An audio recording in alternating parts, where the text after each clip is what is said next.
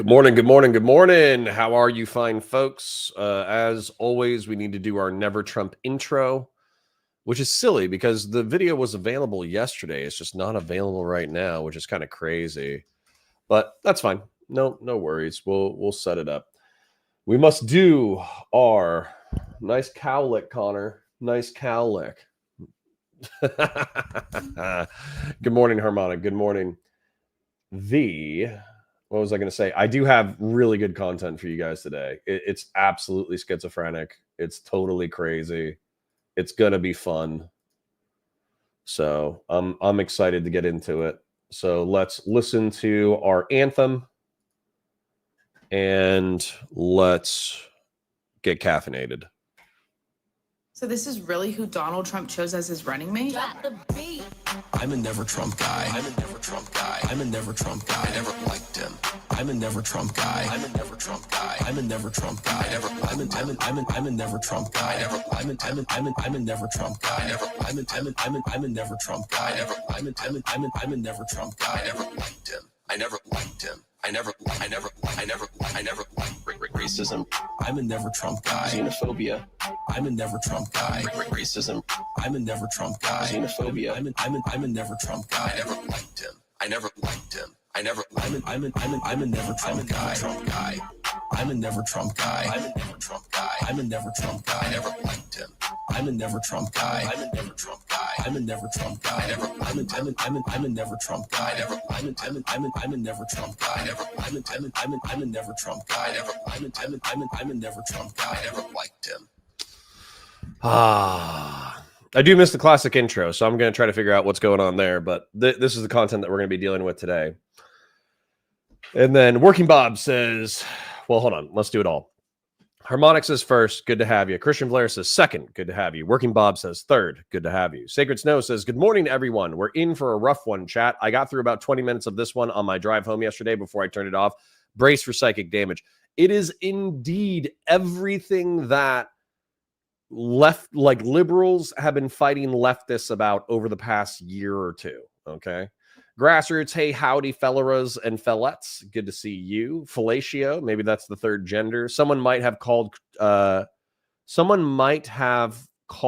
an opioid. I wonder who that was. Interesting. Anyways, so I'm going to do a preliminary intro that isn't a part of the intro of the actual VOD, but I just want to give you guys some context and color that I might repeat during the debate, but I want you guys to have it before we get cracking, okay? So Vadim used to be known, the guy on the right-hand side used to be known as Creationist Cat.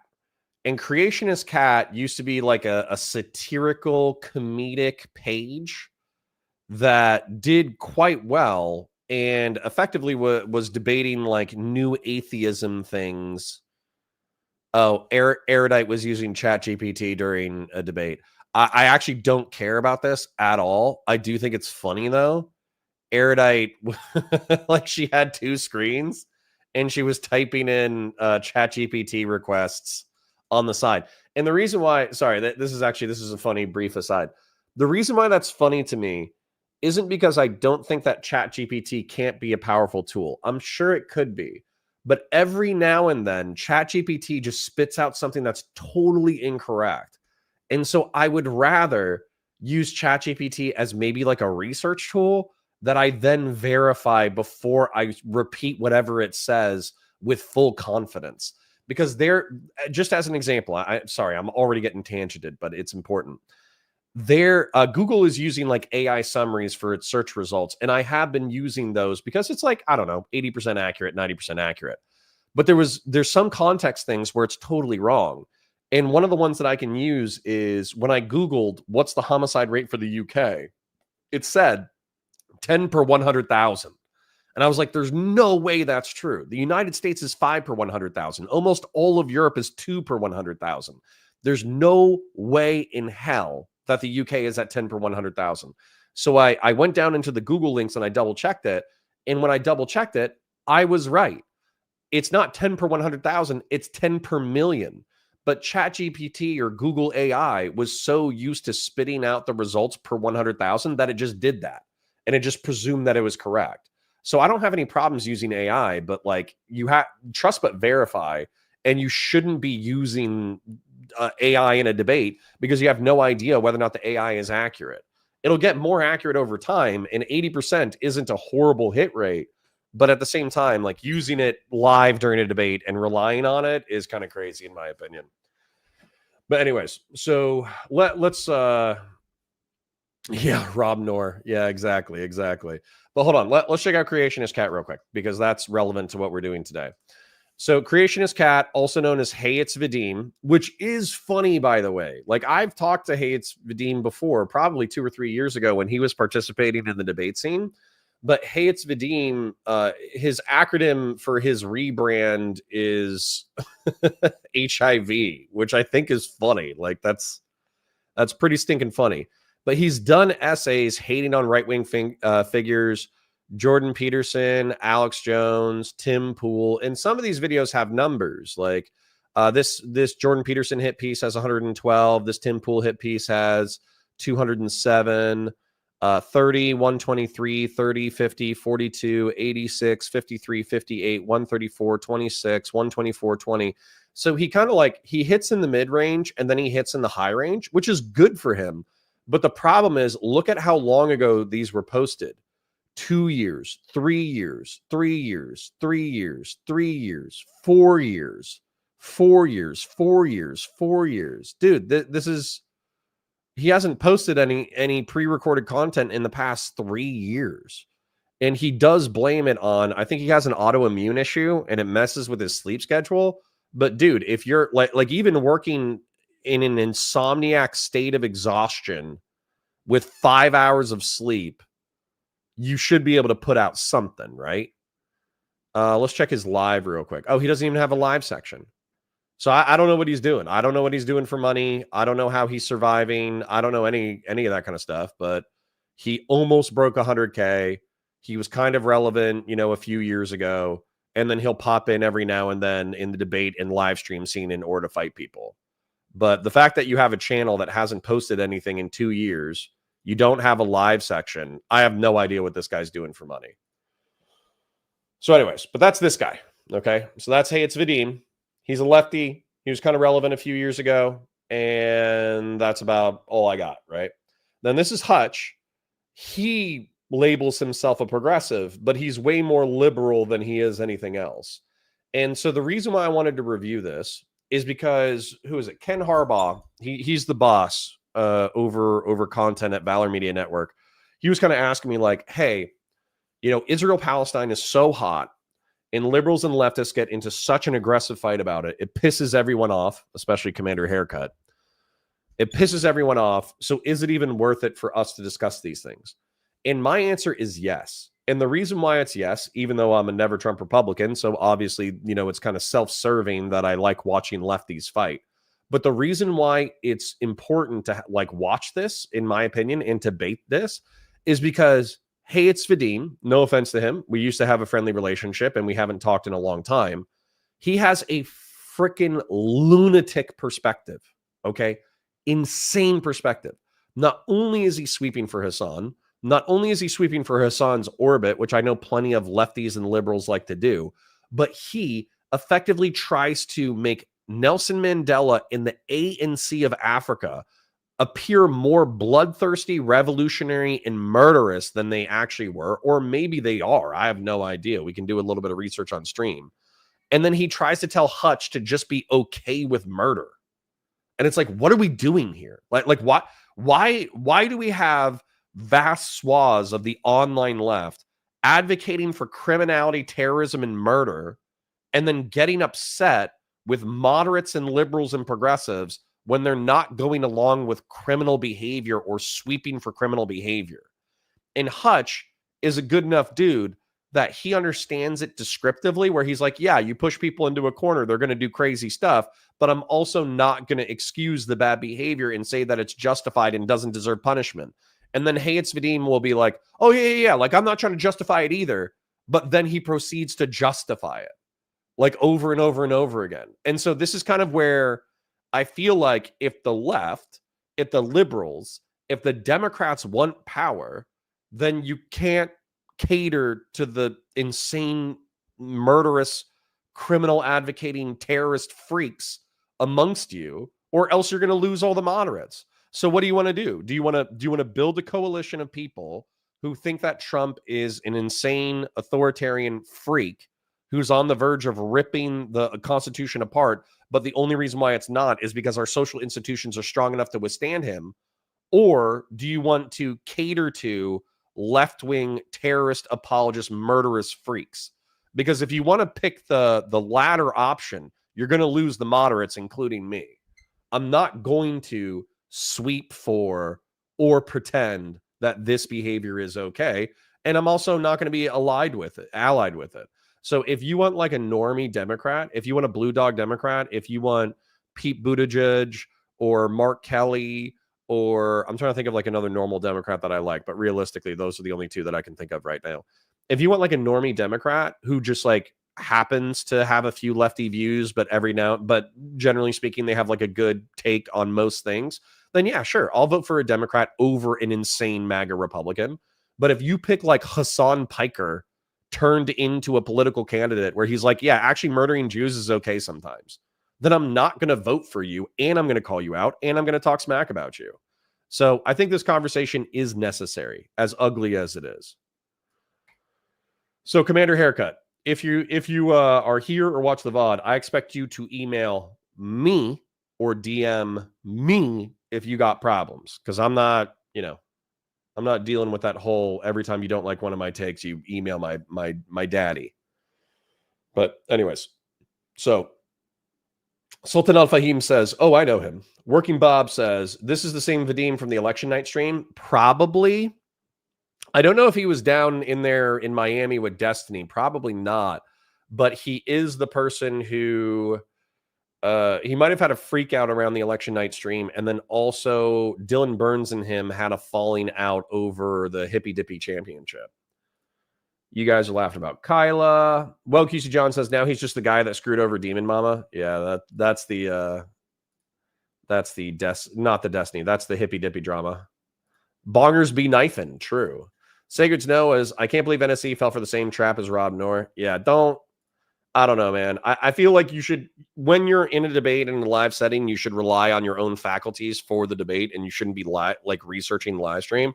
If you want to use ChatGPT as a research tool and then, follow it up and verify the information that you got from ChatGPT, I don't think that's a problem. I think using it as a live research tool is not my move. I'll put it that way. Christian Blair says, never liked Vadim, but he did a banger doc on Tim Pool, going all the way back to Tim Pool traveling the street. Yeah, I mean, he's a good pre-recorded artist. Grassroots says, AIDS primary cause was information, like Google searching. That's freaky, is that now it's the primary use is therapy. Interesting.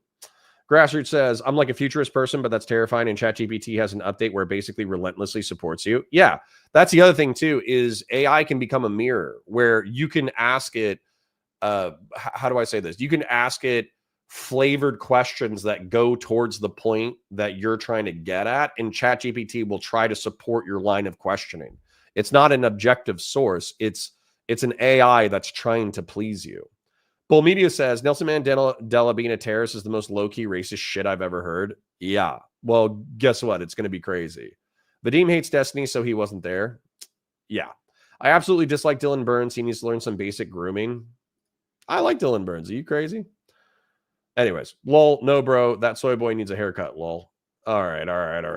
You guys are crazy. Talking shit about Dylan Burns' hair. Anyways, all right. Let's do a little preliminary intro. I feel like that was a sufficient little chat roundup, along with me setting the stage for the characters. But let me try, insofar as I can, to fix my face and hair. Let's do an intro. So, good morning, ladies and gentlemen. My name is Connor. I'm a science fiction, political, and philosophy nerd, a Marine Corps and law enforcement veteran, and a never Trump Republican. I like reviewing the schizophrenic alternative media political landscape so I can keep you informed and also watch some of the craziest debates and craziest conversations this side of the internet. Today, I have something very interesting for you, which is a debate between two characters. One of them is named Hey, It's Vadim. He is I'm just going to say leftist. He's a leftist, and in this context, he supports Palestine, but he doesn't just support Palestine. He supports some other things that are kind of crazy. And then we have Hutch, who's a progressive liberal who has some objections to the way that Hayat's Vadim characterizes the conflict and also sweeps for certain organizations within the conflict. So without further ado, let's let these gentlemen talk it out. I'm going to be pausing intermittently in order to give you my opinions. Let's go. Should the Israeli government completely dissolve its border? I did not. This is like so like going all over the place. Bro, I'm asking you what the solution is. Do you want the government to be dissolved in Israel? If you believe in this cause so much, what is your solution? I'm not. Look, dude. This is serious, okay? I know it's serious. There's people dying. This is not a game to me, okay? There are children, there are men, there are women dying. Hold on. I'm going to pause and say that this is super cringe because Mudahar has been caught. That for those of you who don't know, Mudahar is a drama streamer. He's yelling at Hayat's Vadim right now. There are women and children and men dying. Okay, Mudahar. So you're being performative in this debate in order to dunk on Hayat's Vadim, which is fine, by the way. I don't care about that. What actions have you taken in reference to Israel-Palestine? Have you given a ton of money to, relief charities? Have you traveled to the region? Are you, advocating for peace on your stream? Are you doing any of that kind of stuff? And my answer is probably not. So while I probably side with Mudahar in this debate, don't take his performativity serious. And is Vadim sick? Yes, he's sick. He has some kind of hormonal issue that makes it difficult for him to sleep. That is a case to me. I don't hear any solutions from your side. Look, if the sort what is the most popular Palestinian faction that says from the river to the sea? What is the most popular faction that says that? Tell me. What is the most popular faction in the Middle East, in Palestine, that says from the river to the sea? About this shit, I had already reached a point of kind of exhaustion, and the thing is that that's a real thing with me because I have to work for a living. You think I'm not exhausted either? Okay, to be honest with you, I forgot what we were arguing about. Do you want to refresh my memory? I get into quite a few arguments these days. I mean, there's a few things that I wanted to, that I was hoping we'll see like kind of what we can cover over the course of this. I think the primary thing that we were, I guess, arguing about when you asked if we could chat again, that had to do with matters of what is and isn't terrorism and things having to do with the Houthis, Hamas, maybe even Mandela and the ANC and whatnot. Yeah. But so that's kind of that's the original thing that we were talking about. But I also was hoping to kind of I'll put it out on the table now. I was hoping that maybe we could also discuss there's some it does take a few minutes to warm up, but don't worry, it'll get pretty crazy pretty quick. Tweets on your feed right now that are talking about left-wing QAnon and whatnot, and I'm not even exactly sure all the examples that you're kind of thinking of that you're citing when you're talking about that. I can give you specific on that one. Sure, and I'll just say that I that sort of bullshit exists in all but both the left and the right. But I have some things to say about that. And then also just trying to make sure that and then also, this is kind of there was a tweet that you put out recently that was in response to Mudahar. He said something to the effect of, the more I see of Twitch, the more I'm surprised how Amazon hasn't cracked down on leadership at all. Referred to it as a ticking time bomb. Yeah. And you said that this might be necessary. And I think that sort of... he proposed something in that. He said something specific. Okay. I don't remember what he said in that post, but there was some proposed solution. I can't remember. I think I was joking, by the way. For that one, I think it was a joke. Okay. Yeah. Right. I mean, the reason why that stood out to me is because I just think that this sort of, maybe we'll get into this more generally, but this sort of I think of it as a witch hunt when it comes to all this kind of just mostly Ethan slash Destiny's community led. I would call it a witch hunt of people like Dan Clancy and just Twitch in general. I think that the kind of the accusations of it being some sort of like anti-Semitic hellhole. I think literally Dan Saltman's he has a website that's I think titled, but like at the top it at least it says that.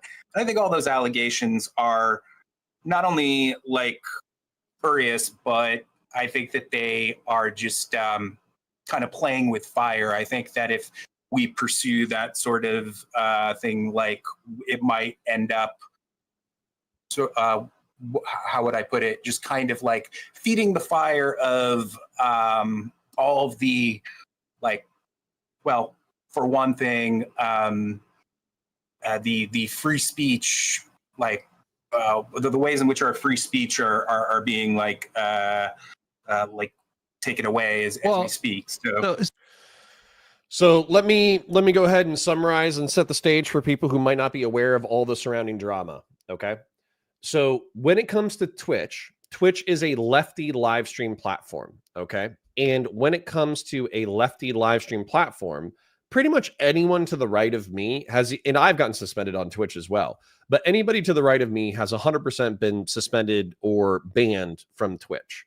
That being said, Twitch does allow political content, and it seems like the main people who thrive on Twitch are far leftists, including Hassan Piker, I think Mike from PA, Frogan, and Denims. And that's because the CEO, Dan Clancy, explicitly sympathizes with this form of politics. He's like sung happy birthday.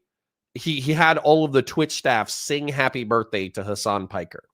Hassan Piker, I need to remind you, is a gentleman who has said America deserved 9/11. Dan Crenshaw deserved to have his eye hole sodomized by a brave Mujahideen Taliban fighter. He's swept for the Hamas organization, which is the terrorist organization out of Gaza. He's swept for the Houthis, who are causing the Red Sea crisis, who are the shooting random missiles and bombing random commercial ships and kidnapping random sailors and detaining random commercial vessels. So basically, you have like far left Islamist and jihadist sympathetic freaks, but they dominate the platform. And then you have anybody to the right of me being banned off of the platform of Twitch. And so that was a problem for a long time because Twitch was the dominant live streaming service, probably even up until like 5 years ago. But what happened since then is Twitch alternatives have popped up, including Kick, which has a very loose terms of service, Rumble, which is like a YouTube clone, but it's very conservative leaning, and they actually have enough money in order to keep it propped up. And then also YouTube streaming has taken off as well. And so as a result of that, right-wingers and people who are critical of Twitch have been able to go other places and make money. And so what Twitch has become is effectively a far left hellhole where they say crazy shit. Just as an example, Hassan Piker had a Houthi pirate on and did a glazing interview. We could argue about whether or not he's a Houthi pirate, et cetera, et cetera, et cetera. It's a guy who lives in Yemen, who supports all of the terrorist actions of the Houthi regime, and he's a Houthi propagandist. Hassan Piker had him on and glorified him and received no suspension, even though Twitch has a terms of service banning promoting terrorist activity. When Hassan Piker did a very sanitized news overview of the murders in Washington, D.C., he got a 24-hour suspension, whereas almost anybody else would be catching a ban, right? So there's very clearly a bias in Twitch, and that's what people have been complaining about and criticizing and trying to attack Twitch over.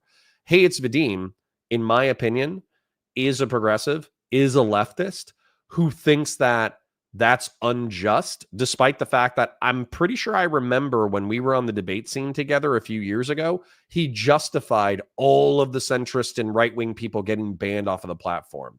And that's where, for me, it's a little bit of schadenfreude. And this isn't personal. Like, I'm not trying to say like, oh, I hate Hey, it's Vadim, but I am very frustrated by his politics. Like, For me, this is just desserts. This is Schadenfreude. This is all of the lefty, liberal, no offense, control of social media coming back and biting you in the butt. That's what it is. Dude, 70% of Yemen's population are Houthis. I don't think that's correct, Sultan Al Fahim. As a matter of fact, I think the Houthis are a Shia minority. And the way that Hassan Piker phrases it, the Al-Houthi family is very specifically like a tribal, an extended tribal group that has taken power in Yemen, who just have supporters in the broader population. So I don't know if that's accurate. And then Kyle says, never use Twitch, don't really do lives like that anymore.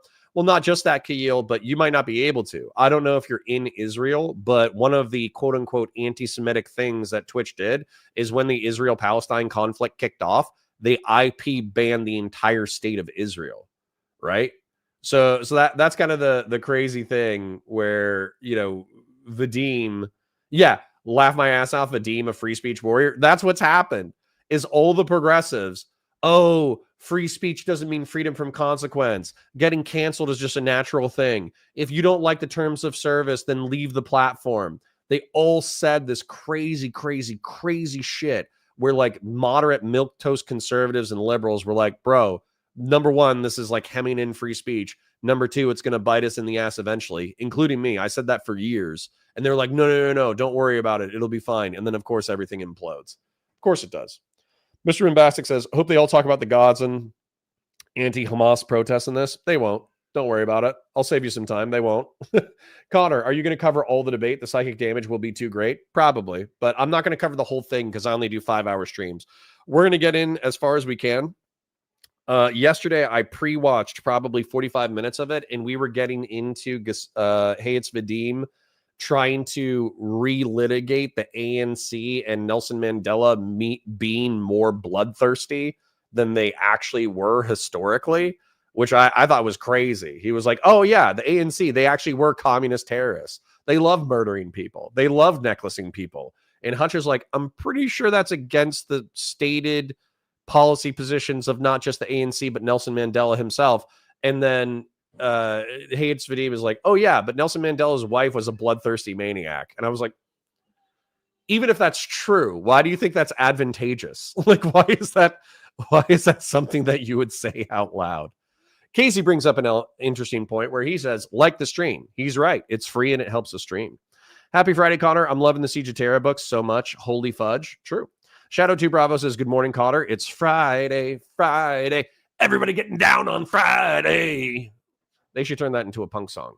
Working Bob says, do you think the Twitch atmosphere was originally just favoring golden children that evolved into a left-wing bias, or was it more or less always left-leaning supporting? I think the former.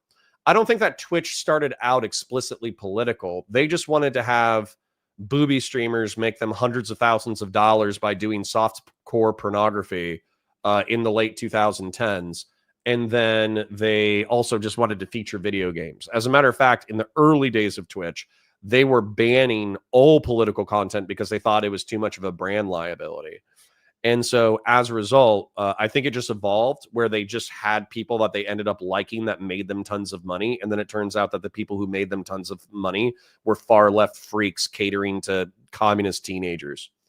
Please never bring up Rebecca Black again. No, I do what I want. But anyways, let's continue with the content. I hope that's enough context. I hope it wasn't too crazy.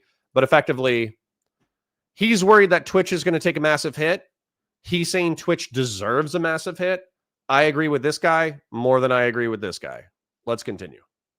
So no, in the case of like the Twitch policies and the path forward, dealing with the problems that have been coming up. Sorry, quick chill. Like the stream, engage in chat, comment on the VODs, like the VODs, watch the VODs. If you don't have any money, just engage with the VODs. That gives me AdSense revenue. If you do have money burning a hole in your pocket, super chats are appreciated, never required. Let's go. I mean, Twitch is a platform that gets a lot of its revenue from ad revenue. And just from a very practical sense, I think Twitch, like right now, has a problem that they have allowed to get too big. And they, in my mind, are very clearly like selectively enforcing their TOS because it seems obvious at this point that the people in the decision-making process, in terms of enforcement of TOS, ideologically align with people like Hassan and Mike. But like, for example, like Mike from PA. But at the same time, let me make my point real quick. Let me you can respond. I promise you. But like, yeah, go for it. So Mike from PA from a few days ago. He didn't do what Hassan did. Hassan said that I'm not saying it was a false flag, but it looks exactly like it would look if it was a false flag. But I'm not saying it's a false. Mike came out and basically said this was a false flag. This is one of the most prominent left-wing creators on this entire website. Do you not think that there are valid concerns in terms of, like, if you're a creator on Twitch and you make part of your income comes from ad revenue, do you not agree that it's a problem potentially for Twitch to like allow this kind of extremism to like fester and reach a boiling point to the point where there could be like an adpocalypse on Twitch? We're not talking about. Well, I mean, there already has been a little bit of an adpocalypse, and that was provoked by people like Dan Saltman and that whole maybe we can get into that a little bit, but kind of like the ridiculous situation with the hummus panel and stuff like that. But I think I'm kind of getting ahead of myself by saying that. First, I want to. So hold on, just to summarize that, right? Real brief, because I know that most of you are probably aware of this, but there will be VOD viewers who are not aware of this, okay? Twitch had, I guess it was TwitchCon. So they are a big enough company that they can invite all their creators out to one location once per year in order to hang out together. They had a panel with Arab creators, and the Arab creators said, who can say the word Habibi, which means like sweetheart or dear, which is not particularly offensive. And they had Arab coded, ask permission, thinks it's a slur, and love Sabra, which on the face of it isn't that big of a deal because Sabra is kind of a name brand hummus that's widespread. However, Sabra is also a Hebrew term for a Jew from Israel, and it's an Israeli company. And so what they were doing was they were using it simultaneously as an insult for boring white-coated people who aren't down with the cause, et cetera, and therefore they love Sabra. But they were also talking shit about Israel supporting creators on YouTube and Twitch and throwing them in the Sabra category as well, and even saying, oh, we're missing the category Zionist. And so as a result, I just fundamentally reject leftists who say that there was no allusions to Israel, there's no allusions to Jews, there's no kind of bigotry here, et cetera, et cetera. And the problem is, I don't even care about the content. If you want to do that as content, you do you. I love edgy humor. I love mildly racist humor. I love all that kind of stuff. However, like, you know, Capcom, Samsung, and Chevron were sponsoring the panel. Do you think these multi-billion-dollar companies want their names associated with a mildly racist, anti-Jewish, anti-Israel panel? Absolutely not. And so them freaking out and saying that it's not the people who did the panel on a sponsored show at TwitchCon that was a little racist and kind of dog whistly and kind of creepy. It's not their fault for getting in trouble. It's actually the people who called it out as being a little bit racist and a little bit creepy. It's actually the people who called it out's fault. And this is this progressive thing where you can never punch left. You can never criticize the far left. You can never punch the far left. You can never call them out. You can never rein them in because they're on the right side of history. Grassroots Hegemon for 20 says, I'm so happy. Thank you for the donation, King. I'm so happy to see people in Gaza openly rejecting their leaders en masse. I'm super enthused by that. Every country has their weirdos. It's a good thing to marginalize them.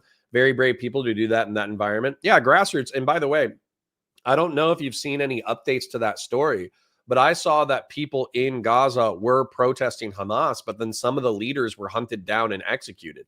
And of course, you're never going to hear that from these far lefty people who effectively sweep for terrorism. You're never going to hear, oh, there's democratic protests against Hamas and then Hamas executed it, because that's inconvenient to the narrative, because Hamas in the Al-Qassam brigades are the main people resisting Israel right now.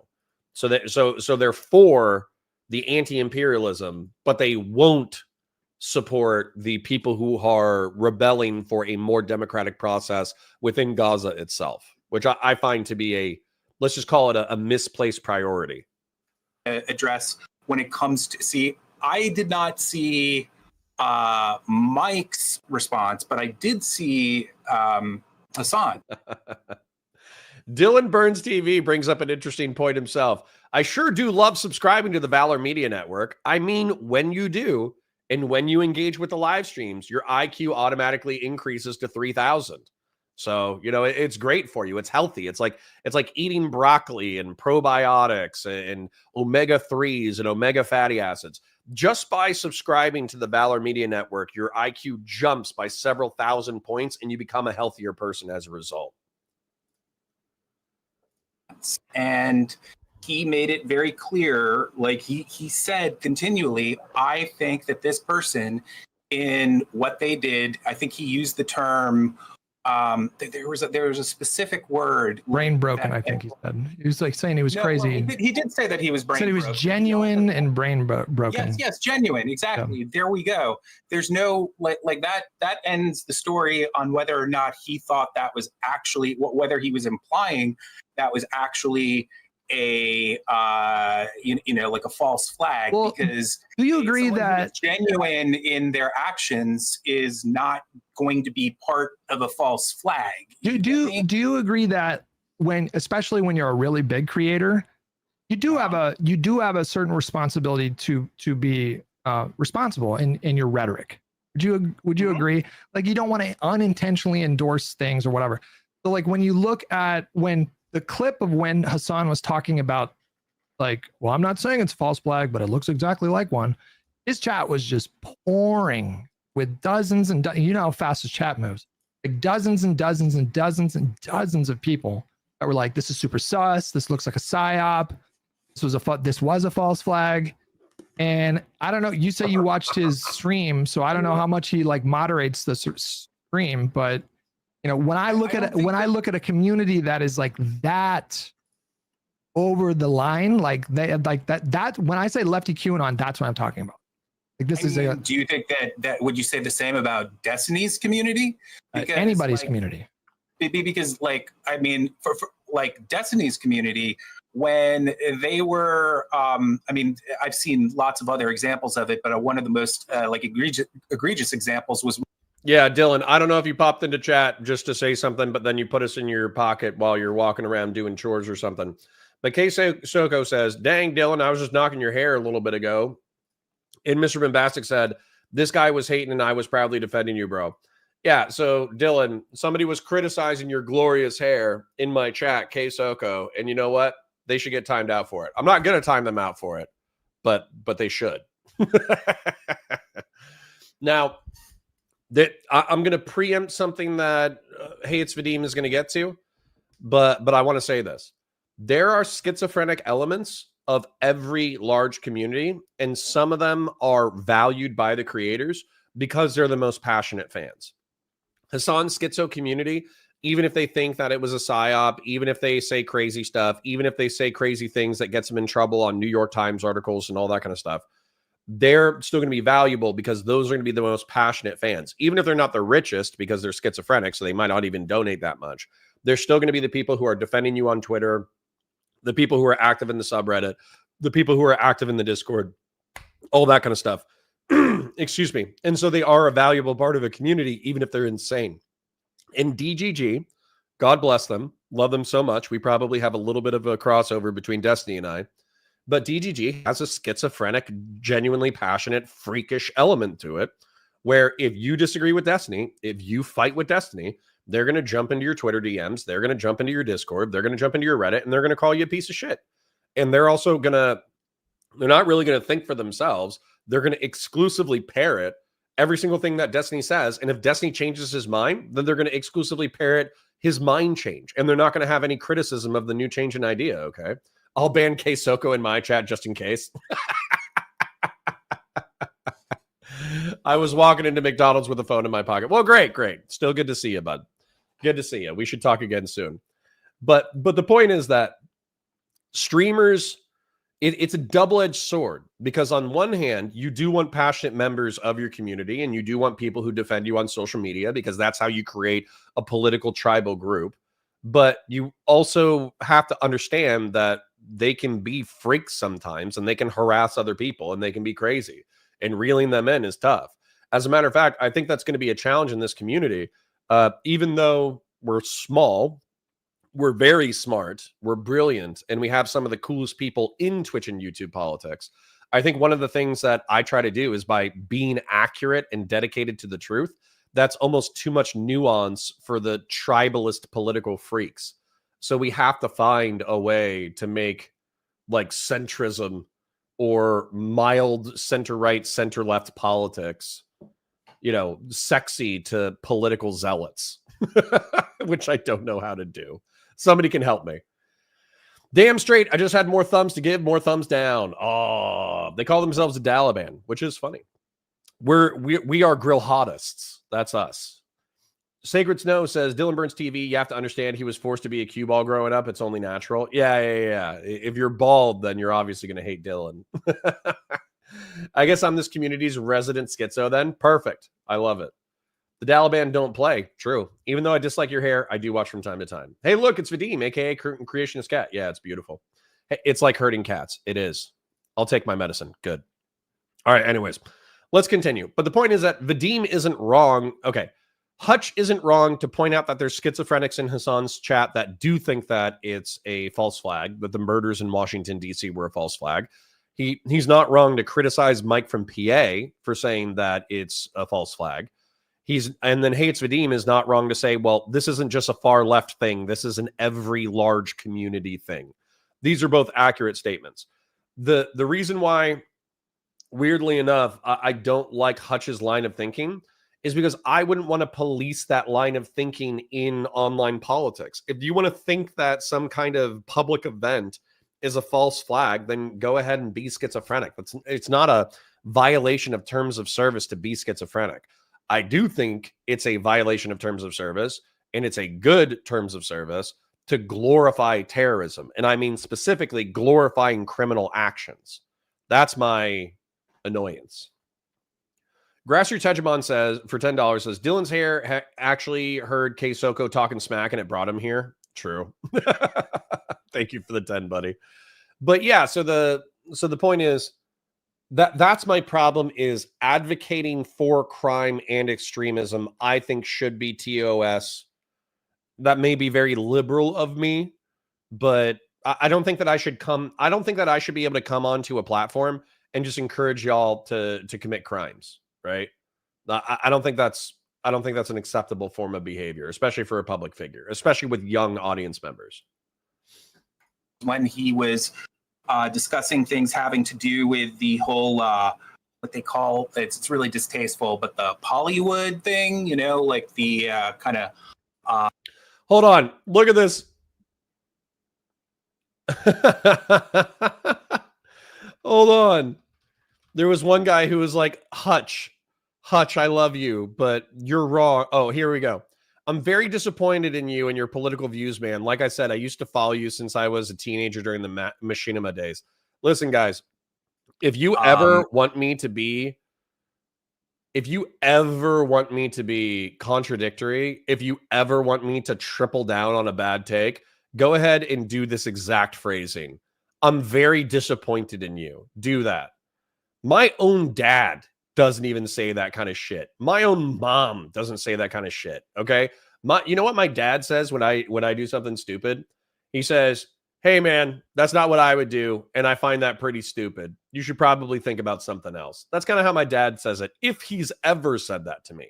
And then my mom similarly is like, Connor, I don't like that you're doing that. I think you should do something else. They never do the I'm very disappointed in you. Okay. As a matter of fact, I'm gonna pull up a clip, even if it gets us copyright struck, because it's very funny. Hold on. 30 Rock is a fantastic show.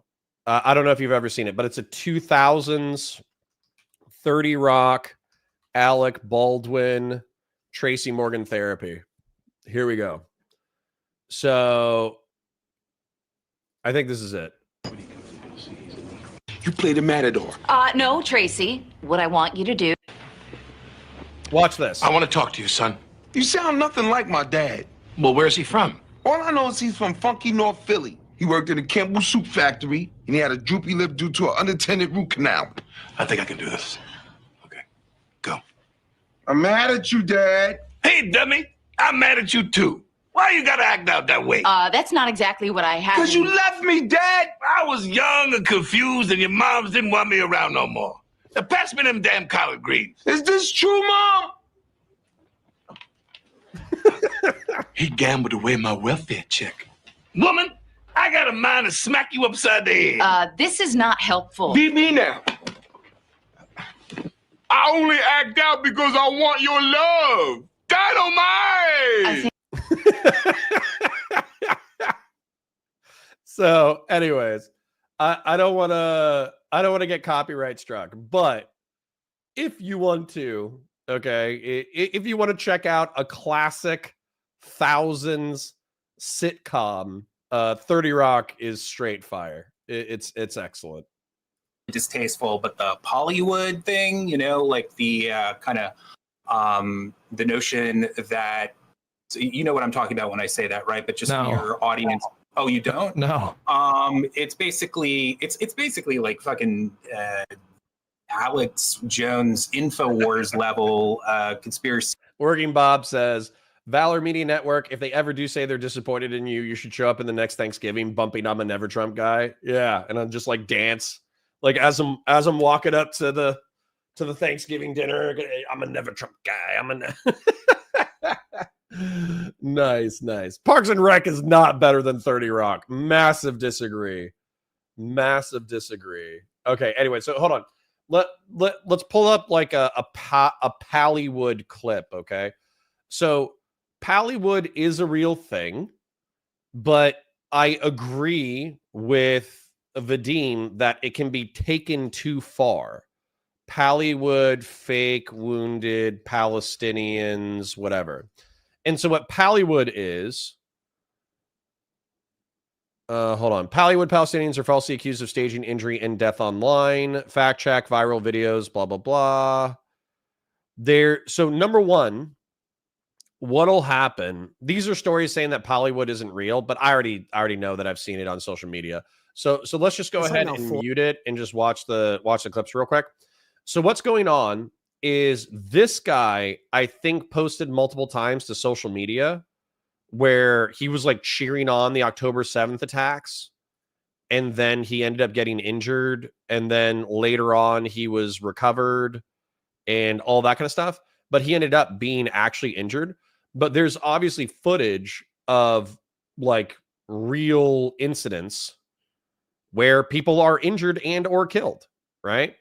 And so there's Palestinian, pro-Palestinian propaganda where they're making films, and then they'll use the films as evidence of actual attacks.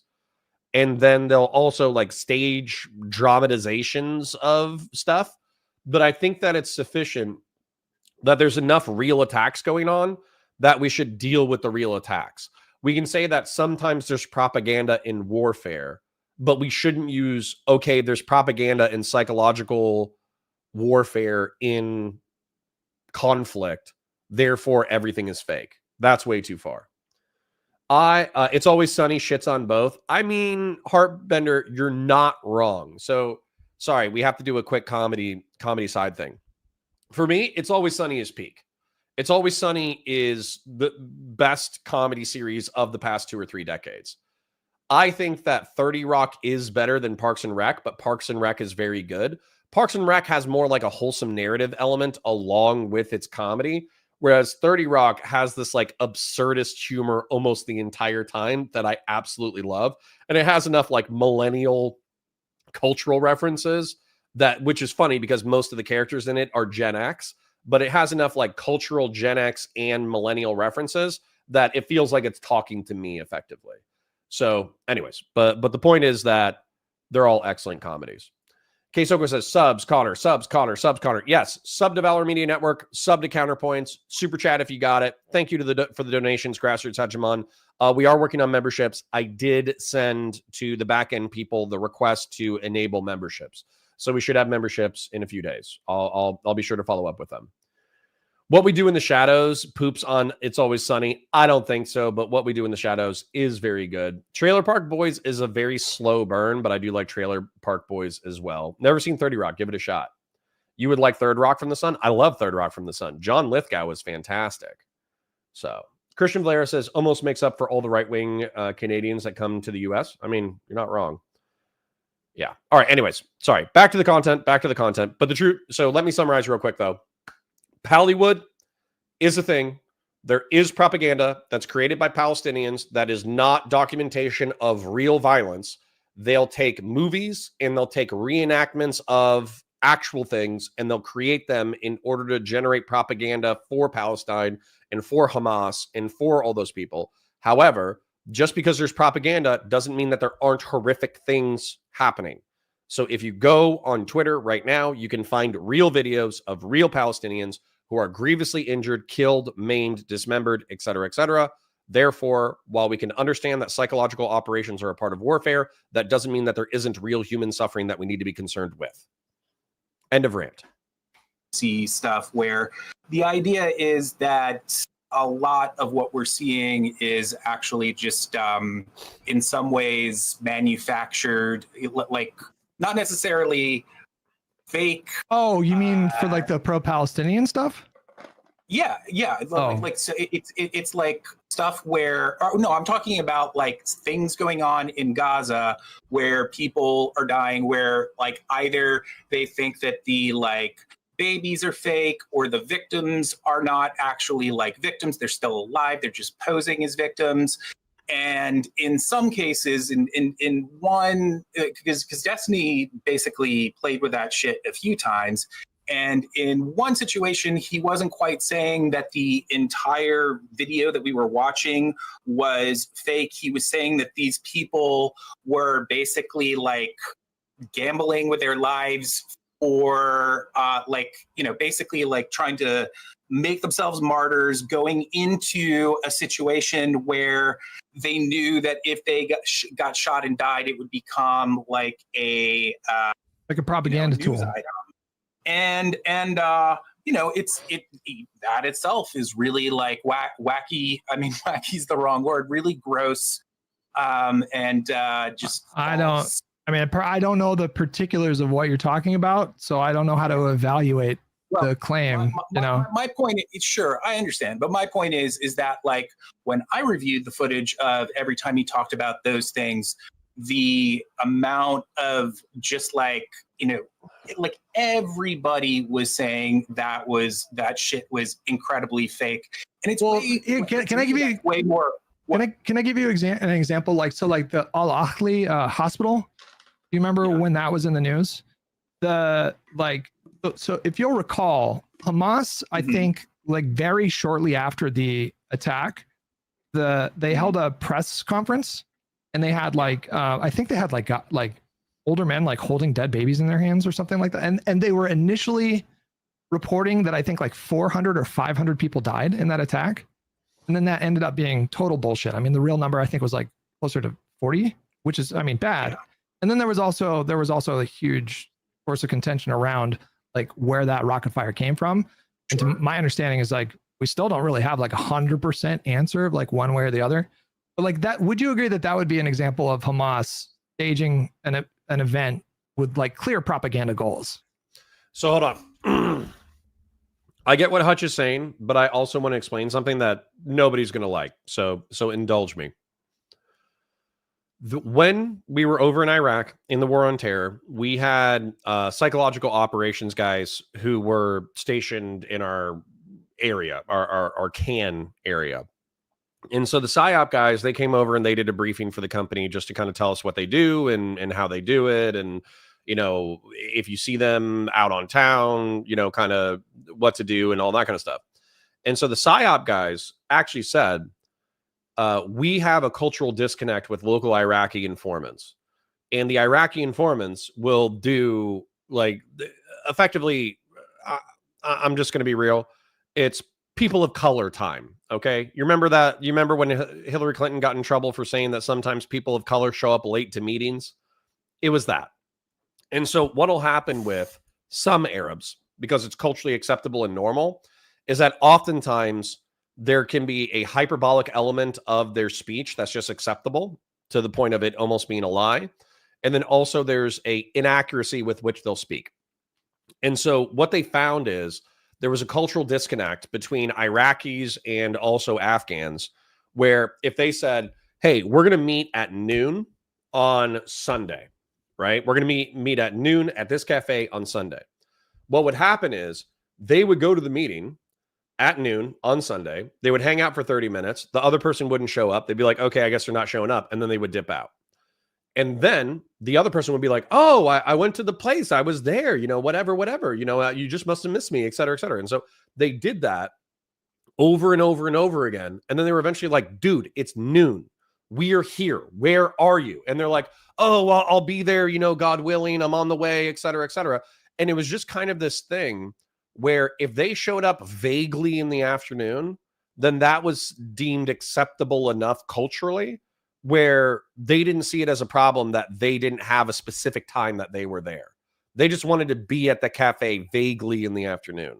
And then same thing, like, oh, I have a weapon stash. It's filled with, so much weapons. This is going to change the war. We're going to help you out so much. We're going to do all this kind of stuff. And then you show up and it's like half a dozen AKs and like an RPG.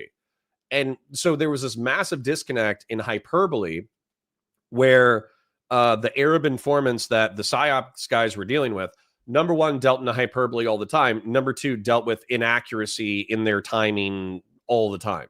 And so as a result, they just cut the PSYOPs guys kind of resigned themselves to it. And they were like, number one, if you're dealing with an Arab guy, you have to set like very clear expectations about what you're looking for. And you have to ask for very specific things.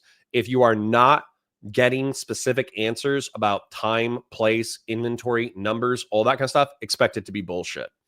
And so that's where, a few Palestinians, I'm not saying this is identical, but on the day of a bomb going off in the parking lot of a hospital, them saying, oh, we have 500 confirmed dead and 300 of them are children. Well, expect that number to get cut by 80%, 90%. That doesn't mean that 40 people aren't dead. That doesn't mean that 100 people aren't injured. It doesn't mean that something bad didn't happen. It just means that there's an exaggerative element that you almost have to expect, which sucks because then you don't know what's true. Bull Media Steel Dragon says some Arabs are more obsessed with guns than Americans. Based. Arabs do not show late. They arrive precisely when they want to. True. They have they have like the Gandalf approach to time. They're like, you're like, Muhammad, you're late. And Muhammad is like, an Arab is never late, nor is he early. An Arab arrives exactly when he wants to. That's fucking awesome, dude. If I could do like a skit, there's a TV show called Vet TV, or a TV channel called Vet TV, and it's a bunch of War on Terror bros doing reenactments of the War on Terror. If I could put that in as a comedic line, I absolutely would. That would be that would be amazing. Oh man, I bet they didn't pull that stuff on Saddam. Yeah. Well, I mean, I think they probably showed up for meetings with Saddam's people. Let's be real. They were like, yeah, we'll be there in the afternoon, God willing. And then they showed up at, 10 a.m. because they wanted to make sure that they were there early so they didn't miss the meeting with Saddam's representatives. Yeah, probably.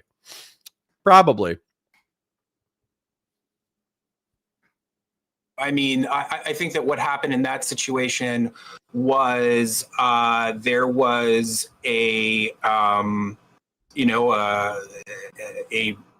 hospital bombing, and people were, I mean, I'm sure you're familiar with the fact that like when news items are reported like just very quickly before you have a moment to really understand completely what has occurred in that situation, it's just incredibly common to for there to be misinformation, or, it's usually information that people have. Do you see it as a moral failure if I don't give every homeless person I see $5? No, absolutely not. The $5 is a Band-Aid on a gunshot wound. If you don't have $5 to pay your bills, then you don't have $5 for other people. So it is what it is. Some reasonable expectation of being true, and then it's put out there and they're just like wrong about it. Well, a lot of no, but in this case, you wouldn't about that particular hospital situation, and we can continue talking about it, but it gets under my skin a little bit, because people like whether or not that situation was like, even if I give you that Hamas was responsible for it and the victims were overreported and whatnot. I think it was Islamic Jihad. We have not a billion. I'm being hyperbolic here, but we have so many instances of Israel actually bombing hospitals and doing it in the worst way possible. So you think Vadim gives you this excuse for 40 beheaded babies? Absolutely not. He doesn't. Absolutely not. He doesn't. And that's some people call it like the bigotry of low expectations. That's what people come at with this progressive leftist analysis, is the bigotry of low expectations. They effectively say, oh, well, these people are oppressed, so they can engage in all this bad behavior because what do they expect them to do? But the people who have power in the situation, we hold them to an ultra high standard of conduct where they cannot lie, they cannot cheat, they have to have perfect rules of engagement, they can never have misbehavior. So for instance, there was one guy who was sodomized in in Israeli prison.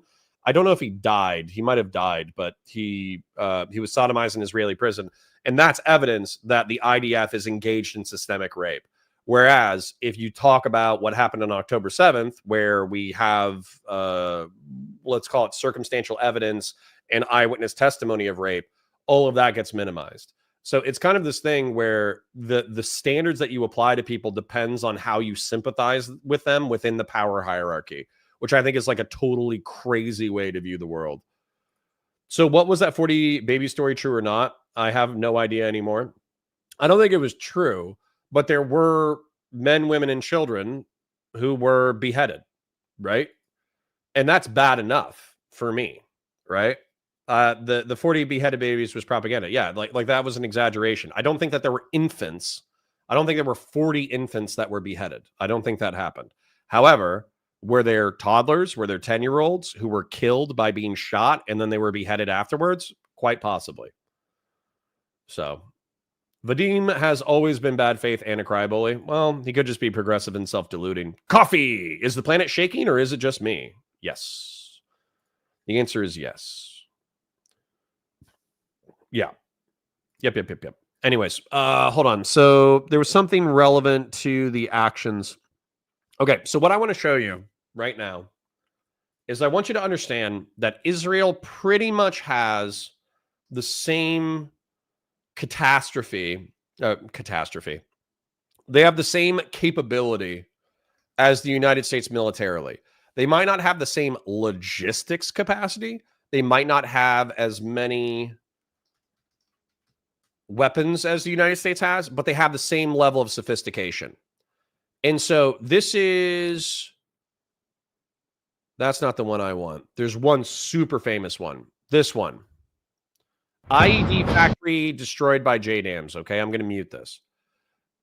Israel has this capacity. Okay, I want you to take a look at your screen if you have the capacity to do so. So Israel has this capacity. They can drop 500-pound bombs on targets. Watch this. Boom, boom, boom, boom, boom. So we're going to take a look at this one more time. And I'm going to make a point about this momentarily. Watch this. You can actually see the bombs come in. So I think there's a minimum of 2 JDAMs that come in, one here and one here. And then I think there's secondary explosions from IED munitions that were stored in this collat. Look at that. Boom. 2, 3. maybe a fourth. I might have seen a fourth. So it's 3 or maybe 4 IEDs. And so this Kalat was, I think it's called a Kalat, was evacuated, hopefully, and had a bunch of IEDs in it, right? So that's why they blew it up. So Israel has this capacity where they can level a building with just a few explosions. They can have this, right? And so let's take a look at Israel, or, oh, snap. Knocked over my Diet Coke, but that's not. Oh, knocked it over again. I need my Diet Coke. Can't knock it over. Well, let's take a look at the hospital bombing. Israel, Gaza hospital bombing. Okay. So we know, already here, we have the Al Ali Arab hospital explosion, but they're saying multiple hospital bombings. Okay. They're saying multiple. All right. This is horrible. Trigger warning for civilian death, et cetera, et cetera. But this is the parking lot. So look at this. I don't really see a crater, which I would expect to see a crater from a massive explosion. I see a bunch of burnt out cars, but I don't see a destroyed building. I see blown out windows, which you're going to expect from an explosion.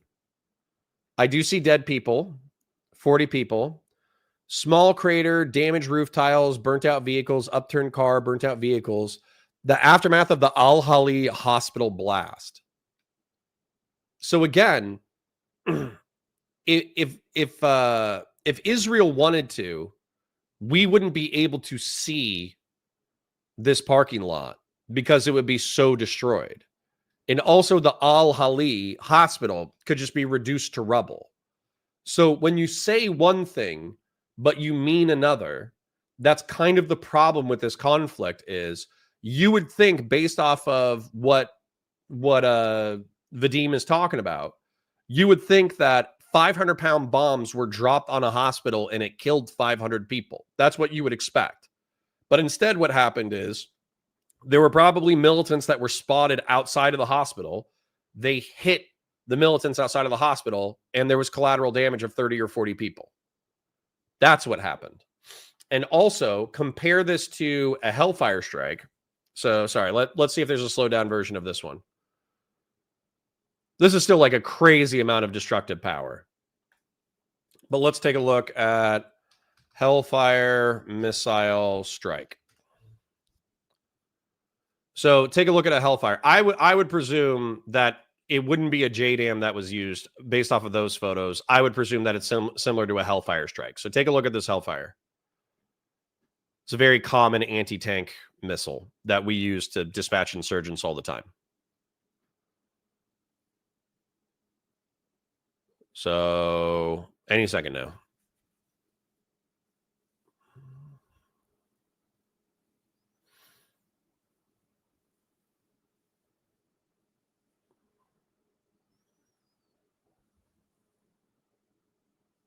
Boom.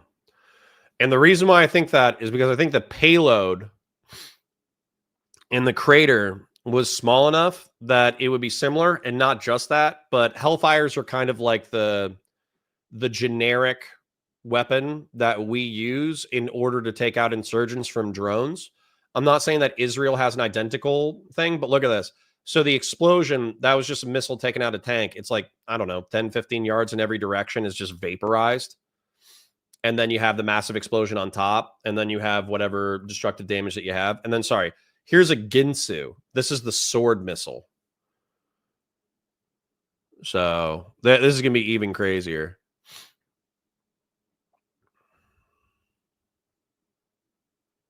Oh, geez.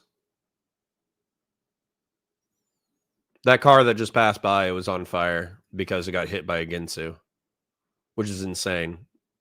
Well, I don't even think we see the strike. I think you just see the car driving by on fire.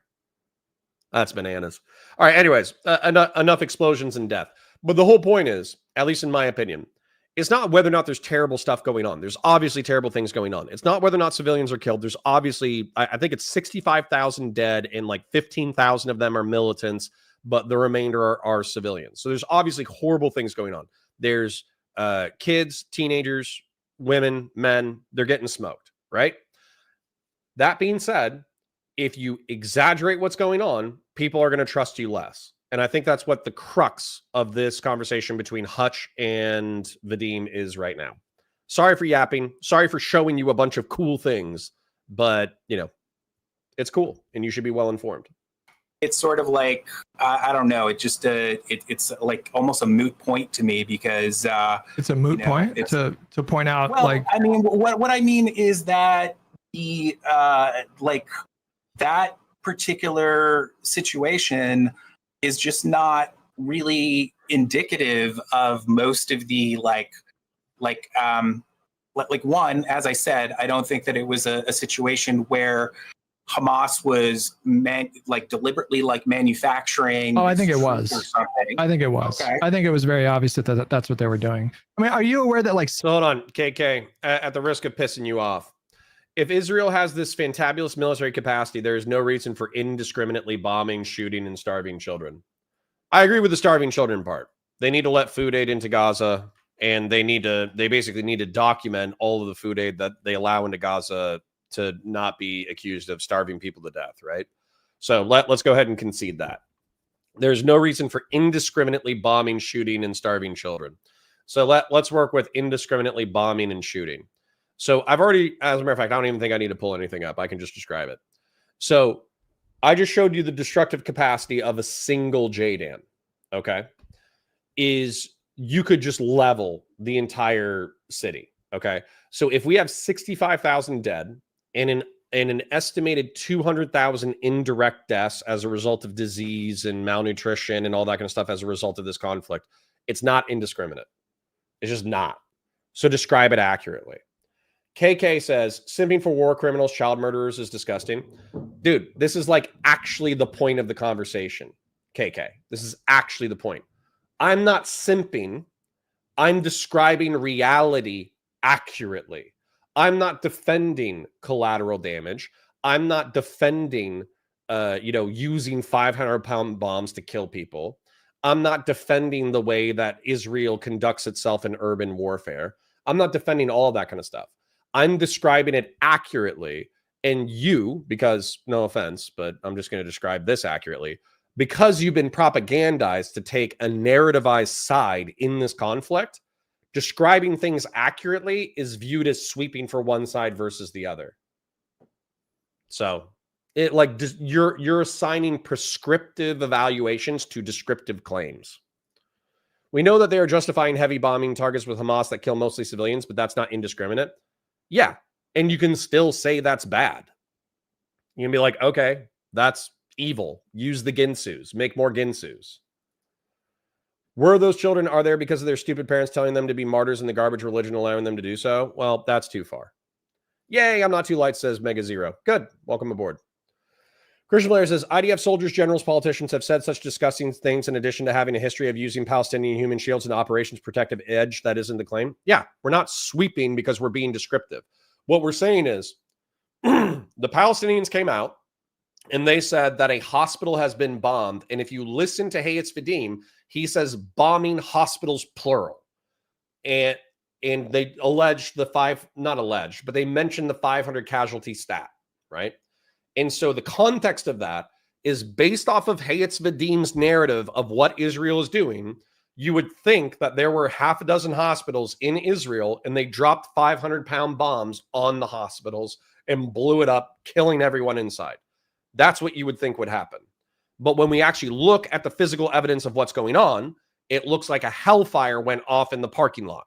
That still killed 40 people. That's still messed up. I'm not saying it's not messed up. I'm not saying the tool is the correct tool. As a matter of fact, I think the Ginsu, even though it's like horrifying to conceptualize, would be infinitely more appropriate for the IDF to use. Okay? So you're accusing me of sweeping, and it's not happening. Mr. Bombastic says, I know the Hellfire is the main missile the Apache helicopter uses. Yes. The flying Ginsu, good morning. Yes. The Blade missile is like orc technology. Yes. Christian Vlarish, the mosquito protocol. Not sure what that is, but if you're saying what, you swat a mosquito, but you accidentally kill a half dozen people or like triple, whatever. Kyle says, and also they made up an arbitrary line. Anyone that crosses the I'm not sure if that sentence is complete. Love how we are commenting Christian Blaris. He has turned off messages popping on screen. No, I haven't.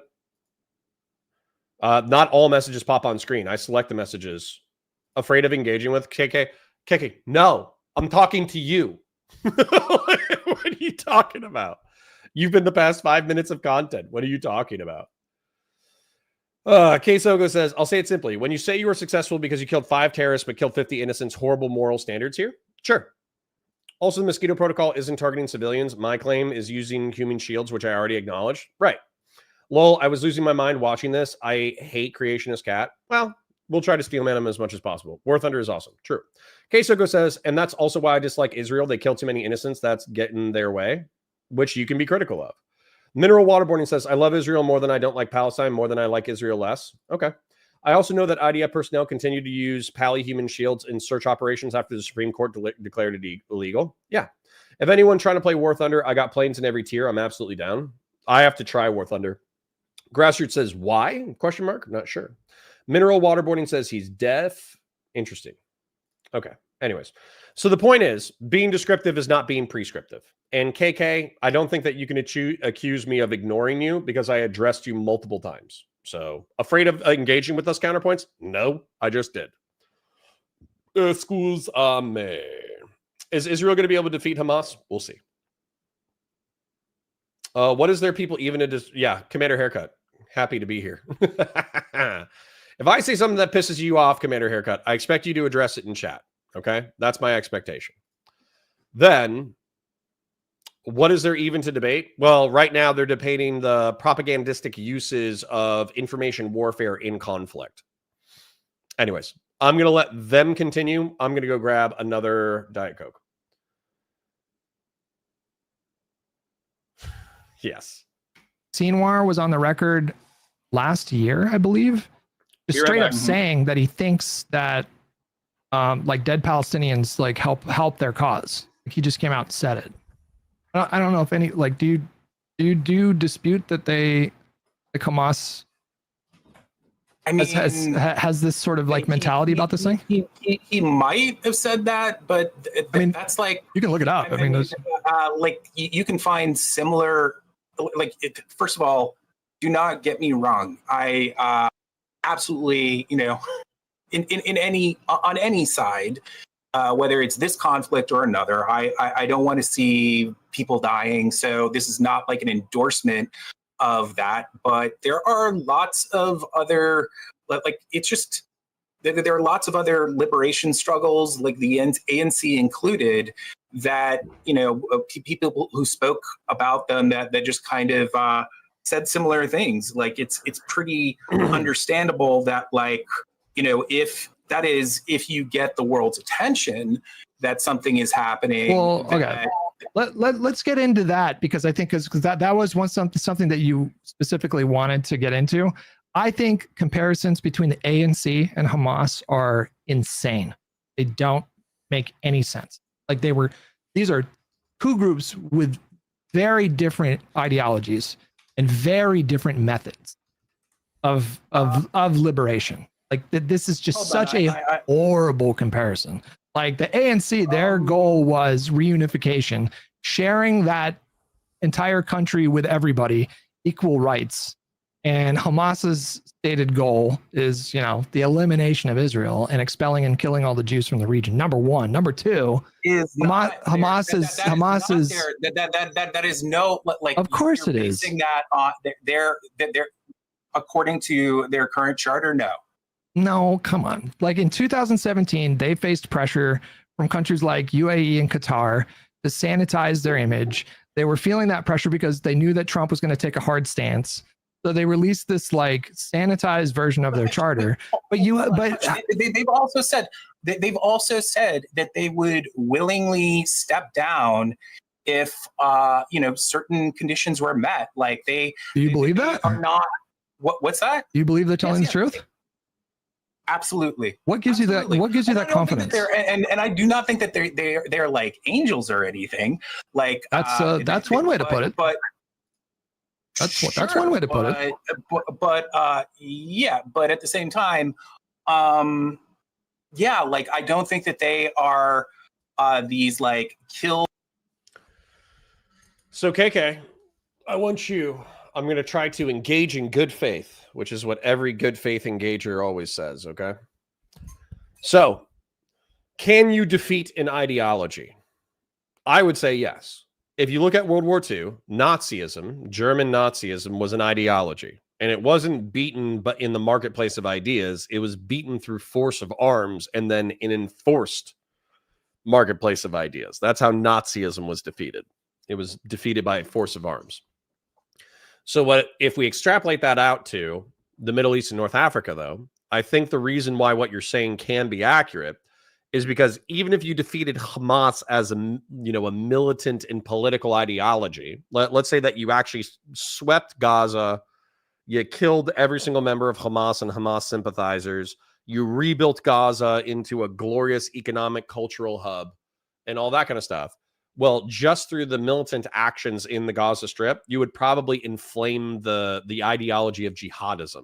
So even if you defeated Hamas, you wouldn't defeat the ideology of jihadism. And you can also argue that while German Nazism was ultimately defeated and pushed to the sides of culture, it still lives on through like neo-Nazism and all that kind of stuff. So it has to be a combination of force of arms and ideological warfare. It can't be, just like, oh, well, we can't have any force of arms because we could never defeat an ideology. It's like, no, you need both, in my opinion. Commander Haircut says, I've seen a couple of Jewish folks in the diaspora start wondering if it's time to start distinguishing between Jewish and Israeli.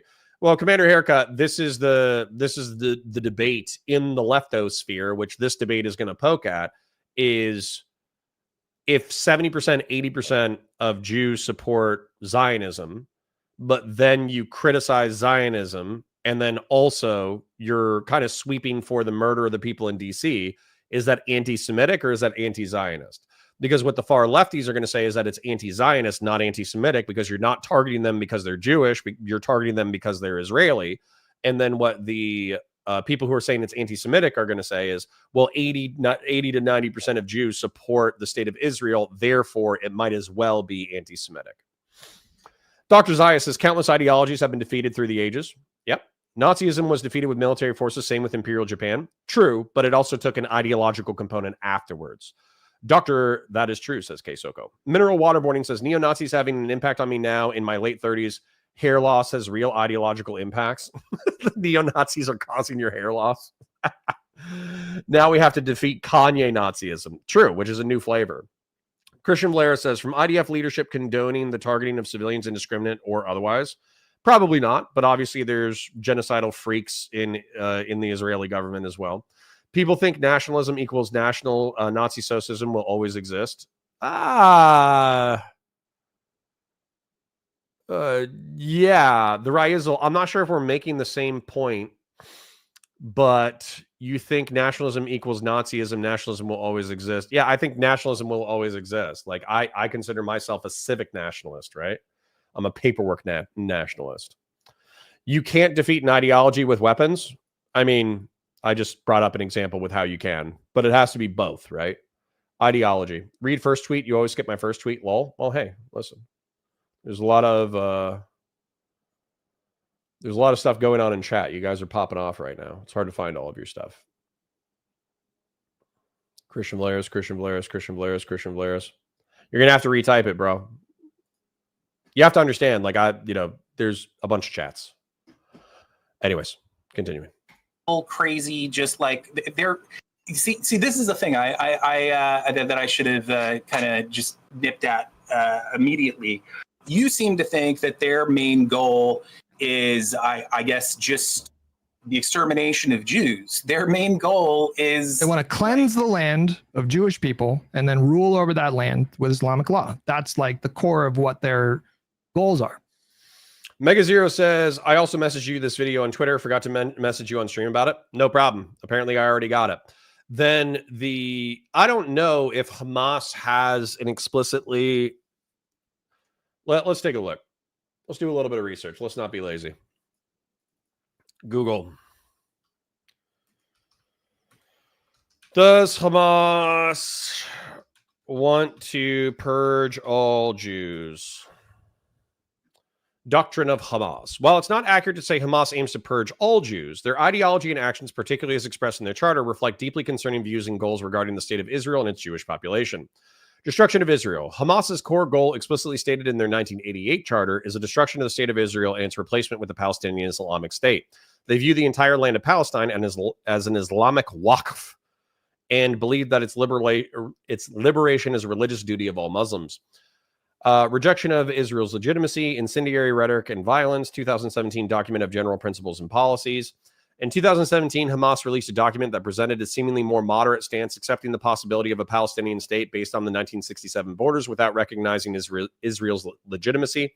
However, this document still maintained the rejection of Israel's existence and did not renounce violence. Okay, interesting. This is where I think that I would need a specific quote from Hutch, where I think that Hamas would say, like, no, Jews could live in the new Islamic State as people of the book, but they would not be able to establish their own independent state. Second, it attempted to distinguish between Jews or Judaism and modern Zionism. Hamas said that its fight was against the racist, aggressive, colonial, expansionist Zionist project, Israel, but not against Judaism or Jews. Yeah, so if I was to accept what Hutch said, I would need a specific quote, because I think that leftists and Islamists, even though I obviously disagree with them on some things, massive things, lots of things, I would need to see that substantiated.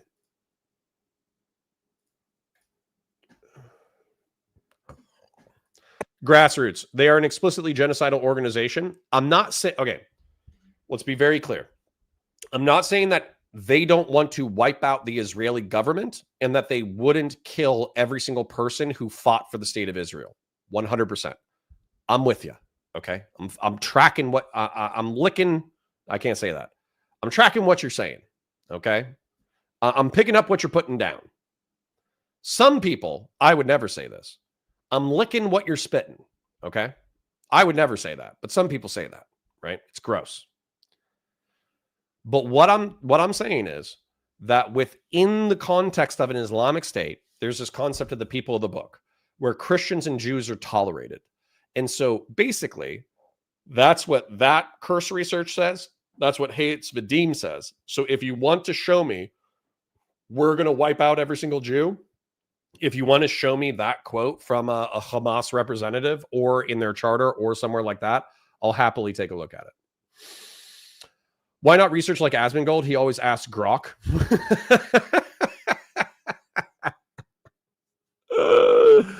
Because I don't trust AI. I think AI is a powerful tool that will get better with time, but I don't trust it. Okay. Yeah, you guys are having too much fun with that. Conservative liberalism says the caliphate would tolerate their existence as long as they paid the special tax. Right. I just want to know, why did Hamas militants target clearly Philippine laborers and attempt to behead them? Yeah, well, I mean, that was just a horror show. I think that was just vented rage. The 100 October 7th as an official statement on October 8th was good enough for me to write them off. Yeah, it's not a question of whether or not they're good or bad. I'm just trying to be specific with details, okay? Don't do what KK did, okay? Not that you will, because you have 3,000 IQ and you're in my chat and you're a brilliant human being and you have exquisite taste in content. But don't do what KK did, all right? If I'm getting descriptive about what Hamas wants and I'm trying to be as accurate as possible, don't view that as an endorsement. I'm not endorsing them. I'm trying to be descriptive about what they want. I do not believe them when they say that. Well, and I think you have good reason to, right? Because of what they did on October 7th, right? Then some leaders of Hamas say that was explicitly their goal to destroy Israel. Yes, but we have to understand this, right? Because this is the argument from the leftists, is that Israel is a nation state. It's settled on an existing territory, which was the Palestinian territory of the Ottoman Empire as the Ottoman Empire collapsed. Then what happened was a war between the Israelis, the settlers who had come over recently after the purges in Europe, the Holocaust in Europe, and then they had the Nakba, which was the expulsory, meaning that they expelled the Palestinians' fight between the Palestinian Arabs and Muslims, and mostly, and then the Jewish Israelis. That was the fight in 48 after Israel declared independence. And then what happened was a series of wars that every single time that those wars happened, Israel was able to win and expand its territory, win, expand its territory, win, expand its territory. And so Israel is the state. Israelis are the people who belong to that state. Jewish are the ethno-religious people who either subscribe to Judaism as a religion or have an ethno-religious heritage from that. There are Jews in America who are not Israeli, right? And so the thing is, when you mix up these terms, it becomes like, is this bigotry? Is this violence? Is this terrorism? Is this racism? That's why this conflict is so difficult, is because you combine so many different concepts. Mega Zero says, you have to ask Grok questions, but tell it like a caveman would.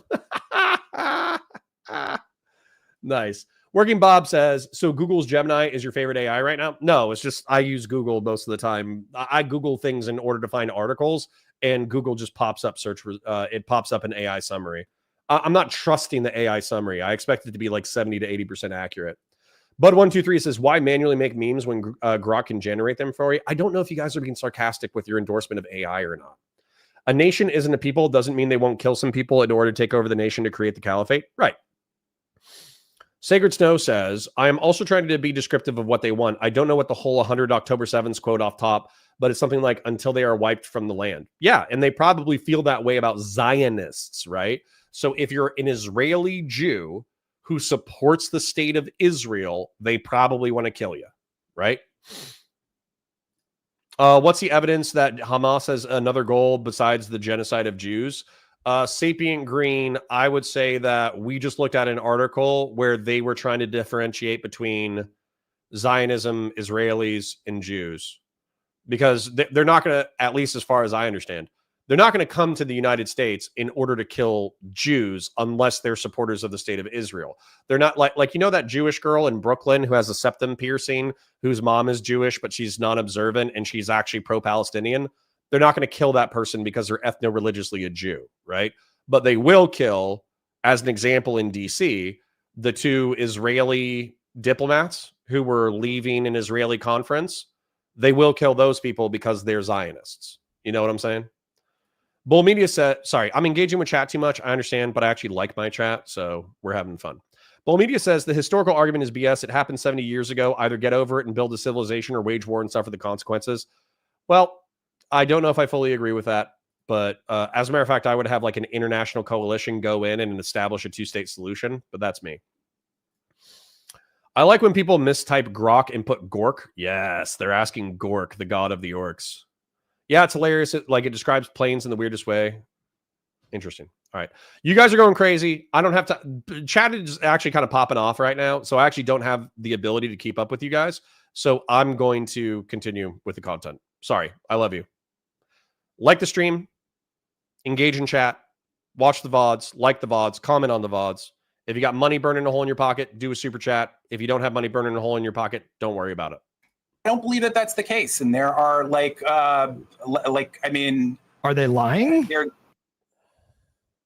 Are they lying? Yeah, this is their stated goals. This is what they say they want to do. Where did they state that goal? Like in countless. Conservative liberalism wanted me to read this. Ironically enough, though, they may kill the girl who is pro-Palestinian if she doesn't have a belief in the book. Atheists don't get a free pass. But let's just say that atheism, not believing in God, is the worst thing that you can do according to a Muslim. Like rape, murder, all that stuff is actually not as bad as rejecting God himself. Oops. Like public speeches in their own charter. I mean, these are their stated goals. Like you had the mouthpiece for Hamas very shortly after October 7th. Say that they were going to do October 7 over and over and over again until Israel no longer existed. Like this is just the things that they say. We have like if you're the statements of like statements their spokesperson. Like that's their yeah, I know, but we have thousands. Well, maybe not thousands, but we have way more of that from Israeli officials. Sure. I mean, yeah, and they are in a power position where they could actually enact that, and they are enacting that. You don't happen to believe that this is a genocide, do you? No, I feel comfortable with that language if they're blocking all humanitarian aid into the region. Like before, before I genocide, we don't say something is a genocide because a lot of people are dying. That's not how we determine whether or not something is a genocide. Of course. So that's not what that's right. You understand that that's not the way that either Human Rights Watch or Amnesty International, who are basing their opinion of it being a genocide on, they're making a legal case as to why it was a genocide and why they, I think if you're deliberately starving an entire population and to the point where I've mentioned this a lot on stream, but 80% of people in Gaza rely on humanitarian aid for food. And if you just stop that aid going in, you are going to starve 1.5 million people, 1.6 million people. So that is for sure genocidal actions. And so I'm glad that you've come to the point now that it's that those are genocidal actions, but the overwhelming majority of genocide scholars and legal scholars and every single worthy humanitarian group, Doctors Without Borders, people like that. I mean, I could go on and on and on for a long time, have called this a genocide and made an extraordinarily reasonable case as to why it is such. And I guess that's one of the things that I wanted to point out in terms of you kind of talking about a left-wing QAnon type thing, because it's I look at some of your genocide denial, and to me that's left-wing QAnon territory. And this is the experts that we have out there that established this for a very long time. This is something that I've found particularly frustrating is I can agree with you on 99% of your critiques of Israel. Mm-hmm. I can agree with you that the Palestinian civilians have been forced to endure something that is totally unacceptable. I've the whole time conceded that there are atrocities occurring every single day. So we can line up on so many things, but if I have a particular, if I think of the word genocide and I compare it to other modern conflicts, I compare it to other previous genocides that have occurred, and I have a hard time using that particular language. You want to focus hyper specific on my verbiage. And to me, that seems such a interesting thing to get caught up on. Working Bob says, at Valor Media Network, Vadim lives in whataboutisms. Hassan can't be bad because of Destiny. Hamas can't be bad because of the IDF. I am so triggered right now. Well, sorry to say, but the content that I bring to you is going to be taking psychic damage while criticizing it. Okay. Excuse me. And then, sorry, lol, QAnon has a left-wing chapter, rollful. Well, listen, Hassan's chat is pretty crazy, right? So, is what it is. I don't deny that. I would think that you. I don't deny that Israel, the way that they have treated Palestinians, is totally unacceptable and is barbaric, and they have been doing it for decades. Okay. Two things. I don't particularly mind at the end of the day if you have some other word for what Israel had been subjecting the Palestinians to from close to day one. It's been a horror show. It's been mass industrial scale. No, I understand that, but we saw mass industrial scale slaughter in Darfur, in Syria, in Ukraine, and not in this way. They're all. If you listen to just a huge range of experts, everyone from what's her name, Francesca Albanese, who is the UN whatever person. Yeah. I mean, there's so many more than her, but like, just there's so many things that are extraordinary and unique about this example. This truly is worse in the just a whole range of factors. And I mean, 250,000 Syrians died in that war. That was a lot of people dead in that war. I mean, in Iraq, hundreds of thousands of people died in that war. Right. Of course, millions. If you're looking at it purely from a numbers standpoint, that's you could find wars that had millions, tens of millions of people who have died. Yeah. But that's not the just the amount of bodies is not the that's not the kind of sole thing. By no means is that the sole thing that they are basing the fact that it's a genocide on. Like it's very easy to kind of point to that, but it's about the just the relentless extermination, constantly targeting civilians and whatnot. But let's get back. Just we could still talk about that, but good morning, LB. We have like a nice, calm, uncontroversial show for you today. So don't worry about it. I'm sure we won't fight. I'm sure we won't spar. You know, we're just gonna have like a really, really, really chill day. So hold on. So we're gonna address this real quick. I'm watching chat while I'm listening to the content, and I'm finding that I disagree with you guys a little bit. It's not a huge deal, but I just want to share my perspective. So we do have 65K dead, and we do have 200,000 indirect deaths that are projected as a result of disease and malnutrition and all that kind of stuff in Palestine at this time. Those are the estimates that we have.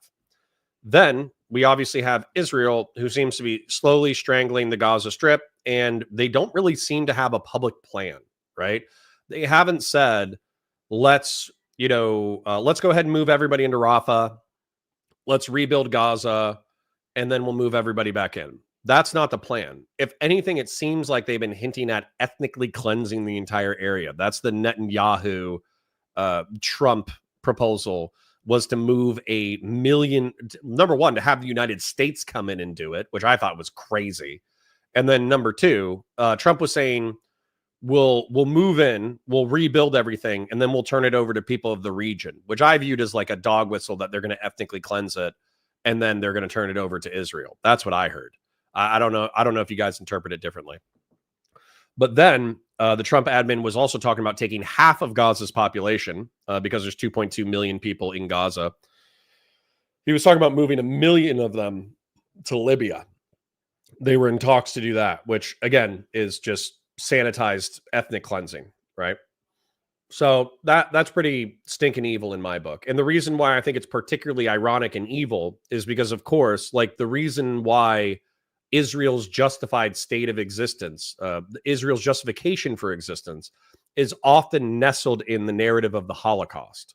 So a third of international Jewry was wiped out in the early 20th century. 6 million people were allegedly wiped out in Europe. And so that justified the project of Zionism, because they needed a state in which they could be safe to secure the continued existence of the Jewish people. That's part of the narrative of the state of Israel, right? So, but if you in turn go, okay, well, the Holocaust was the worst thing ever because millions of people were killed for immutable characteristics, things that they couldn't control. But then you turn around and then you kill and displace hundreds of thousands or millions of people. Then how are you not perpetuating the evil of which you yourself were a victim, right? Dylan Thomas says, allegedly. Listen, we got some groypers in our chat, okay? Sometimes they're like, it wasn't 6 million, it was a few 100,000. Okay, I said allegedly for their benefit, not for you, Dylan Thomas.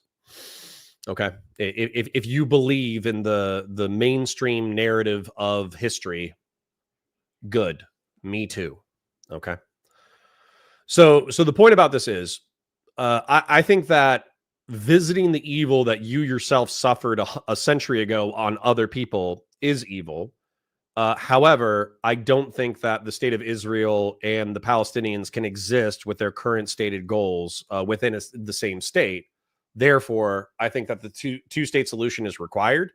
And if Israel is going to continue the thing that they're doing, the moral thing would be an international mission to effectively secure the state of Israel and Palestine, secure new borders, and then enforce new borders and enforce internal development.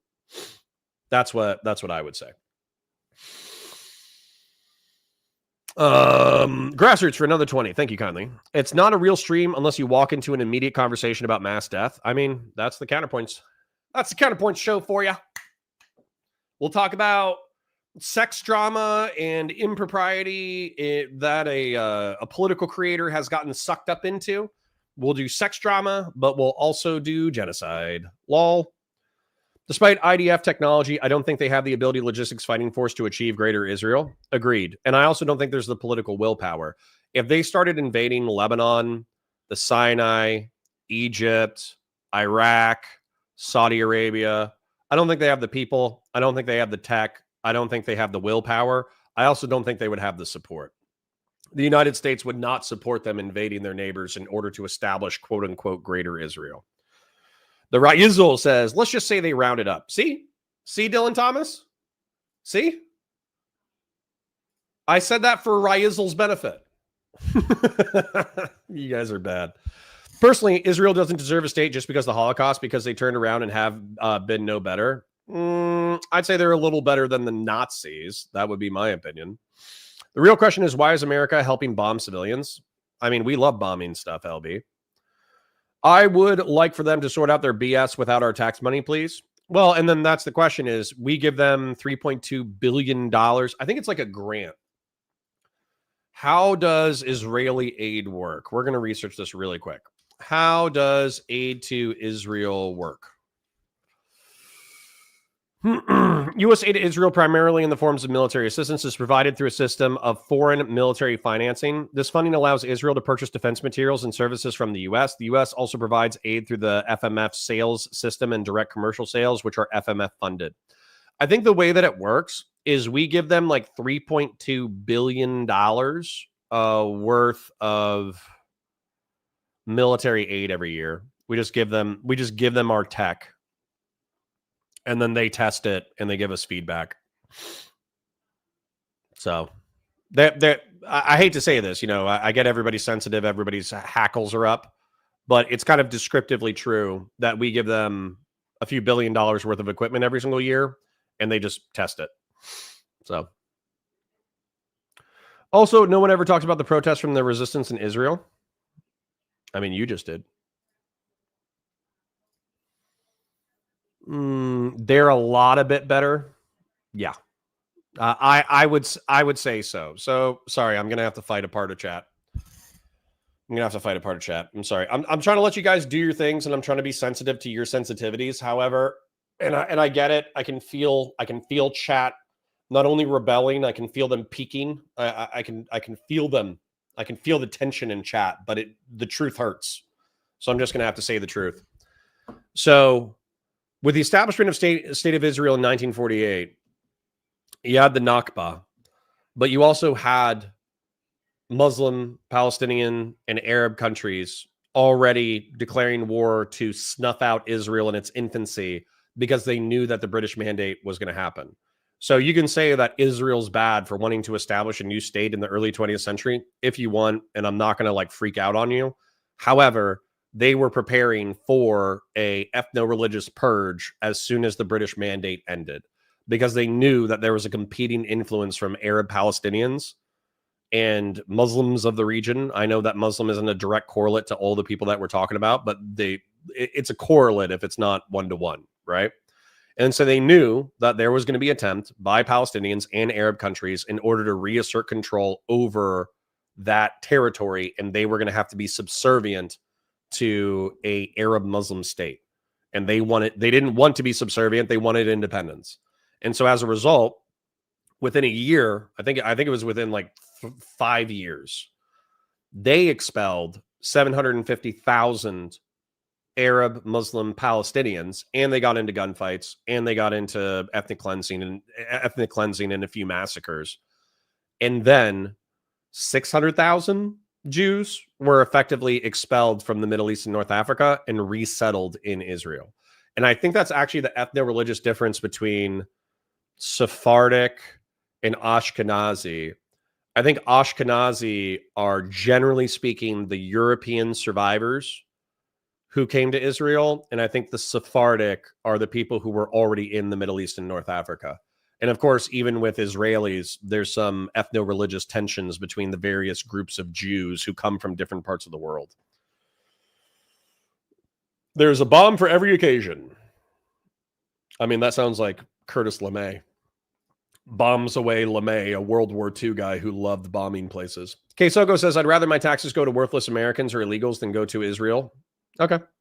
Sheesh, says LB. Yeah, it's getting spicy. It's getting spicy. How much is that aid compared to the GBD? I'd have to know what GBD is in order to answer your question. Brandon Zero says, this is heresy. How dare you fight us? We are true. I mean, that's the opinion of everyone right now. Here comes the churn. True. That is what I thought, Seraph. Kesoko says, nope, I disagree. As my grandmother survived the Holocaust, she's told us lots about it. The Israeli state has no better than the Nazis. Claiming so is a little bit ignorant. Come on, man. Help me out. Help me out, Kesoko. Help me out.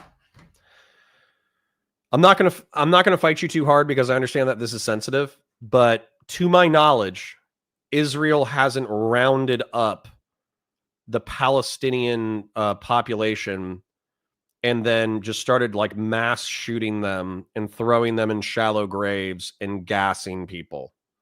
So as offended as you feel that I am saying that Israel is not like the Nazis, I think plenty of Jews and Israelis would be super offended that you're saying they're the same as the Nazis. So you're gonna have to. If I'm gonna be sensitive to you, you need to be sensitive to me. Brandon Zero says, dang, chat, when white people say we all aren't the same, I finally believe them. Looked at the screen, we have 3 white men with different skin tone. I don't know Hates Vadim's background. This is a white dude for sure, and then I'm like super white. Sacred Snow says, literally anytime IP comes out, Dem coalition chats are going to be a nightmare. True. 750,000 Jews conservatively. There you go. Steve Carell was so good in Space Force. Based. Connor is on it. Lol. True. Nazis allowed others to exist, just not in their territory. Come on, man. Come on, Kesoko. You think Israel is going to take over the entire planet? What are you saying? Kesoko, you love to trigger me. Could we say Israel is the love child of NATO? I don't know why you would. Grill hottest hive mind. Yes, the hive mind. I'm trying to like assert my psychic control over chat, and it's not working. I'm getting rebellion through our synaptic linchpins. Bull Media says the GDP percentage wise, how much is the aid of Israel related to the budget of the whole U.S. economy? Well, number one, I think our aid to Israel is the largest foreign aid package, which funnily enough, I know like 99.9, it didn't get cut as a part of the Doge cuts. I almost guarantee you it didn't get cut. And 3.2 billion out of a $6 trillion budget, 3.2 divided by 6,000 million, billion, trillion, 5.33 e to the negative 13. I don't know what that is, but it's oh, okay. I did 3.2 instead of 3.2 billion. My bad. 200. So 1,000 million billion divide by 6,000 million billion trillion. 5.3 e to the negative 4. So if I remember my math correctly, that's the net e to the negative 4 is moving a decimal point over. So it's like, it's almost nothing. It's pee in the ocean. K Soko says, lol, I'd like to exchange some emails with you to discuss the topic on much detail. Well, I mean, if you ever want to come on and chat, we can. I'll get back into the content momentarily. I'm sorry if I'm lagging here, but chat is popping off. Here's my email if you want to email me. And then you're welcome to come and voice chat sometime. If you listen to some of the psychos in the Israeli government, they would 100% do that stuff. Yeah, sure. There's genocidal freaks in the Israeli government. That doesn't mean that Israel is as bad as the Nazis. Holy shit. If we call IDF Nazis, what does that make the axis of evil? Yeah. If the Palestinian people were Christian, we would be in a different timeline, in my opinion. I don't know if that's true. We're watching like Christians get massacred in Africa and we don't do anything about it. Kesoga says, Connor, we should exchange some emails sometime and have a larger discussion. Sure. All right. Shit. I meant to say axis of resistance. There you go. Too much math. Lol. I'm still drinking my coffee. Okay. Anyways, I think Connor is right and handsome. Can I have my family back now, please? Sure. All right. I'm sorry for the tangent. I'm sorry to the VOD viewers who had to watch me get multi-guide in chat for the past 10 minutes. However, chat was very passionately disagreeing with me, and I felt like number one, I needed to do a temperature check. Number two, I needed to assert my position. Number three, I needed to chill you guys out a little bit because frankly, y'all were popping off. Excellent.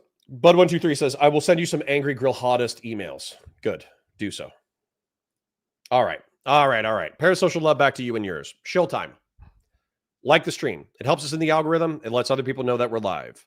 What was the other thing I said? Like the stream, engage in chat. There's lots of very spicy people in there today. I don't know why. We're talking about a very calm subject. Then engage with the VODs, watch the VODs on the Counterpoints channel, comment on the VODs, like those VODs. And then also, if you got a super chat, thank you to Grassroots Hegemon for your donation so far today. Deeply appreciated. But if you have money burning a hole in your pocket, please go ahead and do a super chat as well. All right. Totally chill day. I don't know why you guys are getting so upset. But anyways, let's go. I actually have a bunch of notes having to do with like the ANC. You were talking about how that is. Let's get into that. I'm happy to get into that because that shit is crazy to me. Okay, so first of all, I'd actually, if you would be cool with it, I'd like to show. This is totally like. I need to grab some water. Totally, I'll be right back. You show porn on my stream. I'm cutting ties with you. I'd like to show a 2-minute video. There's nothing. Go for it. Against it's fine. POS or violent in here is basically fine. Like what I'm saying. Okay. So, this right here is. Trying to remember his name, blanking on it at the moment. This man is a Holocaust survivor who also has dedicated his life to Holocaust awareness. And he also just is kind of in general, like a human rights activist. And here it is. I found it. So that's fine. Or your diseases, and the Israelis are very conscious of that, and they're proud. They brag about all that stuff. You compared the Israeli siege on Gaza to the Warsaw Ghetto. Can you elaborate on that? So the Warsaw Ghetto uprising, it seemed to me like a parallel to what Hamas was doing. They were very conscious. They were going to die in the Warsaw Ghetto, and they were going to take some with them. The Warsaw Ghetto fighters were these young people. They were idealistic. They were all socialists. They were all on the left. The Jewish world has forgotten that. They were like my father. Their grandparents originally came from the Nakba of 48. And they've been in these open-air concentration camp with guards all around them their whole lives. That's why I think there is a parallel. And the other issue I think that's really significant about Hamas, when you study the African-American rebellions, the Nat Turner rebellions, they were not polite, tea and cookies type thing. They were extremely violent. There were excesses, right? Because the process of liberation includes that. There's so much anger built up and hatred that excesses are done and to be expected. But the abolitionists, they understood the anger and the hatred, and they did not criticize the Turner and these other rebellions. So I think you have to put Hamas in that context. I'd like you to address the. I've heard the comparisons to the Warsaw Ghetto Uprising. I don't think they're great. I've heard the comparisons to the Nat Turner Rebellion. That seems a little bit more similar. I mean, I think what you're trying to say is like, we should contextualize violence and try to understand why the violence happens. And I don't disagree. I've never disagreed with the idea that we should. Okay, I'm back. I stole my wife's brush because in the mirror, my hair was looking crazy. Look at my crown. It's all over the place. Look at this cowlick. Look at my beard. It's nuts. So I stole my wife's brush so I could brush my hair. So we're going to do that. Is he a historian because being the victim of the Holocaust doesn't mean anything? Yeah, I might have missed that, but him being like, oh yeah, Israel's bad because I was in the Holocaust. It's like, that's crazy. That's a crazy point. I could have sworn Vadim had a deeper voice and beard. Was that someone else? Well, it might have been him 5 years ago. Well, me Steel Dragon says, dang, summer is coming, so there will be lots of girl holidism. Yes, we need to capitalize. We need to capitalize on the summer in order to recruit more people to girl holidism. The problem is the American government lied about Israel, and I think people feel betrayed. How can a descendant of the Holocaust promote a genocide? Which descendant of the Holocaust?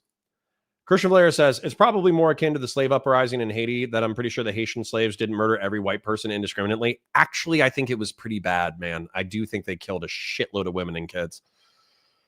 A brush is better than a lack of a brush, indeed. So, anyways, the point is, I'm with Hutch. We can understand why October 7th happened, okay?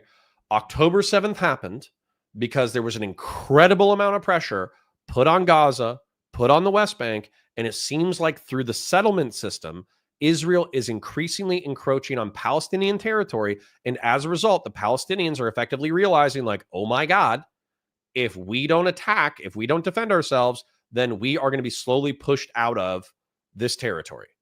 That's why October 7th happened, okay? But within October 7th, there were egregious crimes that were horrific, like sexual assault and murder and torture and genital mutilation and all that kind of stuff. And I don't care who you are. These are universal evils. These are things that we have prohibited in warfare for uniformed personnel to do. And when uniformed personnel do them, we hold them to some level of account. As an example, what was it? Robert Bales, funnily enough, one of my best friends, he's actually just my best friend. My best friend served under Robert Bales. Robert Bales was a psychotic army sergeant who had, because he was psychotic, he just had balls of steel. And so he would do wildly dangerous psychotic shit all the time in the field. And the guy that my best friend actually hated this guy long before he went murderous. And so this guy, one day he freaked out. He walked outside of base. He murdered a bunch of civilians, including men, women, and children. And then he walked to the south side of base and murdered a bunch of men, women, and children. I think he killed around 30 Afghan civilians. Okay. This guy is serving a life sentence in Fort Leavenworth for the massacre that he perpetuated. All right.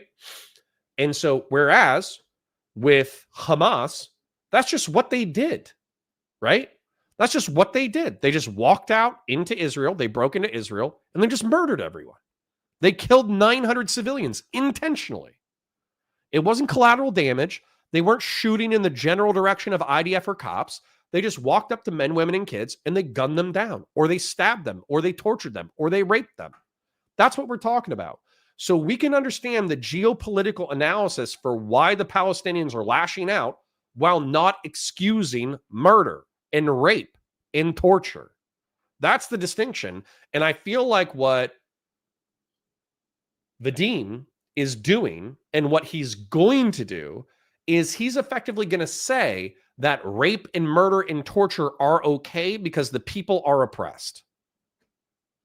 Afro Jew 89 says, well, October 7th also happened because the Iran-Hamas supply chain was stronger than understood, so a major BB security failure. Sure.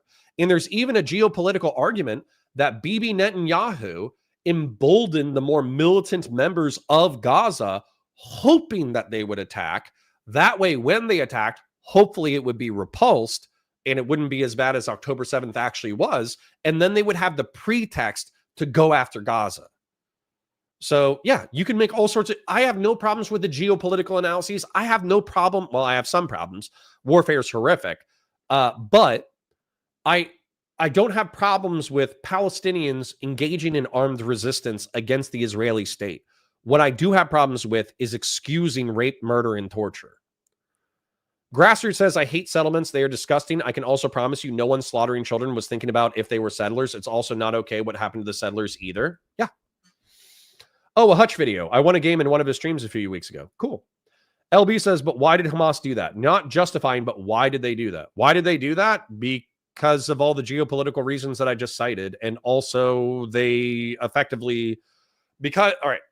So this is a flattening of morality in warfare. I'm going to explain this because LB asked it, and I think it's an important question.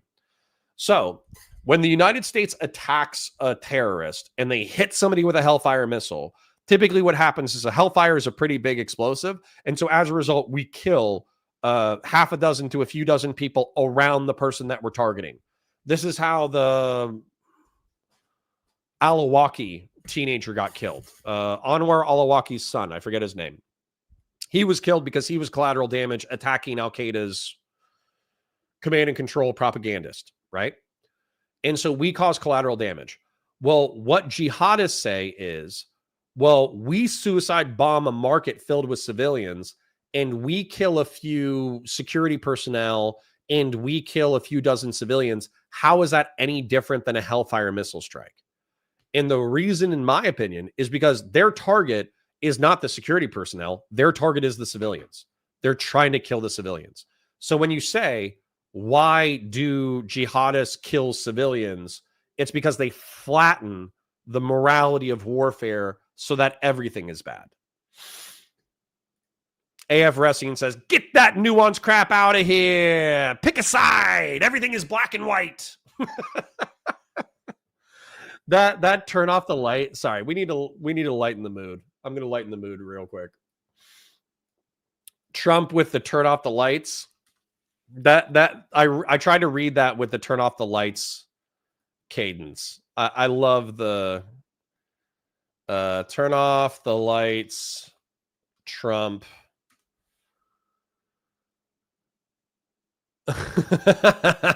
this one. No, get those lights off. Off. Turn them off. They're too bright. Turn them off. Turn them off. Let's go. Ready? Turn off the lights. Turn off the lights. Turn off the lights. Turn them off.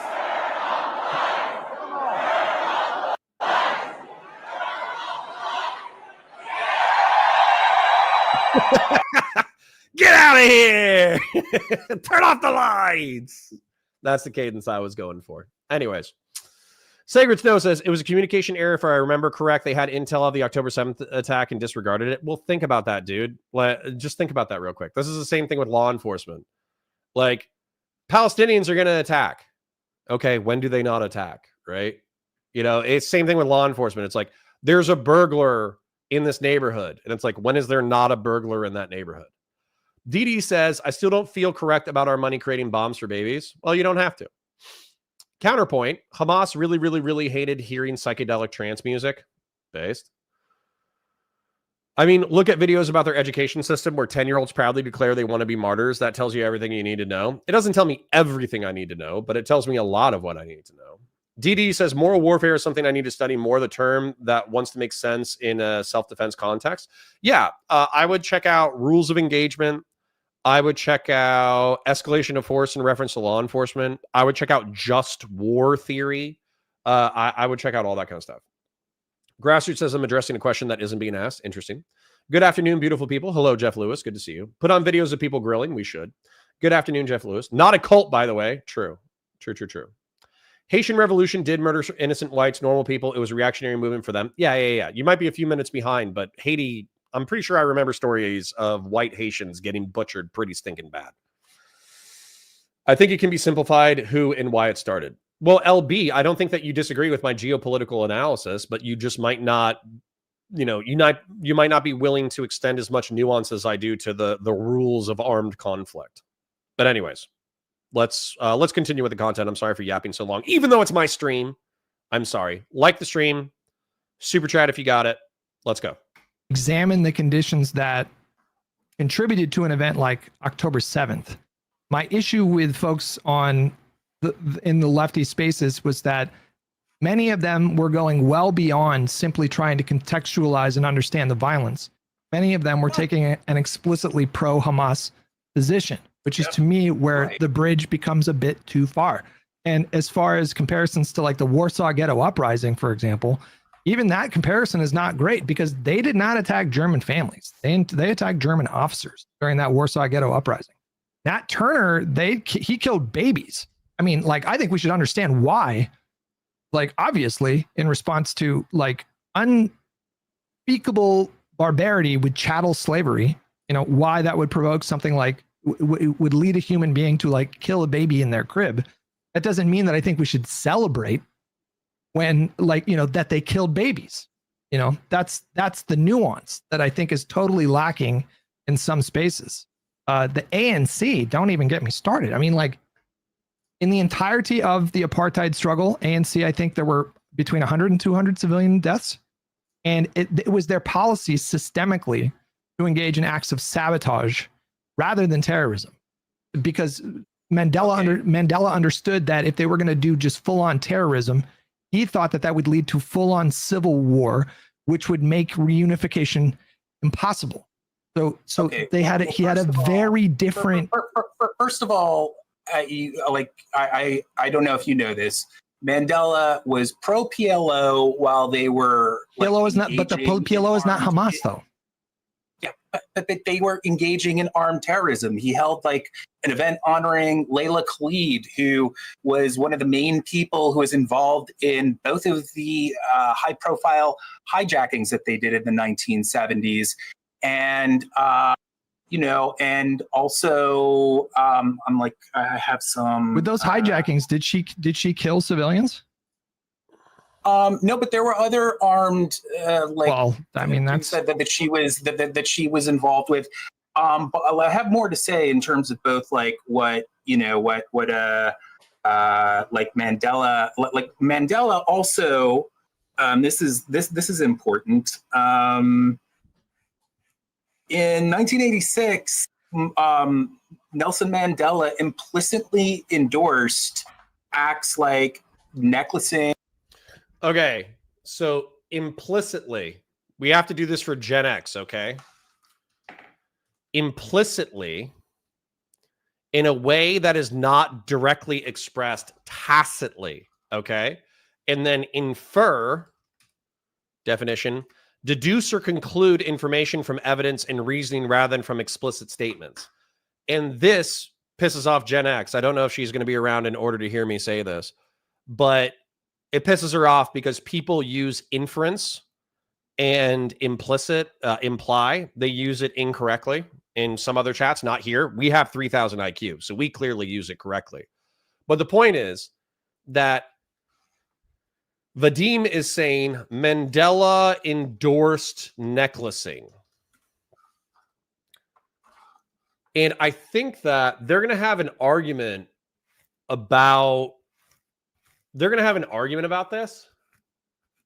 But necklacing is putting a tire around somebody's neck and then setting it on fire so they die not just from being burned alive slowly, but also from inhaling fumes. And I think Winnie Mandela did endorse necklacing, did endorse extrajudicial violence, did endorse all this horrific shit, but Nelson explicitly never did. And so he's saying like, oh, one time Nelson Mandela kind of said that violence was okay. And he's using that to say Nelson Mandela endorsed burning people to death.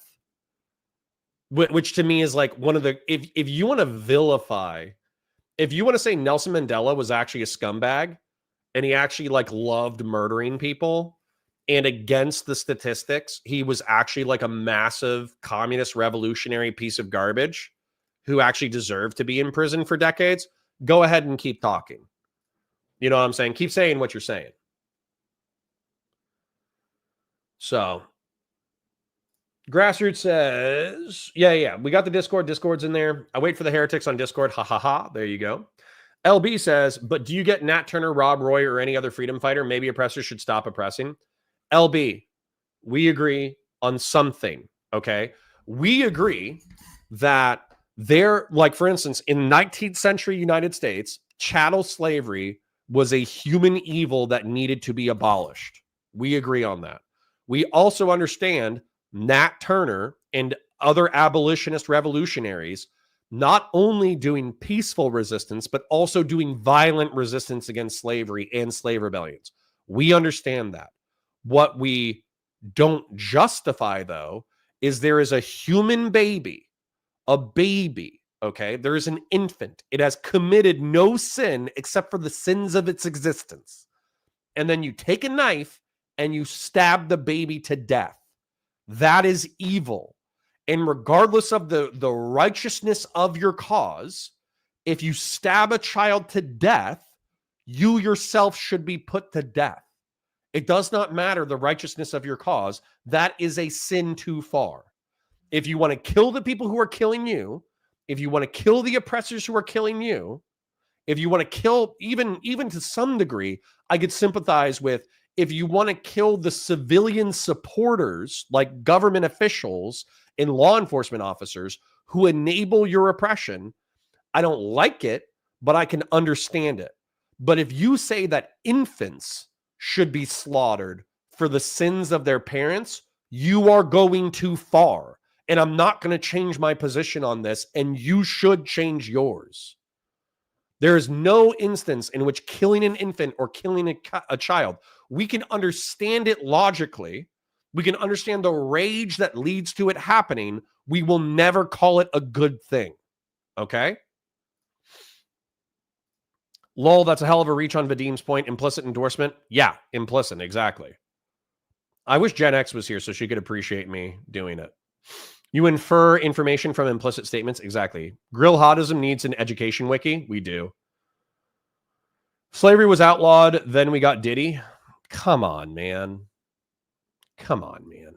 Mandela said violence becomes necessary when peaceful methods no longer work. Never said shoot babies. Lol. Exactly. People will be free by any means necessary. Agreed, stabbing babies is terrible and bombing babies is just as terrible. Nope. LB, we're not going to see eye to eye. You're too far left for me. You're too far left for me. It's fine. You can be too far left and I can be too far right for you, but we're not going to break bread on this. You saying, okay, let's break this down, because even if this isn't for LB, this is for other people, okay? There is a child. Let's run the scenario. You're a revolutionary on October 7th. You've been oppressed for decades. You have rage in your heart. You have hatred in your heart. You're running around with an AK-47, and there's a man, woman, and there's an IDF soldier, and there's a man, woman, and child who are running 5 feet away. You shoot the IDF soldier. IDF soldier's dead. Okay? Now, oh, thank you, baby. Now, you have a choice on what to do with the man, woman, and child. You could leave them alone. You can take them hostage, which I still think is bad. Or you can murder them. You don't have to murder them. Don't murder them. If you murder those people, I think you yourself should be killed. Okay? It's that simple. Now, let's say that there's a different contextual scenario. Same thing, October 7th, you call them freedom fighter, call them whatever the hell you want. I call them terrorists, but that's fine. You're running down the road, and there's an IDF soldier, and there's civilians around him. And you shoot at the IDF soldier, but you accidentally hit the civilians. That, to me, is morally different than intentionally gunning down the civilians. Okay? And then finally, let's put this in the context of like drone strikes. Drone strikes or bombings.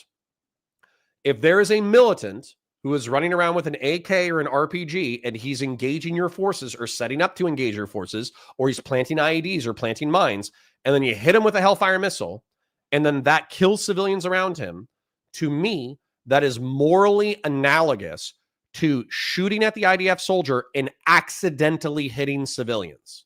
It is not morally analogous to seeing a civilian family standing there and hitting them because you feel like it.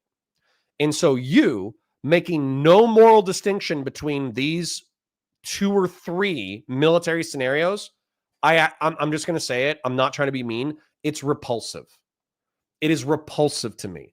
I do not want to be on your team because I think that you are making excuses for, not objectively, but you are making excuses for evil behavior. You are saying that gunning down random civilians is okay because there's collateral damage in warfare. It's just not true. But what if it's a roided up alpha male child bum rushing you with a gun? Well, then you can go ahead and do what you got to do, right? Self-defense is always a thing.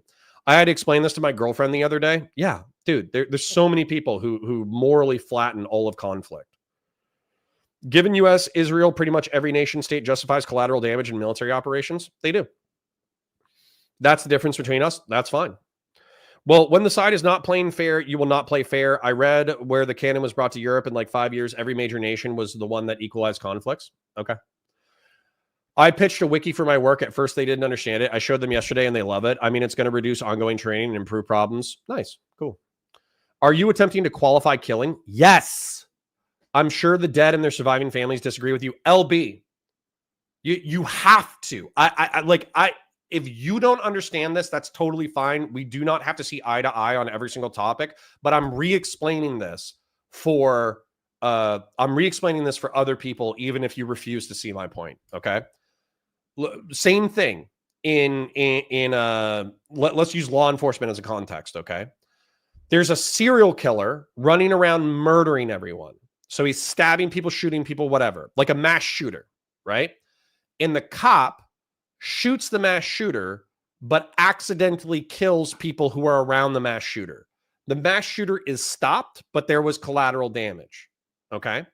Now a cop just shoots into a crowd of civilians and kills a few people because he wants to do it and he thinks it's funny. These are qualitatively different things. And so if you think that they are the same, not only are you wrong, you are justifying evil. So you don't have to agree with me, but number one, you're wrong. Number two, you're making it easier for evil people to do evil shit in the world. And this is one of my biggest disagreements with leftists. Massive. This is actually why I wanted to do this content. I'm behind, but I hear the Lord's work being done. Good. I'm sorry I'm not in chat. Stupid work. Fine. Work. Make that money. You're trying to say because a person physically did the deed, babies included, is different than a drone. I just don't. You're trying to say because a person physically did the deed, babies included, is different than a drone. I just don't.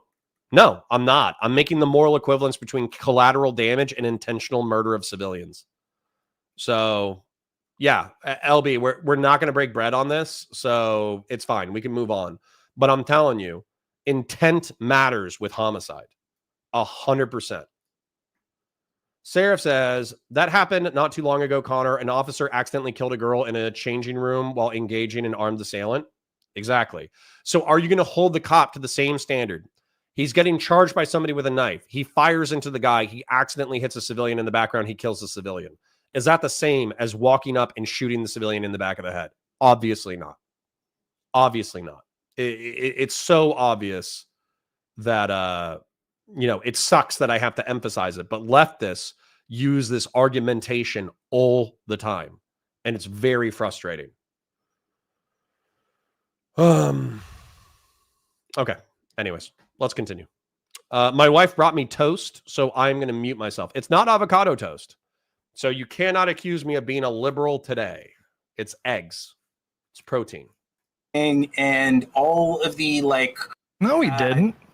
Yes, he did. Let me see. There was a general statement of support for violent resistance. No. That was smuggled out of the in around 1986 while he was still being held. What he said that violence had become inevitable, but he never endorsed necklacing.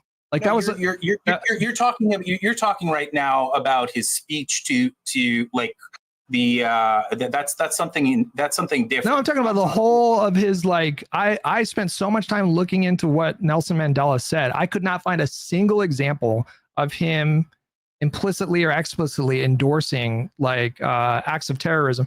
And the necklacing that was a source of tension between he and his wife. It was actually noted at the time that he didn't endorse what she was calling for, which is to punish collaborators with methods like necklacing, which, Chad, if you don't know, it's you put a tire around their neck and you light them on fire. And the fact that he didn't come out and endorse what she was saying, people took note of it at that time. He very much did not, and he could have made. There was a smuggled message that was sent out in 1986 where he endorsed the ANC, the violent measures that the ANC were enacting at that time. So like we can just you're not listening. They were on that. No, wait, hold on. But he was. But I never said that he said that people shouldn't do violence. He endorsed acts of sabotage, targeted sabotage against government and military targets.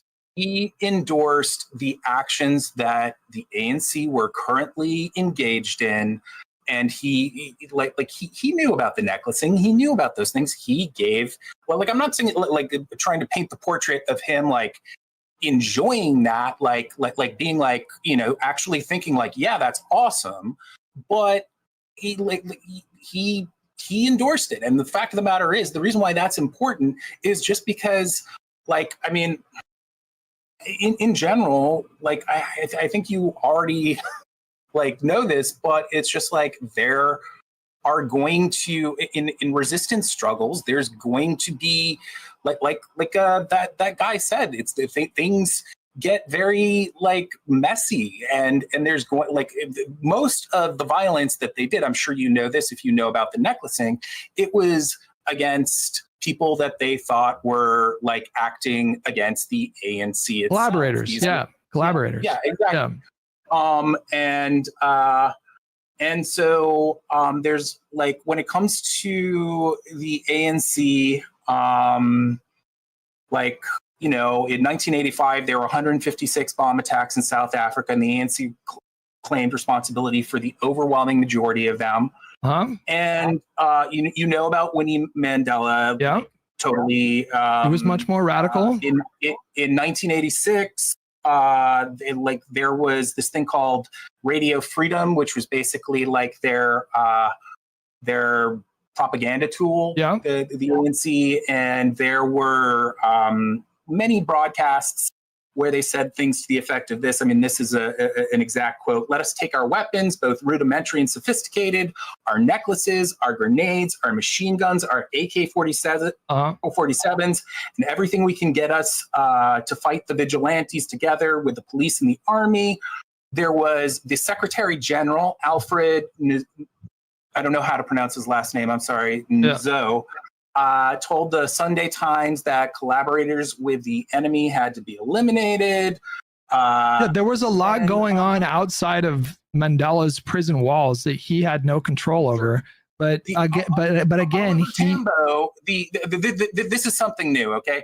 Oliver Tambo, the president of the ANC for a few decades, said that killing white people will have a beneficial effect of getting white people used to bleeding and dying. And he also said we've achieved a good deal of progress in making. So that's the most important one right there. There are gradients of violence. Yeah, nobody argues that whether or not there's a spectrum of violence. And I think Mr. Bombastic actually summarized it better than me. Actively targeting civilians, not caring if civilians are in the way, actively trying to avoid civilians. So what I would say is that the United States, generally speaking, tries to do number 3, but engages in number 2 when necessary. So, sorry, let me pull this up because this is important. It is important. This is actually the crux of the issue right here. Oh my God. I hate you. Why? Why are you like this? Anyways. So, actively trying to avoid civilians. The United States has rules of engagement. I deployed under rules of engagement. I went to Iraq, and effectively what the rules of engagement said is that the only way that you could take another human life is if there was articulable imminent threat of death or great bodily harm to yourself or others. And then there was a whole ROE sheet of what you should try to do during vehicle operations. And what you should do, let's say that you're driving on a highway in Iraq, what you were supposed, and there was a vehicle coming up on you. What you're supposed to do is, number one, you have like a laser, right? And we had in Arabic and in English, like stay 100 yards back. That was on American military convoys because we didn't want to get VBIED'd while we're driving around in Iraq. So there's a sign in Arabic that says stay 100 yards away. And so what you're supposed to do, if you have the time to do it, is you take a green, like a laser pointer, and you flash it at the car. And so if the driver isn't paying attention, then they should get a warning and be able to read the sign and stay away. And the sign is like huge, right? That's number one, what you're supposed to do. Number two, if they're not paying attention again, you have a pen flare. And so the rear gunners always had a pen flare available, which was able to shoot a little flare that hopefully gets their attention. Then the gunners also had tracers, which means that if you still have time, because bear in mind, these things can happen under 30 seconds, you're supposed to shoot tracers to the side of the car so you get their attention. And then finally, if that doesn't work, you're supposed to aim at the engine block in order to take out the engine block. And then finally, if they keep coming and you're not able to hit the engine block, then you hit the driver. And so what I would argue is you are not going to be able to execute that rules of engagement at all time. And they always had the caveat at the bottom that if you can articulate imminent fear of death or great bodily harm, then you jump to deadly force, okay? So I would say that based off of those rules that were in place in 2007, the United States of America was actively trying to avoid harming civilians based off of that ROE. Now, number two I brought up, with not caring if civilians are in the way. We had a drone program. We've had a drone program for decades. In the drone program, so what they did is they got human intelligence, basically, hey, who's a part of Al-Qaeda in Iraq? Who's a part of ISIS? Who's a part of this? Who's a part of that? And then we got informants in the community who told us who was a part of it. And then we started monitoring those people's communications. And let's face it, we just monitored communications in general.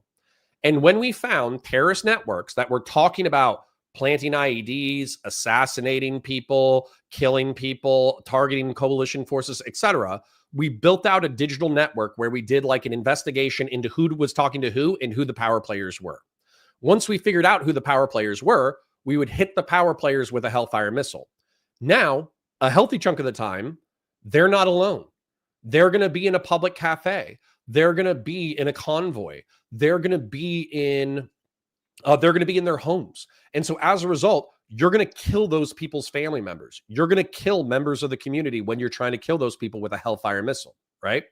And we've moved from the Hellfire to the Ginsu, but the Ginsu is so, I don't want to say difficult to manufacture, but it's more complex in manufacture that the Ginsu wasn't available until the past like 5 to 10 years.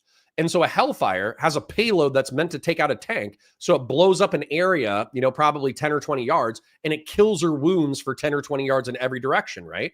Whereas a Ginsu, to my knowledge, doesn't have an explosive payload. It just has blades. And so with a Ginsu, you can take out just the guy and maybe a few people around him. Whereas with a Hellfire, you might wound or kill like a few dozen people, right? So that is number two, in my opinion, where sometimes if a target is high enough, you don't care if civilians are in the way. Actively targeting civilians, the United States within the past 70 years has not done. In Korea, we did it. In World War II, we did it because that was the morality of warfare 80 years ago. Since Korea, since World War II, we haven't done that. And most militaries in the world have updated their rules of engagement in order to come in line with that consensus. And so if you're a terrorist and you're doing number one, you're a fucking piece of shit and you should die. Okay? That's my opinion. You don't have to like it. You can say, oh, well, stop oppressing people. You can come up with whatever moral justifications you want to in chat. Some of you are progressives. Some of you are leftists. I get it. I think you are justifying evil. And by trying to say that number three never happens with Western coalition forces is factually incorrect. and then saying that number 2 is as bad as number 1, you are also factually incorrect. Okay? That's my rant. Now, I understand chat might be popping off right now, but unfortunately, I don't have time to engage with everything because we actually have a pretty passionate chat today. I don't know why chat is going so hard today. It's like a really chill, normal topic. You know, it's very boring. Like, I don't understand why you guys are so crazy. So AF says, when you say World War II targeting of civilians, are you referring to the bombs or additional engagements? AF, what I'm referring to is the fact that we had dumb bombs and we attacked civilian manufacturing centers, and sometimes we just burned whole cities. Like the Tokyo firebombing was not, to my knowledge, was not targeting any specific military infrastructure in the city of Tokyo. It was burning the entire city of Tokyo to the fucking ground.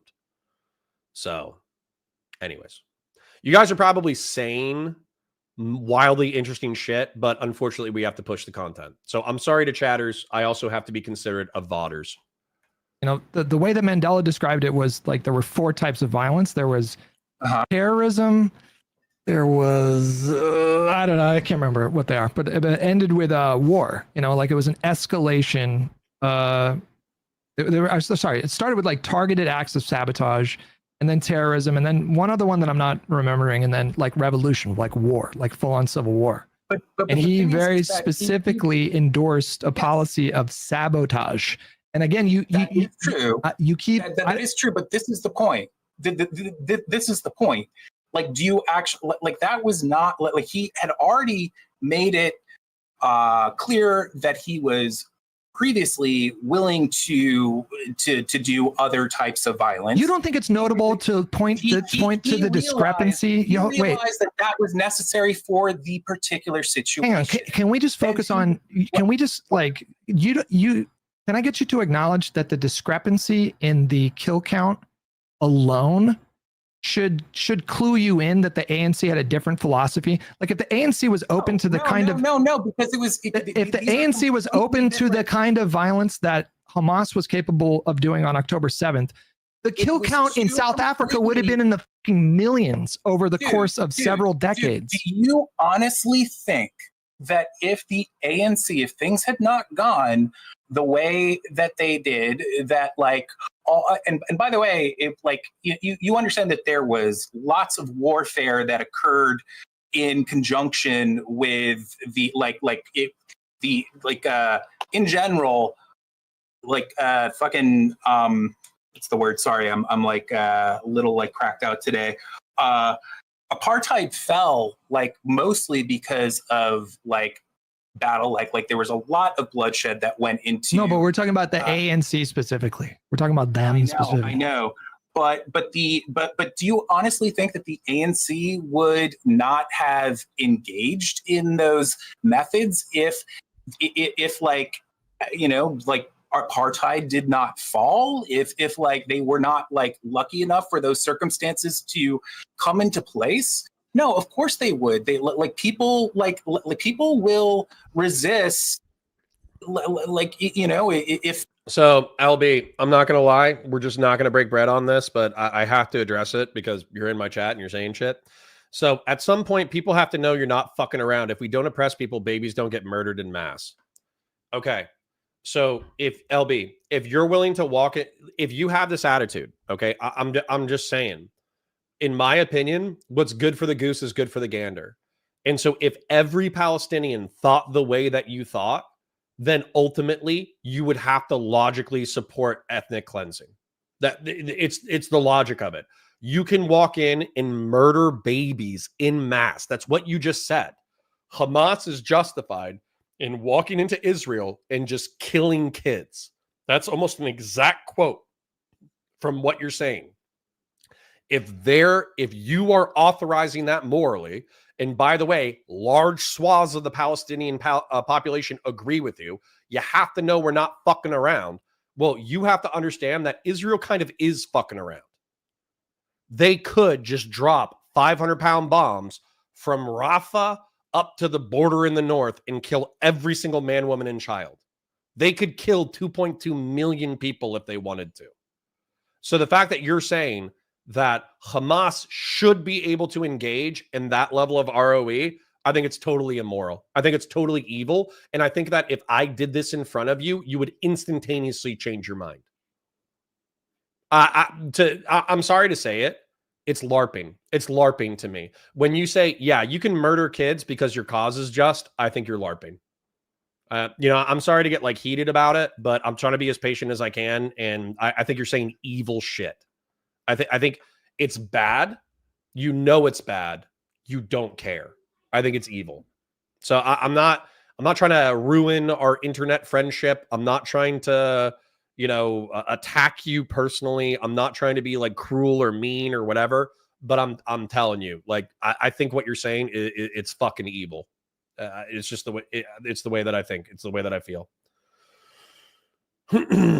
Yes, and then VOD is video on demand. So those are pre-recorded videos. When the live stream's done, we take them, we chop them up a little bit, we clean up the front end and the back end, and then we post it to the Counterpoints channel, and then that gets us ad revenue. Speaking of which, like the stream if you haven't liked the stream already. Engage in the chat. There's lots of spicy people in there today. No idea why. And then engage with the VODs, watch the VODs, like the VODs, all that kind of stuff for AdSense. And then if you would be so kind as to super chat, if you got money burning a hole in your pocket, that's appreciated, never required. Mega Zero says, we be bees. Mark, you can be a bee. You'll live for 30 years. I have no idea what that means from, but I've heard Nick DiOrio say it a million times, and I laugh every time. Why were we in Iraq again? Oh, yeah. How many died, including babies? Was America justified? Just saying. LB, you must be fucking new.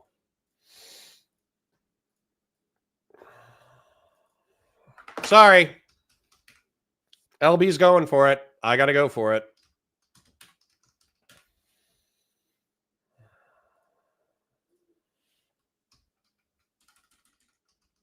Sorry, guys. It's going to be quiet for a second because I'm Googling things that LB just triggered a geopolitical rant. But we love our geopolitics, chat. Don't we love our geopolitics? Don't we love geopolitical analysis? Don't we love whenever Connor takes a 10 to 15 minute rant in the middle of a stream in order to explain history?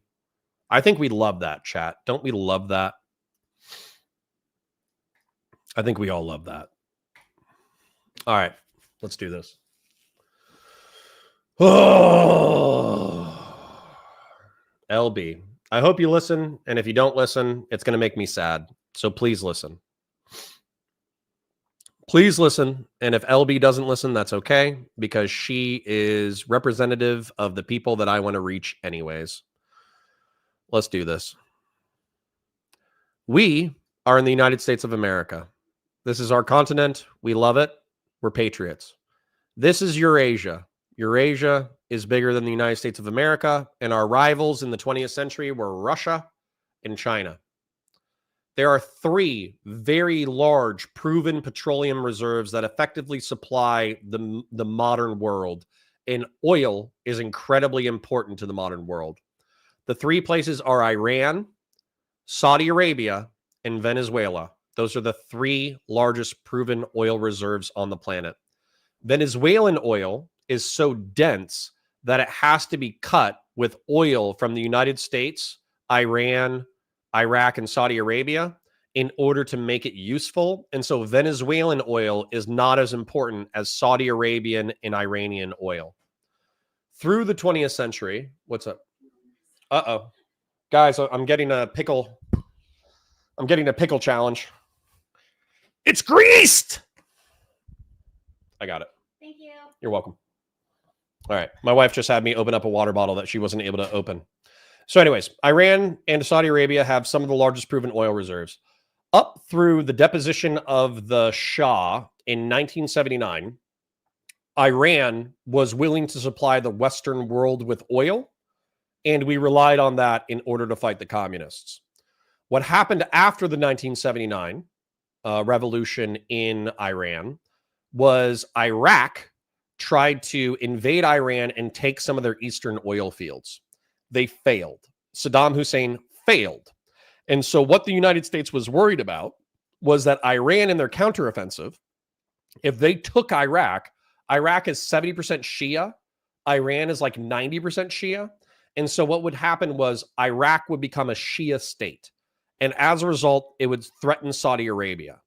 So you've just lost a third of the global oil supply to Islamic fundamentalists. And another third of the global oil supply is being threatened at the same time. So what the United States did, which is evil, by the way, I'm not saying it's good, I'm saying it's evil, but it's pragmatic, is they sold weapons of mass destruction to Iraq and to Saddam Hussein. We gave him precursors for VX, we gave him precursors for anthrax, and we gave him precursors for botulism. Germany, the United Kingdom, and the United States sold Iraq weapons of mass destruction in order to make sure that they didn't lose to Iran. And they needed those weapons of mass destruction in order to survive. Well, what Saddam did, because he's a fucking asshole, is there were some rebels, some Kurdish rebels in the north. There were some Shia rebels in the south. And he also didn't like Israel. And so what happened when he found out that we were playing both sides of the conflict, because we ended up selling weapons to Iran as well, is he was like, fuck the United States, fuck these rebels. I'm going to use weapons of mass destruction in order to kill my rebels. So he VX gassed and murdered thousands of Kurds. He also VX gassed Shia civilians as well. And then he also launched Scud missiles into Israel. And the United States says, you know what, Iraq? You're kind of a fucking dick. We're not going to support you anymore, you fucking asshole. Now, what ended up happening after that was Iraq invaded Kuwait, and then we kicked his ass out of Kuwait, and then we sanctioned him for a decade. After sanctioning him for a decade, what we ended up doing was 9/11 happened, and we used that as a pretext in order to invade Iraq. The reason why they had weapons of mass destruction is because we sold him the weapons of mass destruction. The reason why Saddam didn't allow us to inspect is because he was afraid that if he admitted that all of the weapons of mass destruction were destroyed by the United Nations, then Saudi Arabia, Syria, or Iran would invade and depose him and kill him and his family. That doesn't make him not a psychotic piece of fucking shit. Saddam Hussein was absolutely an evil psychotic. Also does mean that the United States believed that he had weapons of mass destruction because Saddam lied about it. Okay? He lied about it so he wouldn't get invaded. So what happens is, oh, and by the way, if you doubt any part of my story, go ahead and check out the Rigel report and read it. The Rigel report is what substantiates the fact that we sold weapons of mass destruction to Iraq in the 1980s. This is the Iraq Body Count Project. And LB, this is going to be specifically addressing your point. How many babies were killed in the Iraq conflict? This is a common lefty talking point where at least 200,000 people were killed in the Iraq conflict. This is a breakdown of who was killed by whom. This is actually a database that was compiled by people who were critical of the United States government for killing so many people in Iraq. But if you look at it broke down by forces, these are all the people killed by the United States. If you look at it, it's probably 20% of all casualties during the Iraq conflict were caused by United States forces. You know what all this red shit is? It's jihadist dickheads. It's Shia and Sunni militias who slaughtered each other. These are your freedom fighters. These are the people that you're talking about as by any means necessary, we need to stop the oppression. This is what they do. So when you tell me by any means necessary, when you say that the United States is the people who are running around slaughtering people, not only are you factually incorrect, you are in turn justifying 80% of the fucking murders that happened in the war on terror. So again, once again, I'm not trying to attack you, LB. We've had fun. You're a cool part of my chat. I like arguing with you in my chat. So I'm not trying to make some kind of moral judgment on who you are as a person, but I think you're fucking wrong factually. And I also think that you are apologizing for evil shit. Just wildly evil shit. And you're making excuses for it. And I fucking hate it. End of rant. I'm going to catch up with chat while I let the content play. If like they're going to use the methods that are available to them at the time, and so it's just like that's why I think it's very important to note that someone like Mandela was totally fine with the PLO when they were doing armed resistance. He also the PLO was a leftist organization. They were a leftist. I mean, you're also aware of the fact that Mandela, he wouldn't have described himself as a Zionist, but he fits that definition in the original sense of the word. And that is wait. Denigrating. Oh, wait. What's your definition of Zionist? My definition of if like you're going obviously off the like very like reductive. The original definition of the word is what who believes that like Israel should exist. The original definition of the word. That's what colloquially now. It's not the original definition of the word. Of course it is. What do you mean? It means the Zionist project was about establishing a sovereign country for Jewish people to have the right to like self-determination. It was colonial from the very start. Like fucking what's his name? The godfather of the whole thing. I'm sure you know his name. It escapes me, but I mean, a lot of the original Zionists, were leftists, right? Like they were socialists. Personally, I yes, they definitely were socialists, but I think that true leftism involves like human rights, and they were not like concerned with human rights. Well, let me ask you: do you think that Jewish people had a rational reason to want their own country at the turn of the 19th century and into the 20th century? I don't think that they had a right to. No. That's not what I mean. But that wasn't my question though. My question is, do you think that they had a rational desire to have their own country? I think that the kind of like yearning for something like that, it's understandable. Okay. However, I don't think like at the end of the day, rational, I wouldn't put it that way, because I think that unless they found some sort of area that was uninhabited and they didn't have to go. Well, they were negotiating with like the British. Then it was set up to fail from the beginning because of the fact. I think you're right about that. In that area. I mean, I think you're right about that. But I'm just trying to get at. I can't look at that as being like rational. What I'm. Well, they were engaged. They were negotiating with. They were negotiating with Arab landowners. They were purchasing land. They were negotiating with the British. I mean, the British were promising them, because Palestine at that time was British territory, and the British were telling them like, hey, listen, we'll set you up over there.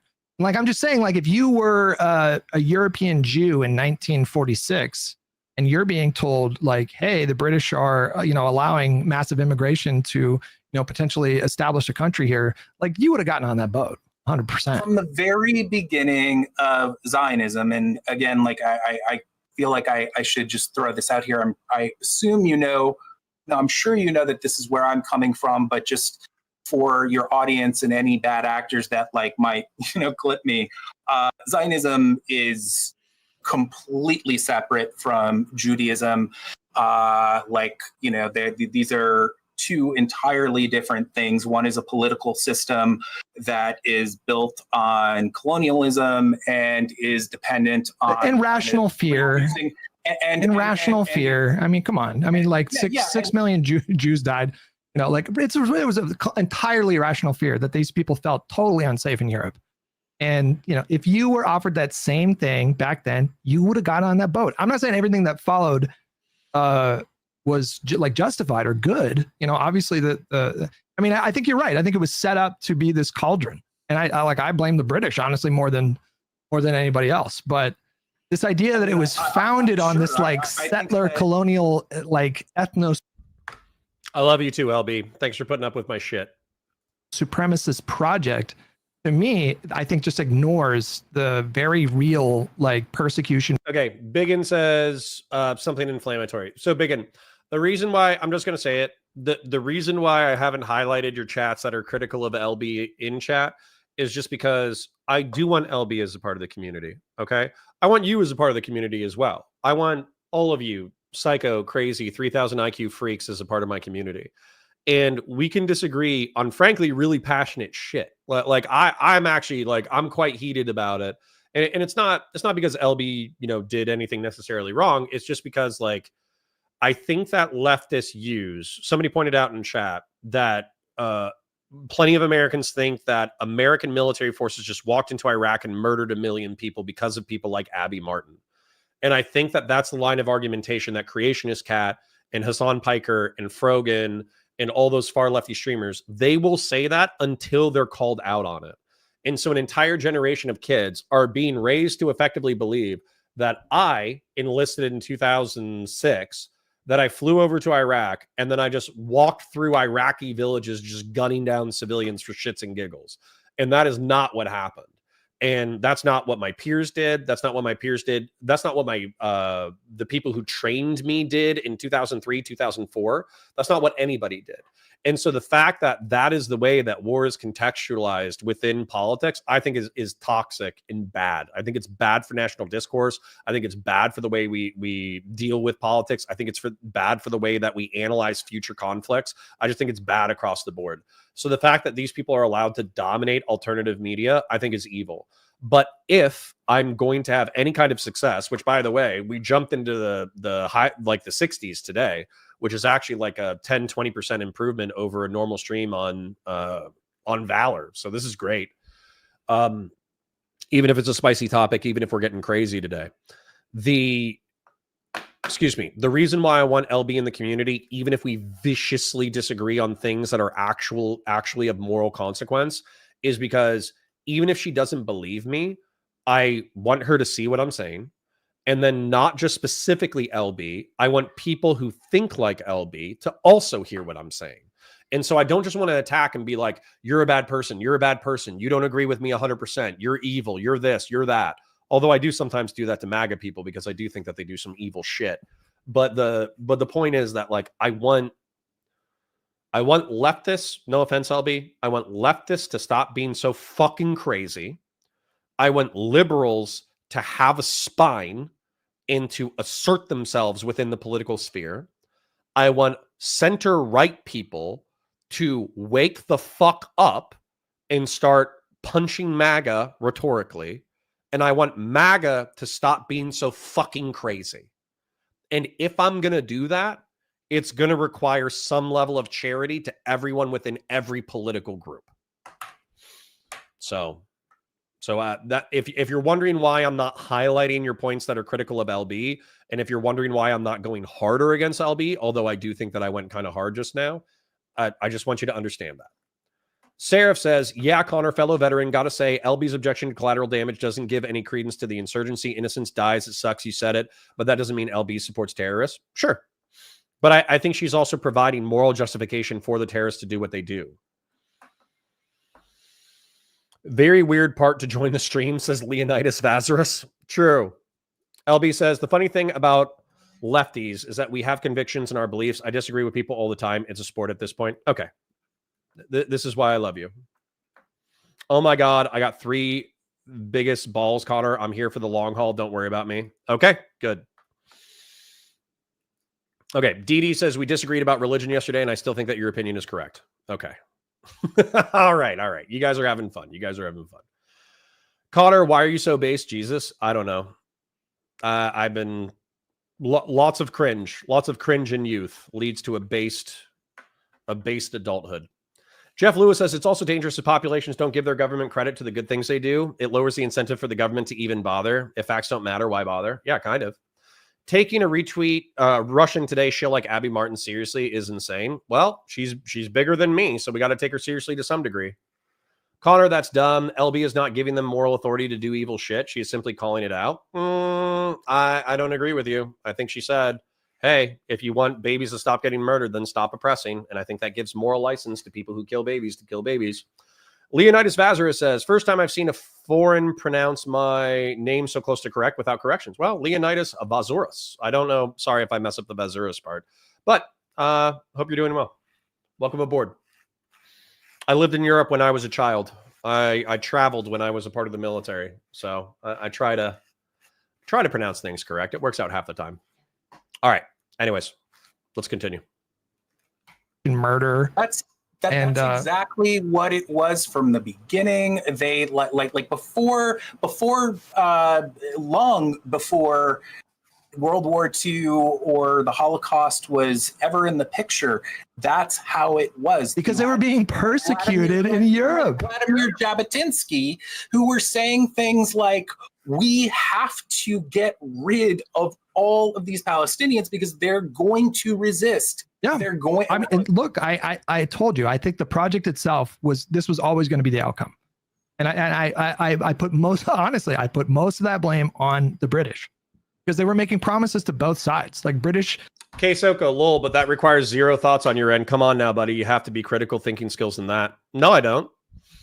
I'm repeating back to you what you're saying. Okay.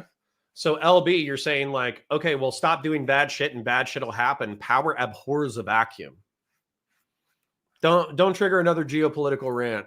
Don't do it. I want to save chat. I want to save the VOD viewers from another geopolitical rant. But if you want to check out some very interesting history, I'll make it very brief. Check out what happened in Afghanistan after the United States stopped supporting the jihadis in the 1980s. So what ended up, now, I'm not actually telling you to stop. Have fun in chat. I don't give a shit. But I'm just saying, like, you know, I don't want you to have to sit through another 10-minute rant of geopolitical history.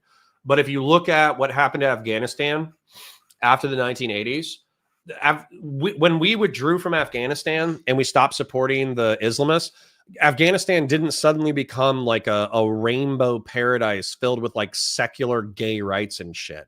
What happened was Islamists who were the Iranians supported the Hazaras, the Turkmens, the Tajiks, and the Uzbeks, ethnic Tajiks, ethnic Turkmen in the north created the Northern Alliance. And then I always say it wrong. One of them is the language, Pashto versus Pashtun. I want to say that Pashto is the language, and I want to say Pashtun is the ethnicity, but sometimes I get those mixed up. And then I guess I'll call them the Pashtun. The Pashtun in the southeast, they largely got support from Pakistan and the Taliban and all the terrorist organizations, right? And so as a result, there was a three-way militant split for the future of Afghanistan, and they killed the fuck out of each other, right? So the United States doesn't withdraw from the world stage and then everybody starts holding hands and fucking, you know, singing Kumbaya and shit. The United States withdraws from the world stage and people murder each other even worse than when we were trying to help out, right? Pashtun is the... Oh, well, you guys... Pashtun is the language. Pashto is the people. Hold on. Dancing boys in Afghanistan. If you're talking about Bakabazi, I'm not saying that there isn't fucking evil pedophilic shit happening in Afghanistan. It's fucking horrifying. Soko says, I'm just saying, I know you have the mental capacity to understand your argument, which is intended to show hypocrisy in Israeli supporters, but it's not hypocrisy. That's not hypocrisy. If I believe in rules of engagement and I think that there's a moral difference between intentionally killing civilians and collateral damage, then there's no hypocrisy. My worldview is coherent. Eben says, Connor, any real review of history is that it's really complicated, but the U.S. has been largely the most based since World War II. I mean, that's my perspective. Pashto is the language. Let's take a look. Let's just be accurate real quick. Google. Pashtun, people. Pashtun are an Iranian ethnic group who are the largest ethnic group in Afghanistan. Okay, cool. So Pashtun is the people. Pashto. I think that's why. Is because I was using Pashto as the word to describe the southeastern Afghans. And it's a language. So, okay. Pashto is the language. Pashtun are the people. Got it. The British were they were fanning the flames of pan-Arab nationalism in the wake of World War I. And so they were instilling, like, you know, that was one of the ways that they got a lot of Arab states to fight alongside them to take on like the Ottomans. And they were also making promises to Jewish people in Europe that, you know, they would allow like massive immigration and like potentially allow a state there. And so you know. Oh, you're right. I guess there's no value in showing Israeli hypocrisy. You have called me out. No, the Kesoko, that's not the point. The point is be descriptively real. Okay, you can still say 65,000 is a crazy amount of people to die if 20,000 of them are, if 20,000 of them are militants and then 40,000 of them are civilians, and then 200,000 people dying indirectly as a result of starvation and disease is also crazy. Because I think that is 200K out of 10 million, I do want to say is 10%. Let's just double check, right? I'm 99% sure, but I always get tripped up with the zeros. So I know this is silly. I know you're like, yes, of course, 200K is 10% of 2 million. But I just want to make sure that I'm not off by a zero. Okay, yes. So indirectly killing 200K is 10% of the Gazan population, and wiping out 80% of the buildings is fucking evil, right? That wasn't necessary in order to win the Gazan conflict. It wasn't necessary to destroy 80% of buildings. I don't know if it was necessary to wipe out 65K people. I know that it's not necessary in order to starve / malnutrition / disease 200K people to death. So percent under 18. Well, then we get into the argument of like, when do Hamas militants become militarized? Because we've watched 8-year-olds go to Hamas boot camp. So you can talk about kids or whatever, but also Gaza has like an insane population under the age of 18. They had like a baby boom in the past 20 years.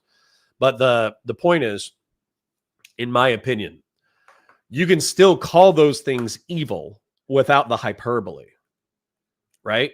You can still say that 200,000 people, 10% of the Gazan population being wiped out by disease and malnutrition that is currently being controlled by Israel is bad.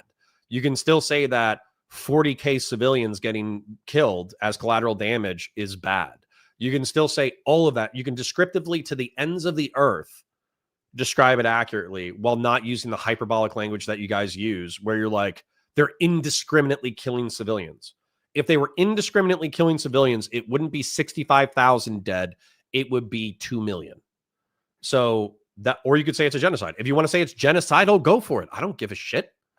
It's not the word that matters. It's what's being described. Okay. You say genocide. I say evil, murderous bullshit. So we're both talking about the same thing. Biz D says, can I be honest when it comes to Gaza and Ukraine? I'm just glad that it has nothing to do with black people. Well, if you're black, then, good for you. Do you even have an accurate count on number of Hamas militants, given Gaza's health ministry counts militants as civilians? Yeah, I think it's around 17K. I think even there was a Gazan public figure who said that they think they lost around 20,000 militants. Or you could say it's a genocide, not to mention the might of Israel. It's one-sided. Well, it's not one-sided, right? How many Israelis? Obviously, you have the 1,200 killed on October 7th, but how many Israelis have died in the Gazan war? 2,000. So you can say that that it's disproportionate as far as what Israel has lost, right? Civilians, children, events. So they've probably lost 500. That's not a lot. So yeah, if you want to say it's if you want to say that's one-sided, for sure. But that's also, I'm gonna share a very silly idea with you. You can hate me for it if you want. Warriors, people who fight war, are not going to make excuses for having a one-sided conflict. Your role as civilians is to criticize war, look for diplomatic solutions, all that kind of bullshit, right? The goal of a soldier is to win an armed conflict and maximize the amount of enemies killed and minimize the amount of their friends killed. So if you go to an Israeli soldier and you say, hey, you killed 17,000 militants and you only lost 500 troops, you're fighting unfair. An IDF soldier is going to say, fucking good. Okay? He's going to say, yeah, and we killed 17,000 militants and we lost 500 people. Based. Awesome. That's what an IDF soldier is going to say. So yeah. So don't expect any Marine, soldier, U.S. military service member. Don't expect any of us to say, oh yeah, like Israel should let some more of its soldiers die. You know, like no, it's not going to happen. It's not going to happen. Yeah. 20K militants with 65K dead overall. It sounds cruel, but that's not a bad ratio. You know, obviously when you see like a teenager's leg blown apart in a building, it doesn't do much. Yeah. Anyways. Okay. Anyways. Sorry. Let's continue. You guys are great. I love you. I love you for popping off in chat. I appreciate your donations. Thank you to Grassroots Hegemon for your donation so far today. Like the stream if you haven't liked it already. Engage in chat. We got plenty of spicy folks in there. They all have 3,000 IQ. They're all brilliant, and they all have excellent taste in content. Engage with the VODs. Like the VODs. Super chats if you got them. But we were talking about the fact that like if you don't like the word Zionist, fine. But there's a clip of Mandela in 1996 addressing the fact that the fact that Israel was occupying part of Lebanon and or Egypt and Syria at the time, Golan Heights. Mm-hmm. And he said that Israel has a right to exist secure within its borders. He was a stalwart supporter of the PLO and the cause of Palestinian liberation for sure. But he also recognized that Israel wasn't going to go away. And so he never, he was a statesman, and he recognized the political reality of the moment. Absolutely. But I mean, they also identified a lot with Jewish persecution. By the way, it wasn't just about like political realities. People like Martin Luther King and Rosa Parks and Mandela, like they had sympathies for victims of Jewish persecution. Martin Luther King, that like yes, he said a certain thing, but that's like kind of. He said Israel was the most important democracy in the Middle East. I mean, he was like but that's the thing. That's the thing that there were a whole ton of things that occurred with Israel after his death. For sure. For sure. And there, in general, there was a huge reassessment in the Black leftist community or left-wing community of Israel, pretty much like right after he died. And the thing is, it's sort of like, to me, when people kind of speak of MLK as a Zionist, it's sort of like taking someone who I can't think of someone. I mean, this was well into. I mean, when did MLK get assassinated? I mean, didn't he get assassinated after the '67 war? I mean, like there were plenty of like really. Yes, but there was a lot. There was a lot about Israel that he did not realize was going on at the time, and it's to me, it's sort of like if you had somebody in the '90s who died before like. Okay. With your permission, I'm going to fast forward. Actually, without your permission, I'm going to fast forward. And the reason why is because they effectively spend like another, I don't know, 10, 20 minutes talking about Mandela. And I want to move past Mandela. Because if we're to summarize their points, Hutch is saying that the ANC and Mandela had broad support because they acted in a moral way, even while doing sabotage operations. And this can be correlated with the casualty stats. Okay. So with the howdy, what I miss? Lots of things. You missed a geopolitical Iraq rant. You missed Hutch and Vadim getting into it about Israel, Palestine, and Mandela and the ANC. You missed a very passionate rant with LB and with K-Soko and with Biggin Gaming and with a few other people. So you missed a very passionate debate in chat along with a very passionate Iraq war rant. Now, that being said, though, I'm going to fast forward it past the Mandela stuff because if we're going to summarize it, the ANC over the course of a decade and a half killed 200 people and a third of them were cops. Okay. And the cops were enforcing a apartheid, racist, segregationist government that was oppressive to large swaths of the South African population. And so as a result, like, do I like killing cops? Absolutely not. Do I think that they could be valid targets in an oppressive regime? Yeah, probably. And so as a result, if you're going to kill anybody in like an insurgency against the government, I guess it has to be cops. I don't like it, but it is what it is. And effectively, I would say a third of the ANC's targets were cops. And then the rest of them, probably, I don't know how many were innocent civilians, quote unquote, but some of their other targets were also members of government and members of the oppressive infrastructure. And so as a result, is that still terrorism? Yeah. Is it still murders and assassination? Yeah. Is it better than just wantonly slaughtering civilians? 100%. And so when you compare those tactics to the tactics of Hamas, I think that the ANC is clearly a better moral actor. Vadim makes the argument that it's all circumstantial and it's based off of like history and culture and region and context. And the ANC would have been more violent if the situations in South Africa were different. I think that's an appeal to environment that can be valid. But at the same time, I think part of the reason why it's so easy to dismiss Palestinian deaths, and by the way, I don't, but I do think that vast swaths of the American population and Israeli population, they dismiss Palestinian death and oppression because Hamas was so abhorrent in their tactics. Yeah. So, and then that's answering H-Lock. Hutch is okay, I guess. Yeah, he's kind of like a progressive lib. He's cringe some of the time, but he's based some of the time.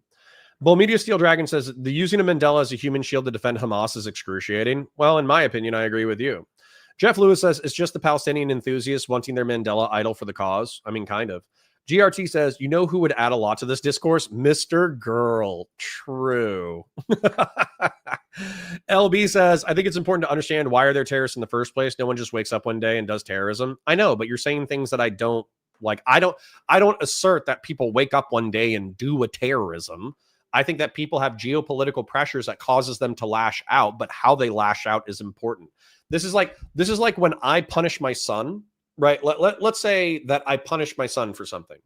And then on one hand, he slaps my leg. And on the other hand, he grabs a kitchen knife and stabs me in the ass, right? I'm obviously going to be like, okay, son, you shouldn't hit me, but maybe I came down on you a little bit too hard in reference to this thing. That's something that we can negotiate, right? Whereas if he stabs me in the ass with a kitchen knife, then that's a whole nother level of violence, right? We understand these things, right? Intuitively, we understand these things. I hope so. Anyways, let's see if they moved past Mandela. Why the ass? It's just what came up in my mind. Not my asshole, my butt cheek, okay? Imagine me getting stabbed in the butt cheek versus slapped, okay? Oh, LB, it's also important to realize that not every terrorist is justified in becoming a terrorist. Yes. Straight up. As a matter of fact, I'm pretty sure that Ted Kaczynski just did the Unabomber thing so he could sell his manifesto. Right. I know. All right. Anyways, let's see if they move past Mandela. Trying to decapitate foreign students with a garden hoe while live streaming it and murdering. Hamas did that. 300 people at a rave and kidnapping babies. I don't think Mandela would have ever. All right, still doing Mandela. You know, just from the point of view of like purely, like they fuck themselves by not having that representation there. Like it. There were, I mean, you know that the now that the sorry, I'm like starting to get a little cracked out because I haven't eaten.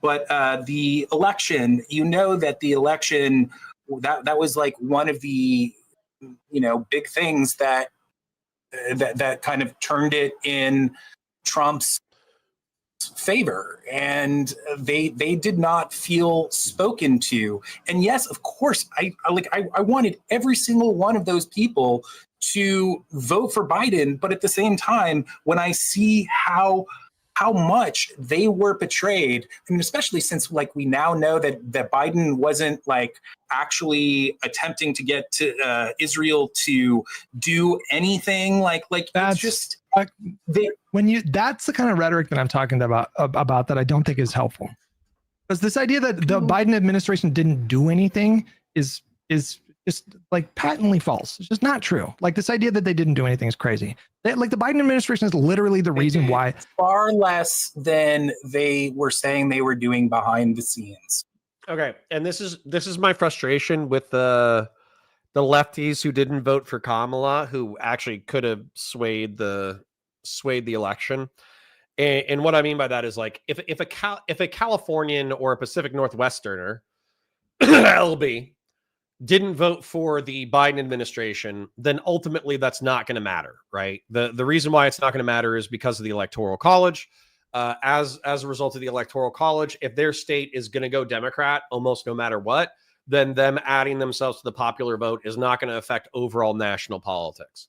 So if you did not vote for Kamala Harris out of some kind of like lefty protest vote, and you ultimately didn't affect the election, I guess good for you.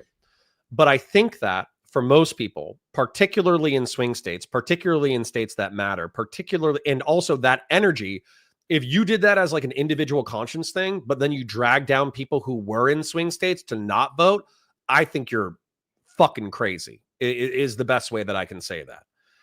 It's not the best way that I can say that, but it's the way that I'm going to say it. So Kamala Harris was never going to endorse 1 million people being ethnically cleansed and moved to Libya. Kamala Harris was never going to endorse starving the Gazan population or being silent about the starvation of the Gazan population. Guess what Trump has done? Things that are infinitely worse than a Biden-Harris administration ever would have done. And so the fact that leftists are like, you know, what's that famous tweet? It's like, Gaza's speaking now, bitch. And that was the tweet that was directed at Kamala Harris on the night that she lost the election. If you gave a shit about Gazans, you would have voted for Kamala Harris, you dipstick. Because between the lesser of two evils, in my opinion, you do have a duty to pick the lesser of two evils. If there's a binary choice, you have to choose the lesser of two evils. I know it sucks. I know being an adult sucks. But it is what it is, ultimately. Boog says, the innate desire of humans to, 1, stand out, and 2, not feel left behind will always lead to conflict. Appealing to that fact to exonerate either side doesn't solve problems. Agreed. Jeff Lewis says, it'll never be enough because the perspective is perfect and nothing in my opinion. This is why knowing the details is vital. Agreed. Christian Blair says, leftists are such useful pieces of garbage that have such a large microphone in U.S. politics. That's part of the reason why I wanted to do this stream, because I knew that lefties and liberals were going to fight in chat today, and I knew that I was going to fight with leftists today. However, like, this is an important fight. It needs to be had. K-Soko says, chat was fire. I mean, Dylan showed up to counter my smack talk, so what a day. True. Ironside says, have you considered that sticking it to the Dems is more important than not handing an arsler a gun? No, I didn't consider that.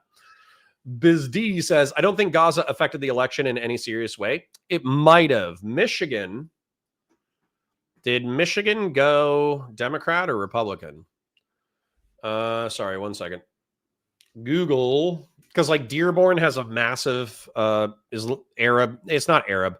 They're like Somali and shit, but it has a massive like Muslim population that's Libyan, maybe not Libyan, Lebanese and Somali. So did Michigan go for Trump in 2024? Following a schism in the state Republican Party, Michigan held 2 Republican nominating contests. That's not it. Let's just do an electoral map. Trump 2024 electoral map. Because if any of those Rust Belt, dude, look at the Rust Belt. This is it, man. Wisconsin. Okay. Where is it? Where's Michigan? Why am I blind? Michigan, bro. You lost Wisconsin and you lost Michigan? Yeah, that's bad, man. That's bad. California, Oregon, and Washington are almost assumed Democratic, so that's not going to be lost. You lost purple Florida, although it has swung red. Texas is still red, but it's swinging purple. You lost Pennsylvania, and you lost Michigan and Wisconsin. I'll agree with you that 90% of the Trump swing is economic. I agree with you that 90% of it, and 5% of it is probably extraneous, really like 5% could be like trans issues or some silly shit like that. But I do think that losing Michigan and Wisconsin is a big deal. You can say it's not a big deal. I think it's a big deal. Everything counts. LB says, now I agree. I understand the lesser of two evils. I did vote for Harris reluctantly because I understand Trumpelskin in 2025, Project 2025 is far worse. Agreed. Israel rigged the election for Trump. Jesus. Oh, man. By the way, Connor, I'm not a Democrat. That's interesting, LB. How do you identify yourself? Can I ask politically? Andrew says, no, I want to be morally pure. Yeah. Well, QC John says, I just came out of a meeting and heard Connor getting verbal harassing a woman and then getting stabbed in the ass. I really need to rewind. True. So hold on. I want to show you something at the risk of getting copyright struck again. I showed you a 30 Rock clip earlier. I'm going to show you it's an Always Sunny clip. Sunny, I want to be pure. So this is an episode where there's like a disease going around, and so everybody gets really paranoid about getting sick. And so Frank puts everyone in the bathroom to isolate them. But then he has a psychotic breakdown, and then he shaves his entire body and covers himself in like... Yo, Frank! We're not sick! Yeah, we're fine, dude. Whoa. What the hell is this? Oh, shit, I think it's hand sanitizer. Hand sanitizer? Where's it going? Frank? Why is there hand sanitizer all over the floor? What's in here? Oh! Frank? Oh, my God. What the hell did you do to yourself? I just want to be pure. Dude, we need to... So obviously we're growing, we're getting donos. Grassroots is a huge supporter of the channel, etc. We do have some other people who have thrown cash our way this week as well. Very much appreciate all the support. But I want to get advanced enough. I'm kind of like a tech boomer in a lot of ways. And we don't need like a lot of fancy things in order to have a good stream. But I do like the sound stuff. And so I want to have I just want to be pure soundbite. I want to have that for tankies. You know what I'm saying? Like, I think that would be sick if we have like a tanky in chat, just like arguing, no, you can't vote for Kamala. Kamala's evil too. And then we just like play that soundbite over and over again. I think that would be sick. I need a soundboard. LB says, Connor, Christian Valeris is being sarcastic because there's no lefty microphone in government. Hold on. I think Christian Valeris is not being sarcastic. He can correct me. There might not be any lefty microphone in government, but I think lefties do dominate social media because they're very loud and very passionate. And therefore, I think progressive liberals oftentimes parrot crazy lefty talking points because they're trying to pander to that online audience. Michigan is hard for anti-gun people to win. Good. You're showing us your butt? No. I'm a progressive or Democrat socialist like Bernie Sanders. I'm a registered independent. Okay, that makes sense. I was wondering if you're like, I'm actually a never Trump Republican. I just have some far lefty views. That would have been sick. But it's okay. We can't win them all. I like the one where he goes on the news and is like, I got my gun and I just started blasting. Yeah, we need that. Yeah. What's a tanky? Authoritarian communist.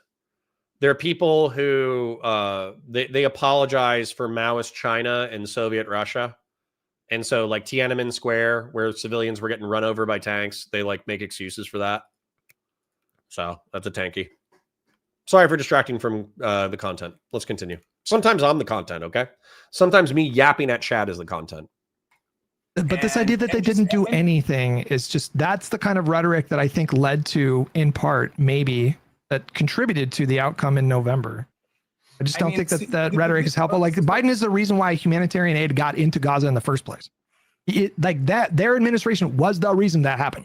Israel had no intention to allow humanitarian aid in. And the Biden Bruce says, what the fudge? I'm having a hard time giving super chats right now. Is this not a thing? It should be. I don't think we got demonetized or anything. Let me take a look. Sorry, that's kind of important because who is it? Christian Vlaris is not Christian Vlaris. Christian Vlaris is generous some of the time. But who is it? Grassroots Tetramon was able to give earlier in the stream. I just want to make sure that other people can as well. Not banned or anything. So let me take a look at it on my thing. I don't know if you're on mobile. On desktop, if you click, ooh, I see what you're saying. Chat. Is it because we watch copyrighted material? Did they demonetize the stream because we were watching copyrighted material? That's a bunch of bullshit. I see the emojis, but I also don't see the $sign that I normally see when I donate. I don't think I have the option to send them right now either. That's not good.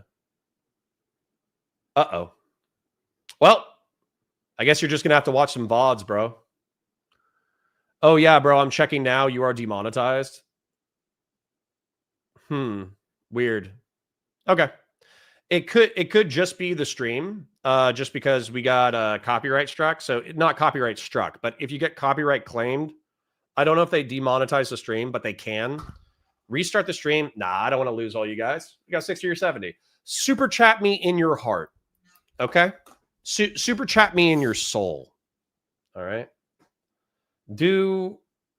I'll move on for the memes in a second, but I'm not going to restart the stream. We got 60 people, which is beautiful. That's probably the highest we've gotten on Valor Media Network specifically. We've gotten higher on Counterpoints, but we haven't gotten that high on Valor Media Network before. Excuse me. So no, I want all of you beautiful souls to stay here. So super chat me in your soul, like the stream, engage in the chat, watch the VODs, and we'll fix whatever the monetization issue is. Plug the Patreon. Good point. Patreon.com/counterpoints. I'll go ahead and do that. Let's just assume that because I watched It's Always Sunny and 30 Rock clips, that we got copyright hit for that. Patreon.com/counterpoints. If you want to become a patron, I don't really post anything there, but if you want to give me $5 or $10 a month, feel free to do that. Also, sorry, there was one other way. I'm not going to worry about it. Let's engage with the content. I love you. Thank you for asking. Administration insisted that they do that. I think that you guys hinge on this whole like this idea that leftists, people like Hassan and like a few others, kind of like it's like you talk about it as though it was like the downfall of the election. And this is like the first time that I don't think if you look even on my Twitter feed, you'll see something like this, but I've thought this since before the election results came out. I thought there was a good chance we were going to lose. And like, it's just as easy for us to say, like, you guys were the ones who fucked it up by not actually doing what, like taking the measures that needed to be taken when in this whole genocide that has been taking place. I'm not saying that I'm not like trying to throw this back at you, but I'm just saying that like that's the way that I think there's an excellent case to be made that if certain things were done differently, that absolutely should have been on Biden's part, that he, Kamala would have won it. So it's just like, I don't know. It's just like I think it's a waste of time to kind of assign blame like that, especially like when. Wait, no, I just want to clarify. Are so culpable as well. I want to clarify here. I have never entirely blamed the left on the election. In 2016, yeah, I blame them. Like that, there's just the margins were tighter, the circumstances were different. Yeah, I think the Bernie or bust, like these type of like dirtbag lefty people f***ed us. They f***ed the entire country. But the Trump's win in 2024, the margins were a bit bigger, and so you can't blame one particular thing or the other. I'm just saying it couldn't have hurt. It couldn't have hurt to have the largest left-wing streamer on Twitch take a firm stance instead of this cowardly audience-captured nonsense. He personally voted for Kamala. I don't think it was anything. He knew that if he endorsed Kamala, his own audience would have ripped him to shreds. He knew that for sure. I'm fully confident that that's the reason why he didn't do it. And to me, that's like putting. And I genuinely think that that it was more about that he felt like in his heart that was just. He voted for her. Dude, I don't understand this. There's people that I otherwise like Vadim. Vadim and I have had conversations offline. Not that many, but we had a few. We actually talked about doing, I don't want to say like a collaborative video, but we talked about how media literacy was so important that he needed to do an essay in order to sorry, I'm trying to figure out like PayPal shit so I can give you guys a link. But the excuse me, sorry for clearing my throat. But the surprise flex. That's what that reminded me of. That's another emote that I want. I'll show you a surprise flex in a moment. But Vadim, like I hate his politics, but overall I think he's like an okay human being. You know what I'm saying? And so when he's like, oh yeah, like I just think Hassan, he was just like trying to do the right thing based on his own conscience. Dude, I think Hassan is such a piece of garbage. I don't understand people that I liking Hassan. I genuinely, I hate that guy. I hate him so much. Sorry for the rant. Continuing. He too felt he voted for her. Yes. He voted for her, but at the same time, I think that he just like recognized the I don't know. You know what? I don't want to speak on his behalf. It's not my place. Let me give you another example of a way that I think Hassan is like bad for left-wing politics. So like, because one thing that I want to throw out there real quick is that you have heaped a lot of praise on Ethan's video about Hassan, and that video is filled with like a billion like bits of misinformation and so is it? Provide them. I'm pretty sure there's like one, right? There's one that's there might be two. One of the things that was incorrect in Ethan's video was that the kidnapped people from the Houthis were released, but they were released a week before the video was released. And so there's no moral point that's incorrect. And then there was also another thing where he used, I think it's Alina Sussant, like ALINA SOUSSAINT. She was a gal, I could get her name wrong, but she was the gal that was kidnapped by Hamas and she was sexually assaulted while in captivity. And he used her testimony as evidence of sexual assaults committed on October 7th. And so what was it? He didn't like that was like another inaccuracy, I guess.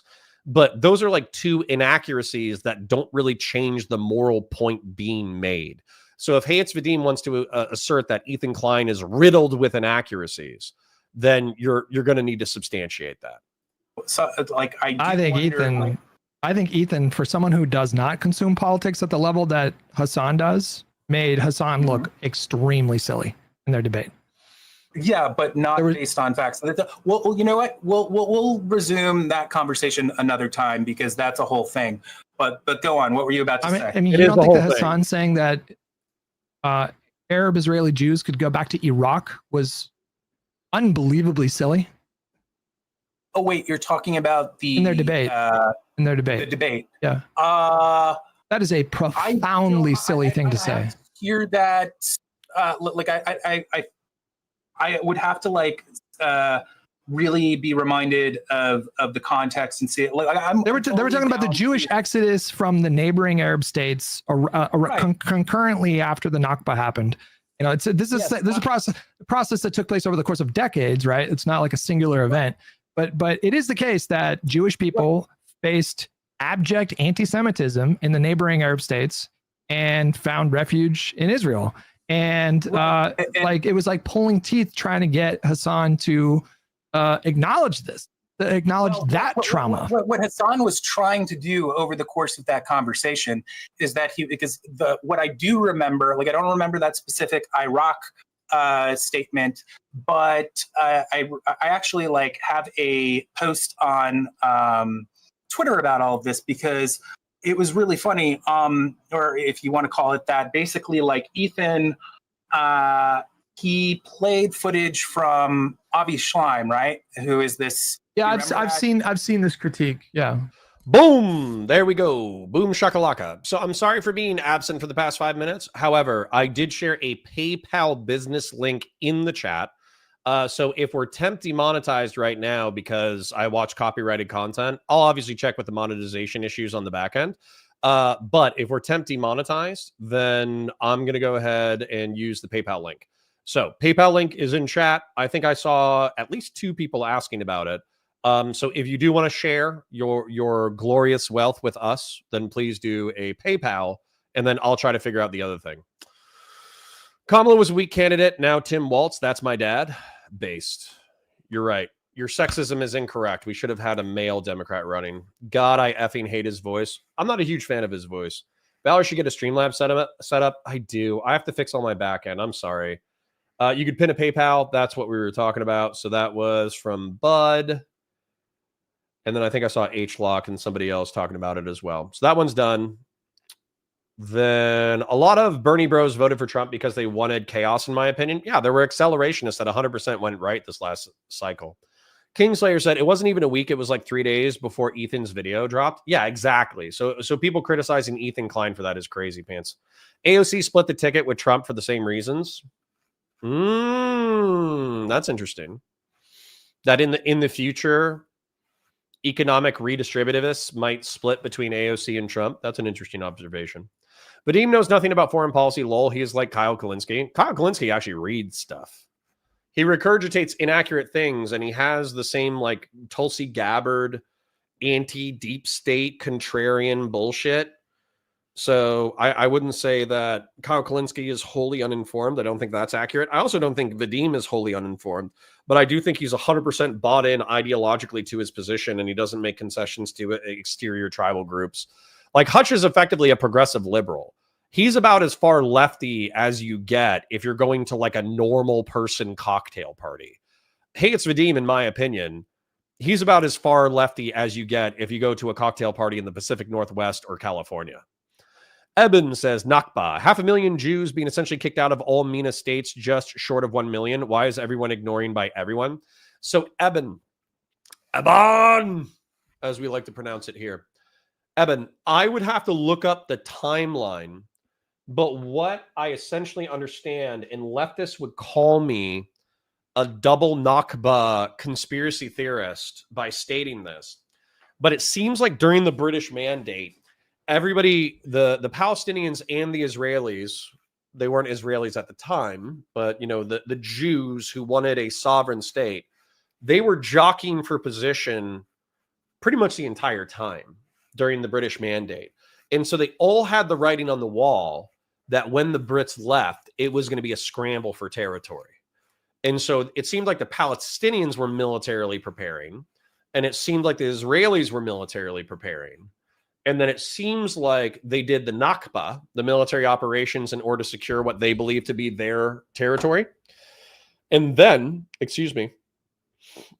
seems like the expulsions were in response. I don't know if that's chronologically accurate. So I don't know if it's a double Nakba. I don't know if it's simultaneous. I don't know the timeline. I don't know why people justified what they did when they did it.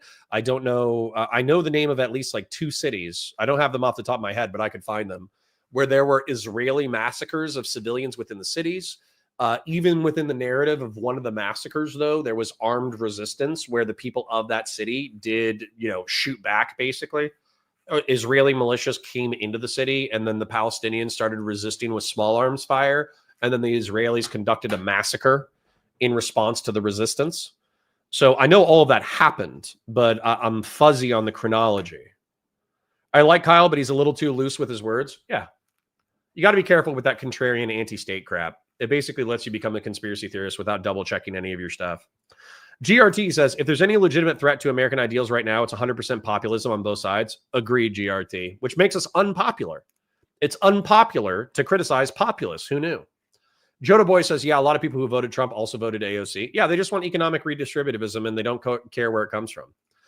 Well, QC, and by the way, I'm not like dogging economic redistributivism. I just think that populism, I did a joke yesterday about how it's effectively just promising pizza every day and promising more ice cream days and promising extending nap time when you're running for student council. That's what populism is.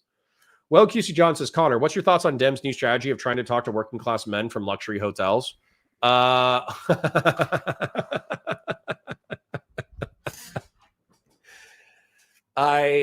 in a Signal chat for Washington, D.C., and it has a bunch of like Dem operators in it, and it has a couple of funders in it.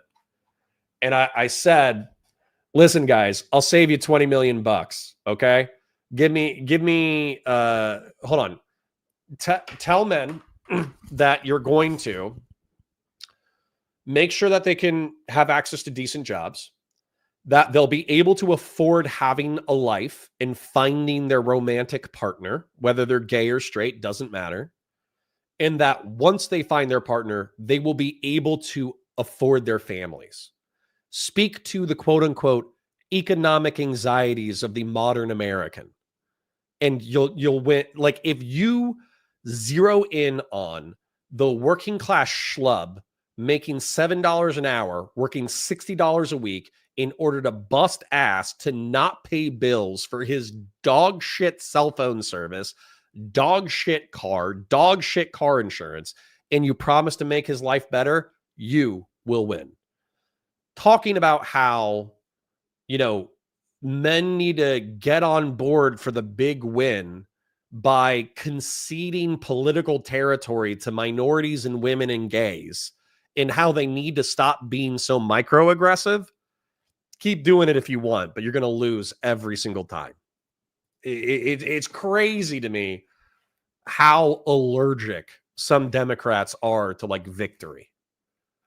Eben says, to be 100% clear, these aren't meant to be as morally loaded as everyone goes with it. India and Pakistan had movements of millions of people between each other at literally the same time in history. It's a question of whether or not it's voluntary, right? If all the Israelis went to an Israeli territory and lived in an Israeli territory, nobody would give a shit. If all of the Palestinians voluntarily moved to a predominantly Palestinian territory, nobody would give a shit. It's a fact that it's forced at the barrel of a gun.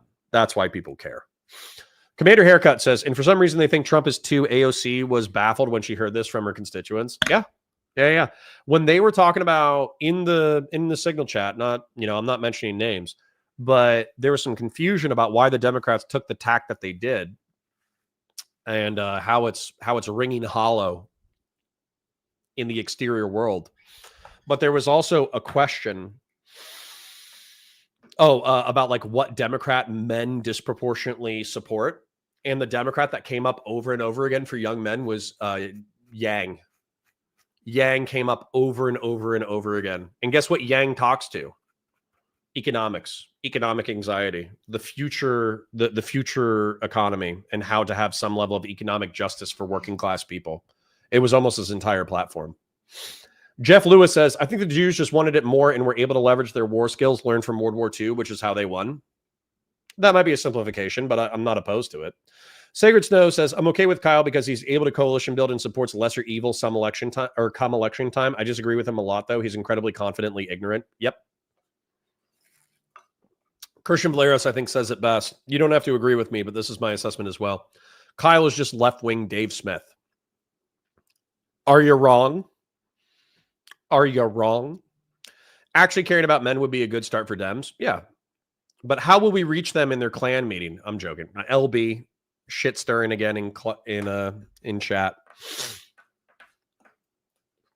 So Eben says none of this was voluntary. India and Pakistan forced it. The MENA states forced it via violence. Israel forced it via violence. The way the world was then. Sure. But that's why we care about it. And then obviously we care less about India and Pakistan because effectively, if I remember correctly, that was a result of the withdrawal of the British as well. And Muslim and Hindu India, because it wasn't considered Pakistan. Pakistan was a new country. India, Pakistan, and Bangladesh. Bangladesh and Pakistan were the new predominantly Muslim formations to the northwest and northeast of India. And then India became a majority Hindu nation. So, yeah. LB says, Democratic, Connor, you sound like you're MAGA when you use a singular word when it's plural. Yeah, my wife says that all the time. She hates me for it. You're right. You're right. All right.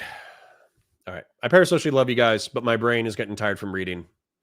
Caleb says, hey, man, are you planning on streaming this to the channel for a while? What's up? And what about Destiny's new law cuck lol? For real, just Josh, and at least I found the channel for him. Yeah. So, sorry, let me take a look real quick. So I'm live on this channel 4 days a week. I'm live on Valor Media Network. On Tuesdays, I'm live on Counterpoints. And Chris, thank you for your donation. I did get a donation from Chris. I appreciate you. You're a king. You're a king amongst men, Chris. So, hold up. Let's read this. Law cuck. So, law cuck for real. Okay. So there's this guy. I'm going to share it. Thank you, Chris. Cheers. I appreciate you. There's this guy who's called Zoomer Attorney Zoomer something, Zoomer Law. I watched his video the other day. The Zoomer Attorney. Is it the Zoomer Attorney? I literally commented on his shit the other day, and I'm subscribed to him as well. Destiny court case. I'm sorry if this seems like a weird pause, but it's actually, it's kind of, I don't want to say it's important. It's important to DGG.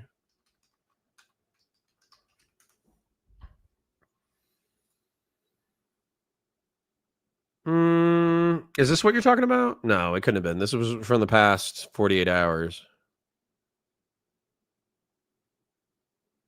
Why did I get his name wrong? Anyways, I'm sorry if I can't find it. Somebody else could probably find it. But there's a young attorney who reviewed the court transcript from yesterday.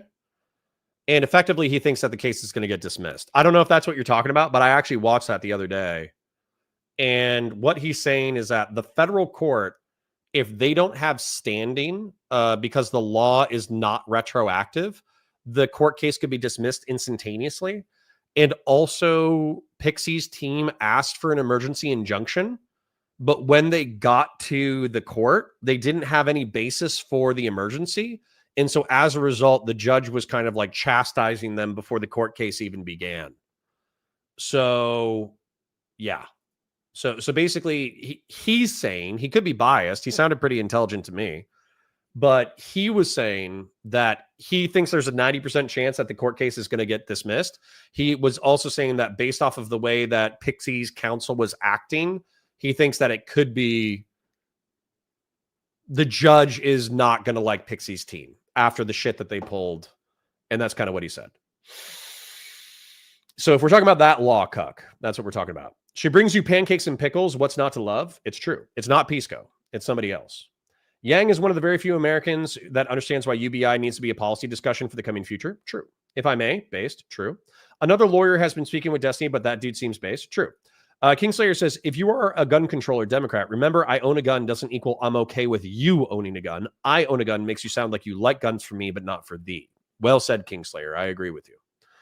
So he is Christians. Also, how are you going to complain about another lawyer when fucking Pisco exists?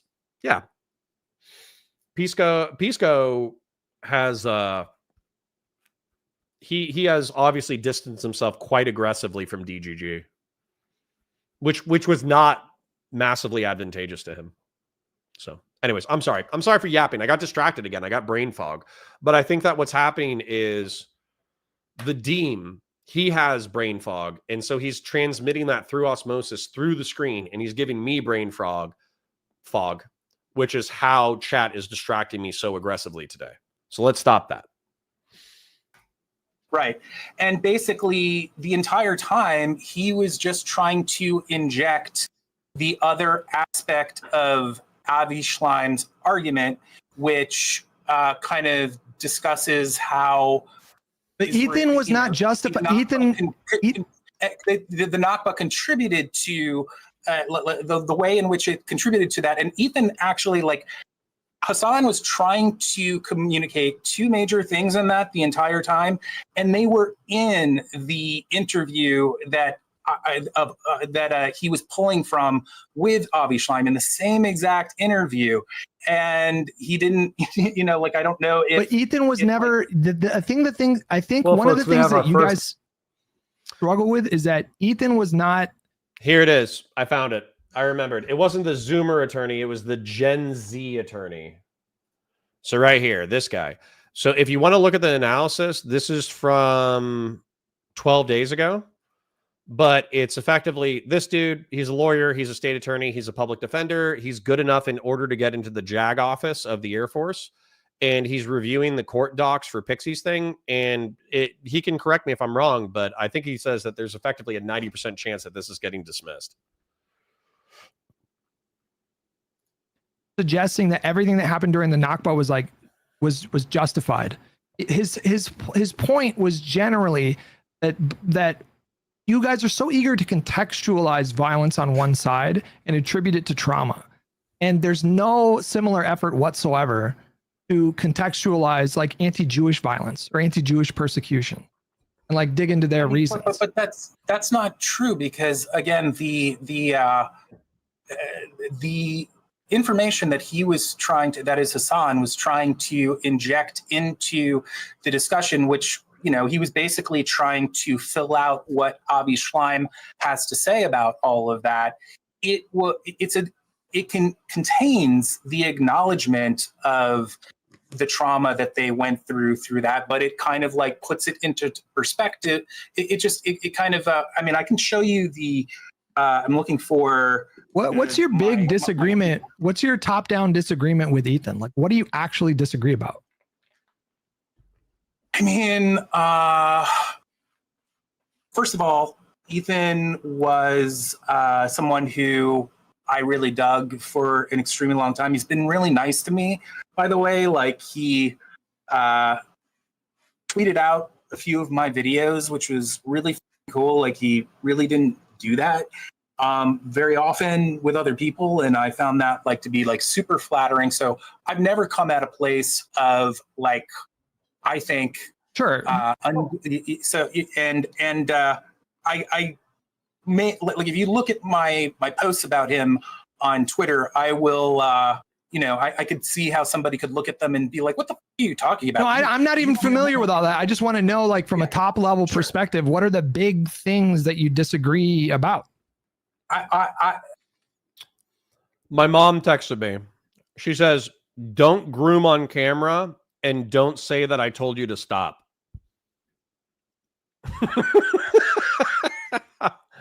No, Ma, I'm going to brush on camera. I need a silky smooth beard.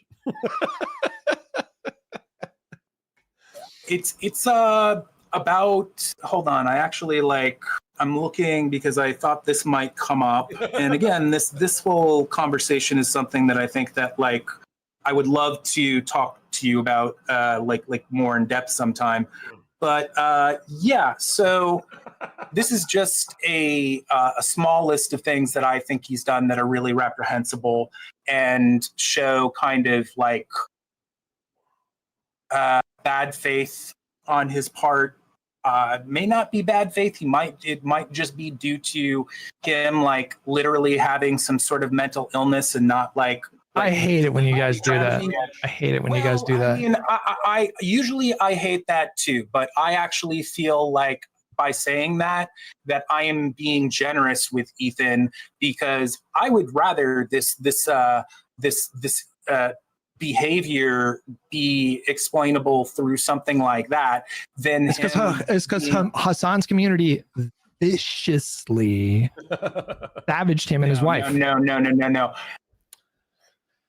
Everybody say hi to Grandma Points. I don't know if she's still watching. She texted me about 30 minutes ago, but everybody say hi to Grandma Points. Hi, Grandma Points. Hi. That's what happened. I've come to that. If I was living in a vacuum and I like just saw purely his behavior on his show, I would come to I'm positive I would come to the same decision or you know what? How this all started, right? The rift between them, like the original sin. Like it started because Second Thought. Are you familiar with him? You're familiar with him. Yes. Second Thought did a podcast. He has a podcast that he does called Deprogram. And shortly after October 7th, him and his podcast host said that there are no such thing as Israeli civilians. They're all targets. They're all valid military targets. And Ethan watched other people in the left-wing space like embrace that kind of rhetoric. And he was trying to get Hassan to condemn that kind of rhetoric. And Hassan, it was like pulling teeth. Hassan was doing the thing that you're kind of doing, where it's like, well, no, you kind of have to understand, like, this is the reason, and you get into these like historical context, but he wasn't making any space for the fact that like a Jewish man who is a Israeli citizen might be kind of alarmed when they see it, and like a pretty big left-wing creator, basically suggests that Ethan is a valid military target. So hold on. This is the crux of the issue. I'm so happy that Hutch is just like laser focused in on this. Obviously, we're already like 2 hours into the debate, so kind of I can't cry over spilt milk, I guess.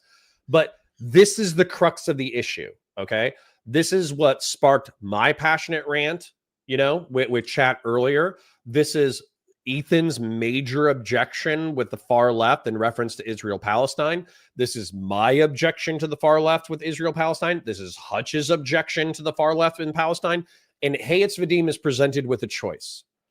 He can actually come out and just say, I think that there are plenty of passionate lefties who are trying to rationalize why armed resistance is justified, but I do think murdering civilians, regardless of context, is bad. I think the intentional murder of civilians is bad. He could just say that. He could just own that. The other option is he could sweep and he could obfuscate. And don't think we don't notice, right? When center-right people and centrist people and center-left people are calling out far lefties in order to say, hey, say it. Say murdering civilians is bad. Say murdering civilians is bad. Say murdering civilians is bad. It's not because we're trying to struggle session you into agreeing with us. It's we're trying to make sure that you're not like total degenerate, evil psychopaths. And plenty of people will just keep sweeping past it over and over and over again. And ultimately, the only conclusion that we can infer, Gen X, I hope you heard me use infer properly. The ultimate conclusion that we can infer is that you think that killing civilians intentionally is valid. You think that it's justified resistance. You think that you can look a man, woman, or child in the face and you can just be like, you're on the wrong team, bop. That's it. So if we're wrong, if we're presuming things that aren't true, feel free to justify us. No, it's not the same coin. LB, this is what we don't agree on. I think that there is a moral difference between collateral damage, minimizing. Oh, hold on. We had it earlier. It was the 3 points on the spectrum of violence. Trying to avoid civilian casualties. That is a moral attempt. Then there's trying to minimize collateral damage. That is a moral attempt. Then there is just wantonly targeting civilians. That is an immoral, it's not even amoral. It's an immoral act. And so you are conflating 3 issues on the spectrum of violence and you're saying it's all the same. And I'm not going to go on another 10-minute rant. I think you're fundamentally incorrect to conflate these 3 things. And if you conflate these 3 things, and if you go with the by any means necessary moral edict, do not be surprised when the quote unquote oppressive power structures, when they say, fuck it. You want to go medieval? You want to go scorched earth? You want to pretend civilians are valid military targets? We can do that too, bitch. Don't be surprised. I wasn't calling you the B word. I'm saying like, don't be surprised when the state says that, right? So that's what I'm saying. It's like lefties, I don't know, man. They're playing with fire. They're playing with fire, and they don't realize how much worse war can be. Christian Blair says, second thought reviews supercars, which is more annoying than him being a tanky terror supporter. Yeah, how does that work, by the way? How does that work, by the way? This is how hollow leftism is in the United States. This guy advocates for like socialist revolution in tanky LARPing bullshit. And instead of taking his incredible wealth that he's generated and starting like food banks, he just reviews supercars. Rich people want fascism 4 days ago, 230,000 views. And then here's him reviewing $250,000 cars. I don't know. What's his supercar channel? This guy would piss me off to no end. Is this it? Is it redriven? Is that his? But dude, if I saw a socialist advocating for violent revolution in the United States, and then I see him driving a Maserati, I'm gonna shit blood. Sorry, Ma. Sorry for cussing and saying something gross, but I can't deal with that level of cognitive dissonance. I think I would freak out. Yeah, sorry. That's too far from me. Like, I can call out Hassan spending millions of dollars on his house and a Porsche and a $10,000 dog and going to Coachella and all that kind of stuff. I can still wrap my head around that. Being a socialist revolutionary who drives Maseratis and Lamborghinis for fun, it's so alarming to me that I think it threatens to give me a stroke. Oh, the D program is the best place to get history if you want to pretend Russia and China never did anything wrong. I think I would rather eat glass.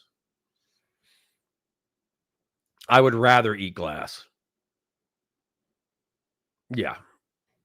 All right. Anyways, LB, I'm not going to let you trigger me. Maybe I will. Hold on. Don't those Abrahamic books condone all this stuff? Does that mean it's good, LB? Do you think it's good for people to live Old Testament style? I thought we had evolved. I thought we had evolved morally. All right. Okay. All right. I'm going to have a stroke if I keep reading. Yeah, he was. That's how it started. By a lot of things, and that's a completely natural, understandable reaction. Okay. But, but there are so many. like I can't speak to that specifically. GRT, I hate your comments so much because there's people on Twitter who unironically say this. Oh my God. Because and I'd be totally, like I mentioned that this would be a good thing to talk about another time. I would totally talk about that specifically when we do. I was saying that's what started this whole thing. That's what started this whole thing. Because I would have to look at it more closely to really speak at it about it definitively. But do you want me to give you more? Oh, sure. Yeah. What is he said that you say is reprehensible? If you look, first of all, he's launched a lot of campaigns against people who support killing civilians, Vadim. Is that how you're going to finish that sentence? Are you going to say Frogan? But both Arab and not Palestine. Well, maybe some Palestinian. You attack them because they're Arab. Muslim, yeah, I think he is extremely racist. Hang on. Frogan said leftists foam and preach at the mouth at the thought of revolution, but when it happens... Ethan is extremely racist for calling out Apologia for murdering civilians. Amazing take, Vadim. Amazing. Happens in the Middle East, people they clutch their pearls. That's a pretty... that kind of reaction to 1,200 Israeli Jewish people murdered, not even just Israeli Jewish people, for her to say, guys, this is just revolution. She tweeted. They weren't even murdered at that point. That I'm not co-signing it, but she tweeted that literally minutes after it. She woke up right when it was happening. This is way before. No, people knew that. No. Hold on. It had already been widely reported that it was civilians that were being targeted. And not just that, dude. She tweeted that in the context. This is the other thing that drives me crazy. Okay, these guys are just murderous sacks of garbage. Okay, This isn't in the context of Israel killing 65,000 people. This isn't in the context of 200,000 people dying. This is happening within the context of like the in general encroachment of Israeli over like Israel, the West Bank and Gaza over time. And we actually, on October 7th, in the morning, we're watching videos of that poor Philippine like foreign worker getting his head cut off with a garden implement. And we were watching them like parading around Shawnee Luke's body, holding up her dreadlocks like she was a hunting trophy while her corpse was in the back of a light pickup truck. We were looking at like, you know, videos of Hamas from CCTV cameras walking into gas stations and shooting people hiding in the refrigerator. We were watching civilians cowering inside their homes and inside bunkers, and Hamas militants taking hand grenades and rolling them towards families. Like, we were watching this live. This wasn't gunfights with the IDF. This wasn't gunfights with armed IDF soldiers. This was Hamas militants gleefully murdering civilians and posting it to Twitter. The fact that we have to bend fingers in order to get people to condemn these actions is, I'm just going to use a swear word, sorry, Mom, fucking insane. It's fucking insane that they're acting like they have the rational position. No, it turns out murder is bad. Okay? Murder is bad. LB, don't trigger me. Like the kibbutz team were being targeted. It was not. This was like literally within like the first 30 minutes. There was not any according to like what she said, and also I've looked at the timestamps, and they all, you know, it fits.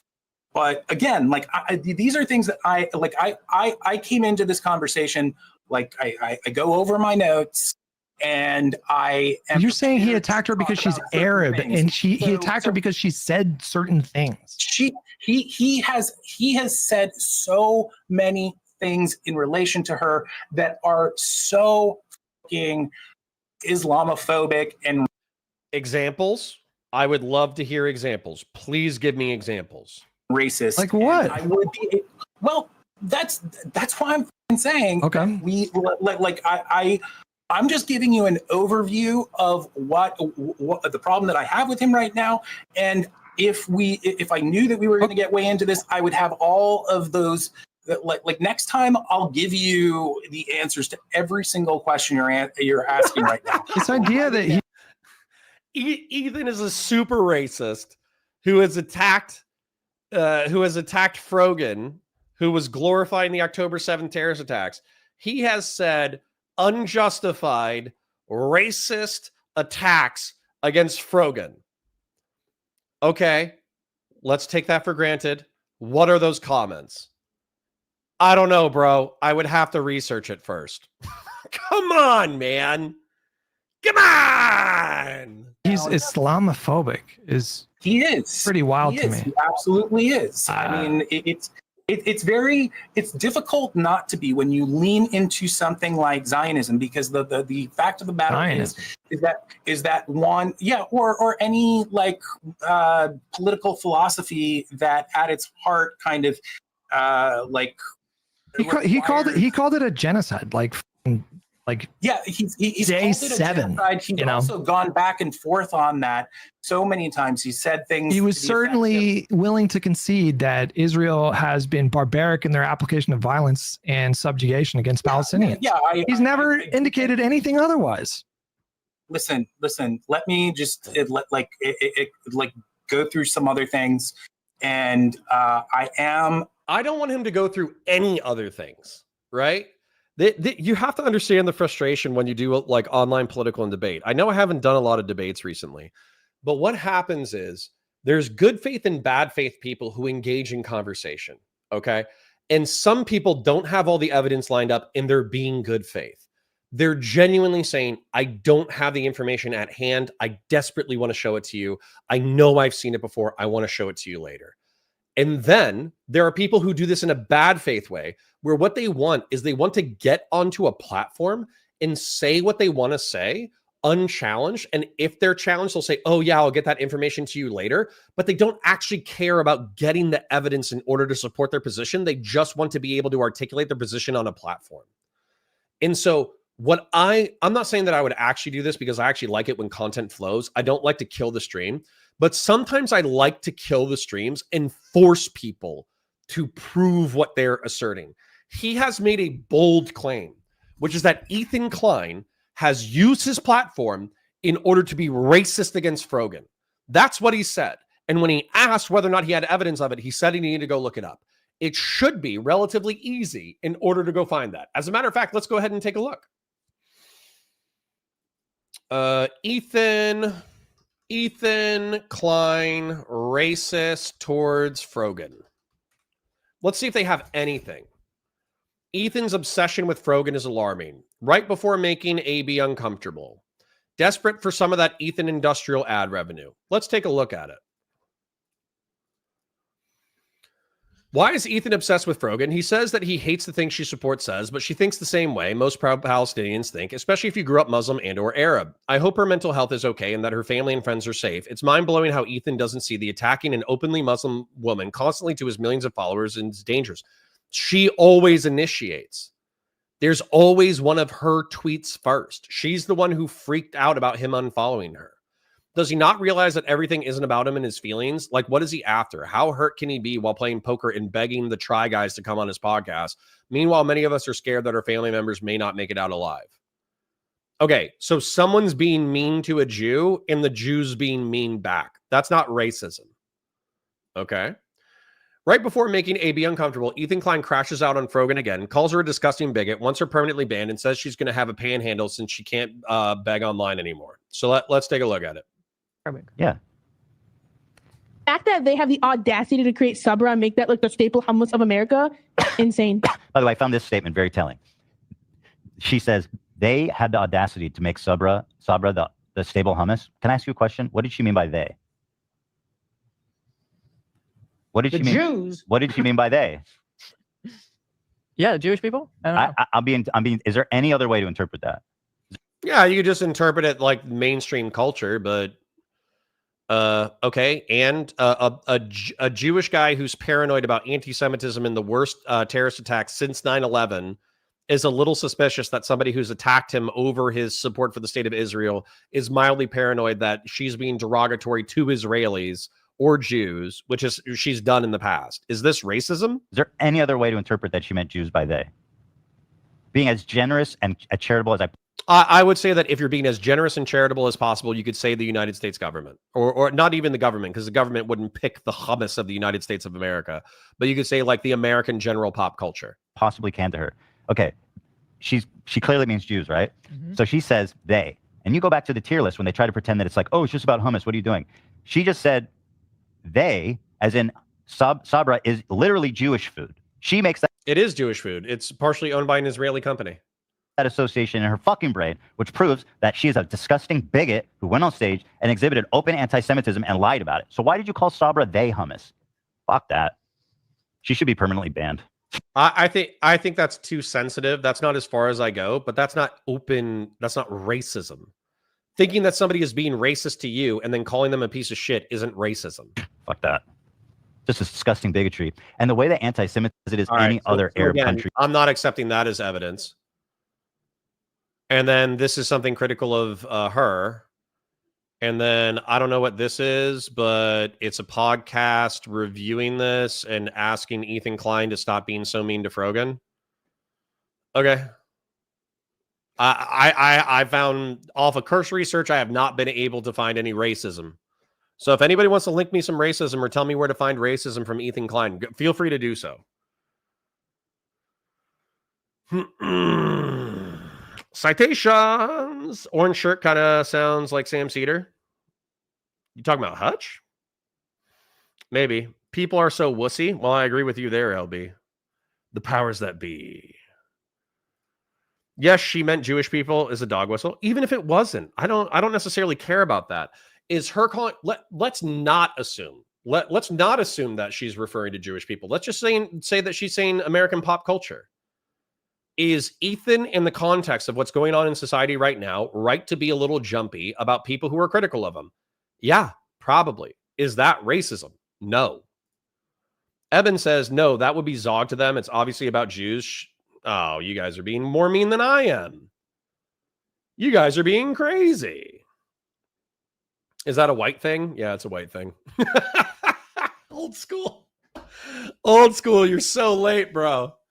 You're so late, bro. Yeah, Sabra is an Israeli company. It's like, according to people who like hummus, it's a very mid hummus. And yeah, so it's funny.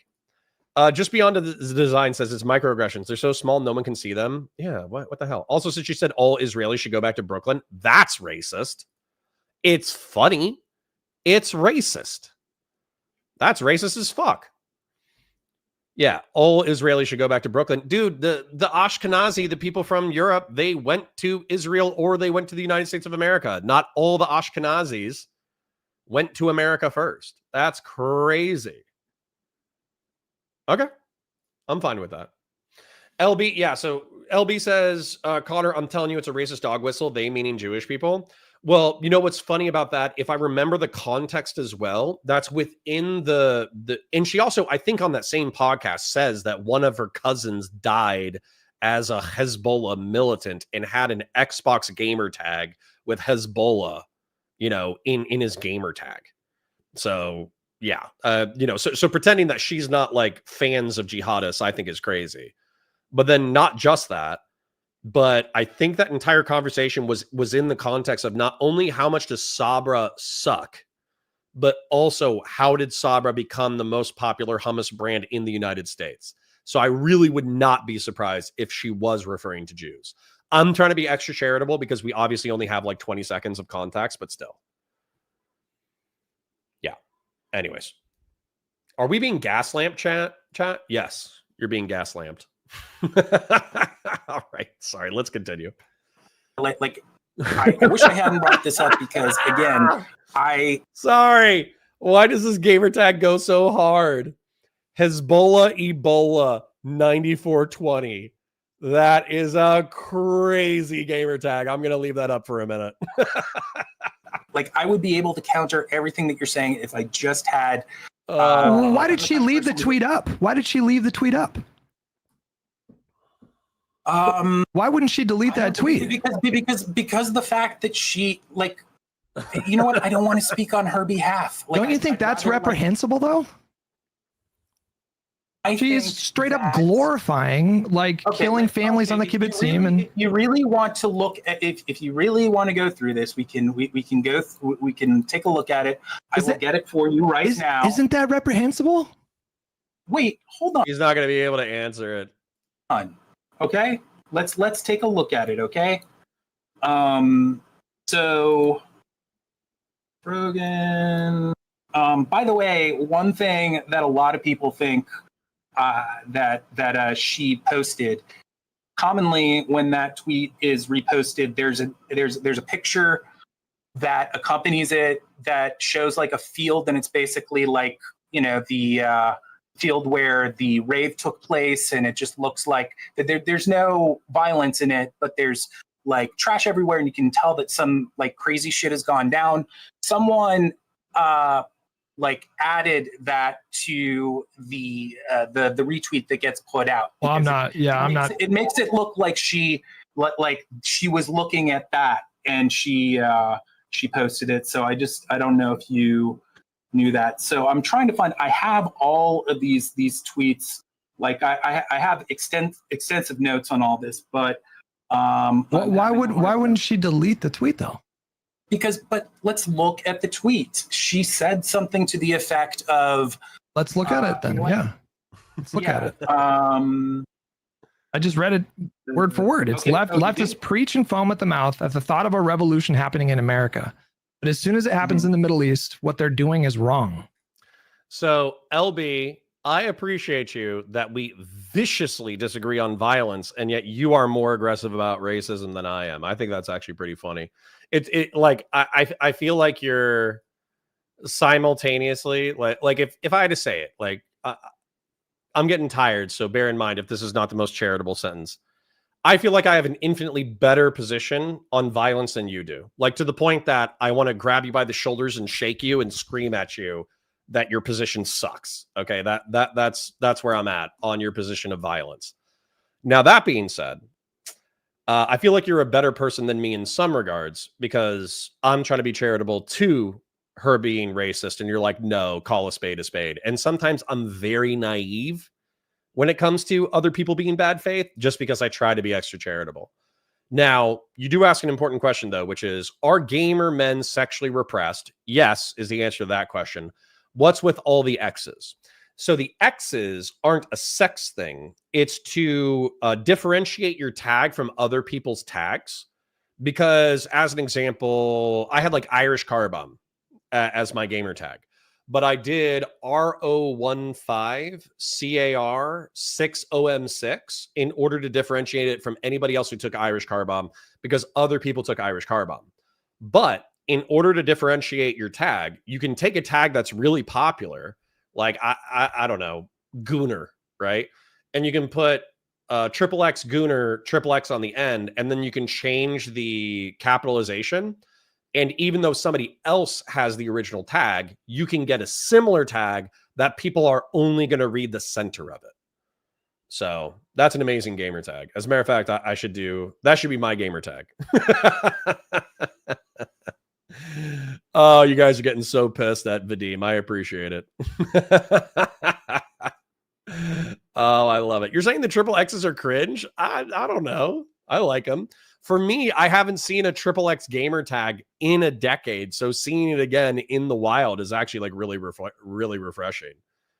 AAA and Triple B wouldn't work. Well, but then people might actually try to read it. They might try to read it as like or Gooner. Like, they'll try to read it. Whereas if you put the X's at the beginning and the end, then they're not going to read it. All right, you guys are crazy. You guys are crazy. You're having too much fun. So am I, though. So am I. So she is obviously saying, this is what revolution looks like, and this is good. That is what she's saying, right? Would you agree with that? Well, yes, but she said that before.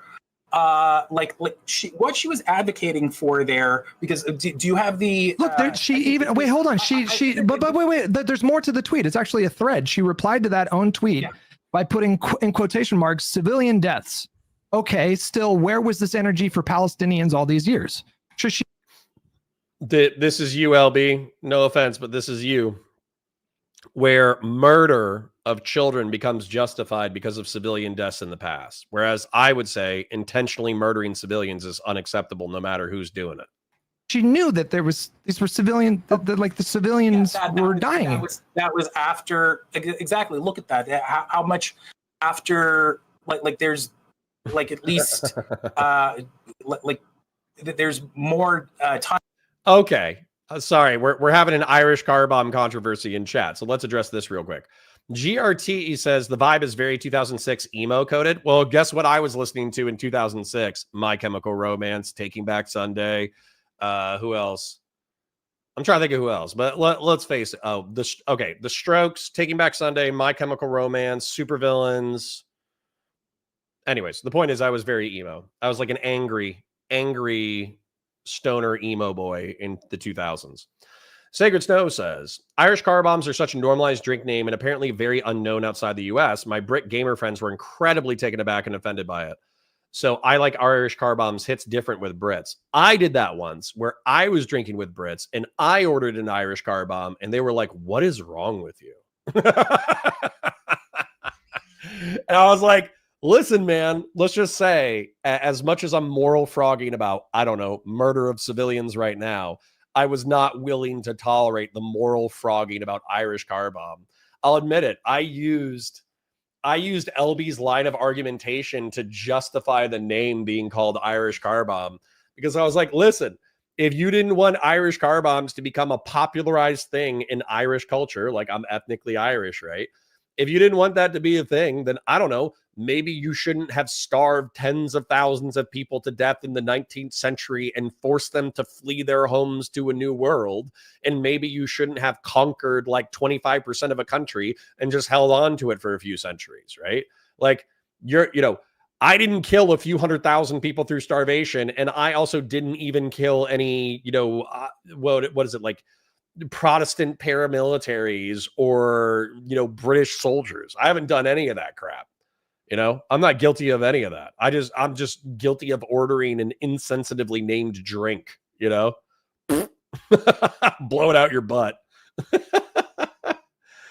Christian Blair says Vadim is sleep deprived. Dude, this guy has like night terrors like all the time. I swear to God, he just needs Jesus.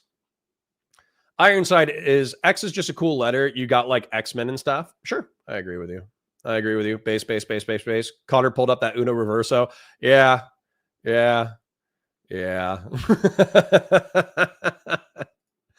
All right. It sucks. You caught me in hypocrisy. I'm telling LB to be more sensitive about terrorism, and then I end up just getting like totally annihilated in my own argument because I'm like, yeah, Irish terrorism is funny though.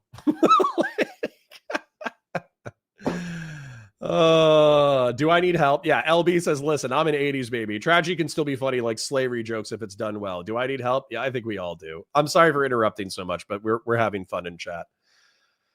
Oh, okay. Sorry, let's continue. Stop it, Connor. Stop it. Time that passed after that. He posted that one at 12:39 p.m. Wait, hold on. There's another one that is more clarifying, where she says something to the effect of, like, a statement that is very close to what that World War II, that Holocaust survivor said about the actions, like basically. And look, man, I feel like this is unfair because this is again something that I would. No, but you were insinuating that Ethan was attacking her because she was Arab and Muslim. Come on, man! My mom's watching the stream. What are you doing?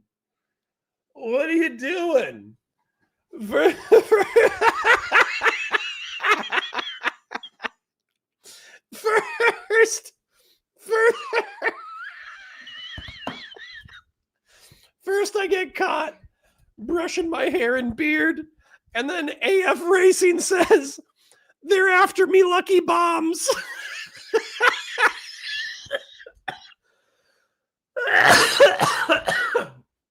Oh my God. I'm turning that into a t-shirt. Oh my God. I'm snipping this for my artist. I'm crying. You made me cry.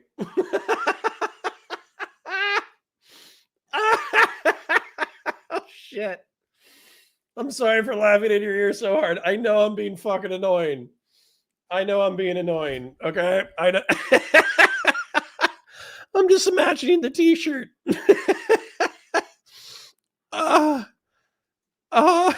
going to get sued so fast. Oh, God. Oh, my God. I'm crying. I have tears coming out of my eyes. Oh. Oh, God.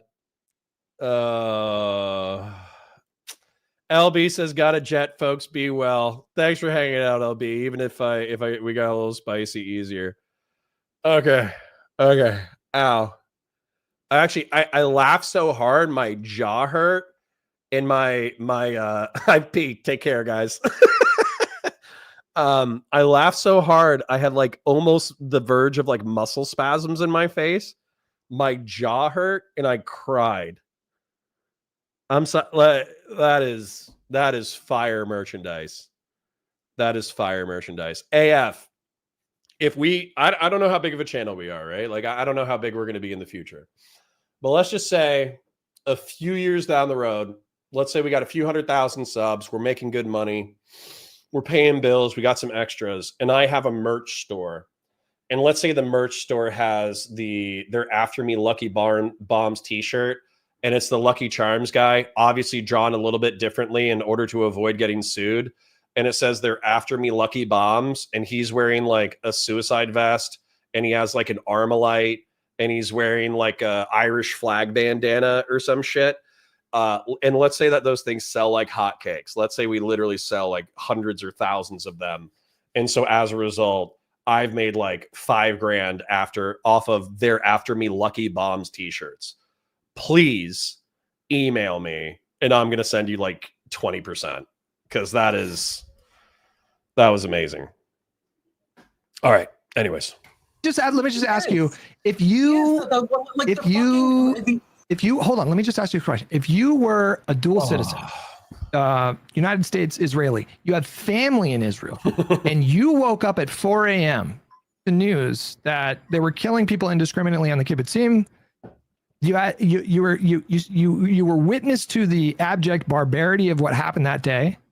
And then you saw someone post that exact same tweet that Frogan said.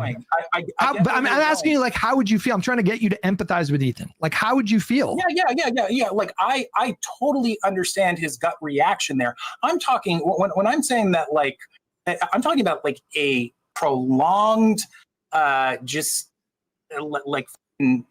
he has targeted her in such a vicious way. Have you seen her post about him? After she has clarified things in a way that I think is very acceptable. Have you seen her post about him? She has been viciously attacked. And not just that, dude. You can only think this way if you buy into power dynamics. It's actually crazy that her behavior has nothing to do with the way that Ethan is reacting. And then not just that, because I almost guarantee you he's about to go into like a power analysis of like, well, he has 1 million subs and she only has 200 live viewers and she's not that big of a creator. Like, I almost guarantee you that's where this is going. But excuse me. Let me think about this for a second. Number one, I reject that because I'm like a liberal. What's good for the goose is good for the gander, right? So if you come crazy at me, I'm going to come crazy at you. I don't care if you're an eggshell on Twitter with like 5 followers or 0 followers and you're following 5 people. You say some crazy shit to me, you're either getting blocked or I'm going to dunk on you, one or the other, right? So that right there. And then also her quote unquote acceptable clarification. Is it similar to her acceptable clarification when Frogan, she said that she thinks that everyone who participated in the war on terror for the United States deserves PTSD. And then in her clarification, this was her clarification. This was a part of her apology, by the way. She was like, well, if they're contrite about participating in the war on terror, I hope you don't get PTSD. But realistically, if you're unapologetic about what happened in the war on terror, I do hope you get PTSD because the United States military has done all sorts of bad stuff overseas. That was her apology. That was her clarification. That's not an apology. That's not even a clarification. You just said, yeah, I believe what I said. I'm just adding an extra layer of context that makes it more acceptable to leftists.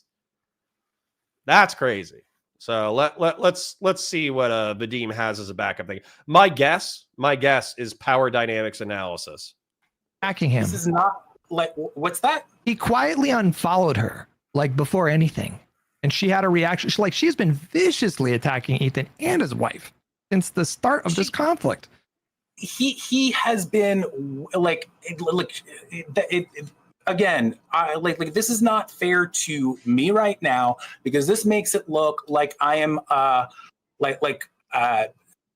defending things that I don't, because I don't sign off onto the way that you're putting this, but I can't kind of counter because I don't. I'm just repeating what she said word for word. I mean, has to kind of have I promise you that if you allow me to move on, we can resume the conversation about Frogan, and there's not a single thing that I will have a problem with you bringing up to me that you brought up here. Okay, But you guys call. Dang, he didn't even bother trying with power analysis to he didn't even bother with power analysis, which I'm surprised by, to be honest. He was just like, hey, can we not talk about it and let's move on? Dang. Ethan crazy, and you say he's just like lost his marbles, and his reactions are so intense. And I don't think you're considering. I don't think you're considering what he was looking at when he opened up like Twitter and social media, and he was getting cartoons of Hila, Palestinian kids. Like that would affect you. You would be pissed. You would have an extreme reaction. Anybody would in that spot. You gotta listen to me. You gotta listen to me. I told you that I gave him. I'm listening. So like around the time, I wasn't aware of everything that he had done and said, but we used to kind of exchange messages and whatnot. I have a message. Kingslayer summarizes it. And I saw this over here. It's like, how dare you make me defend my point? Kingslayer basically says, did Vadim really just say it's unfair? You're making me defend my position? Kind of, yeah. In my assessment, yeah. Where around that time, I was actually applauding him for how he was reacting to everything. And the fact of the matter is that there were things that I saw him do that I thought were really cringe is probably an understatement, but that were just shitty. But I did realize kind of like everything, the emotional weight of having like a your family tied to Israel and so many things. And then another thing that I'll say is that like personally in my own personal life, I had someone who is actually like kind of famous as well, who was publicly freaking out, just like saying, in my opinion, I mean, this is someone who is one of my best friends over the course of my entire life. We're no longer best friends, but he was my best friend for like 15, 20 years. And closer to 20. But my point is that he was really freaking out publicly, kind of like just saying things that like I saw a side of him that I had never seen before. And I don't think it existed before. Basically, like he was not like very like hardcore Israel back when we were very good friends. But seeing is he Jewish? Yes, he is. And I don't want to say who he is because this is not because I am unwilling to talk about it, but this is actually a subject that I want to discuss in a video. And I mean, do you understand why a lot of Jewish people saw the reaction to October 7th and thought to themselves, what the Yes, and my point is that when especially with my other friend as a like reference point, and he was really, I think you'd agree, he was doing some shitty things. In comparison, I thought like, wow, Ethan, like even though that there are these things that he's doing right now that I think are counterproductive and in some ways like sort of shitty, I think overall for calling attention to lefty creators that are saying this unhinged shit about October 7th, I think you would do the same thing. You would do the exact same thing. Do the same thing, but I'm not. Look.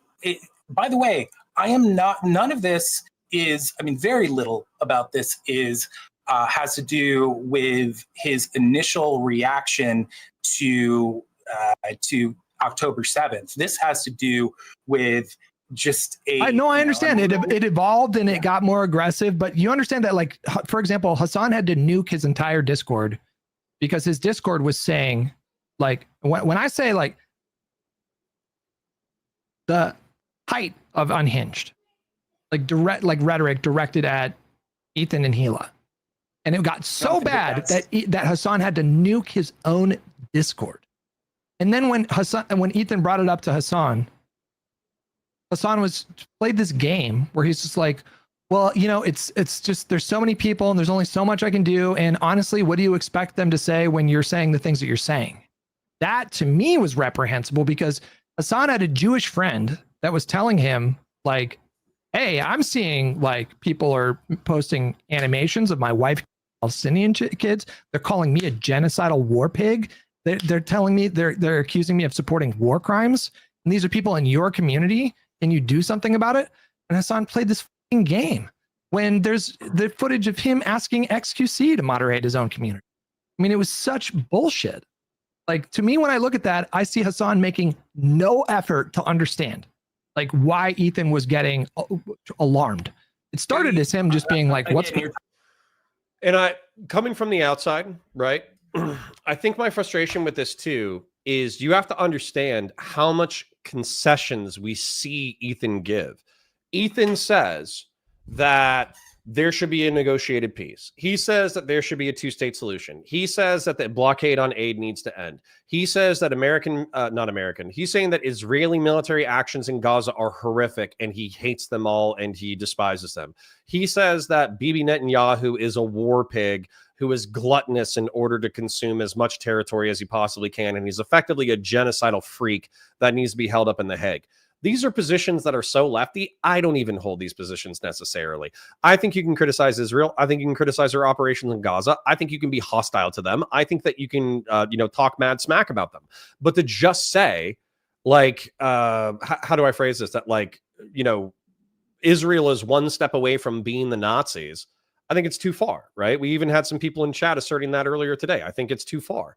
And so to have the one bit of difference, this is the one bit of difference that I can tell policy-wise between Ethan's position and Hassan's position. Ethan thinks the state of Israel should continue to exist, and Hassan Piker doesn't. And Hassan Piker thinks there should be a one-state Palestinian democratic state, and that Jews who live in the region, they should either just live in that state or they should leave. That's what he thinks. He thinks that all the Sephardic Jews should go back to Middle Eastern and North African countries. All the Ashkenazi should go back to Europe, or they should go to the United States. And whatever Jews want to stay in Palestine should stay in Palestine, but they should defer to Palestinian rule. That's what he thinks. But because of that difference between Ethan and Hassan, Ethan has been characterized as a genocidally monstrous freak who sweeps for all of Israel's excesses. That's what, like, and to me, this is like, I'm further right than that. I'm more supportive of Israel than Ethan Klein is. I'm probably, a tepid Zionist is the way that I've phrased it. Like, I support Israel to exist, and I support it to continue its existence.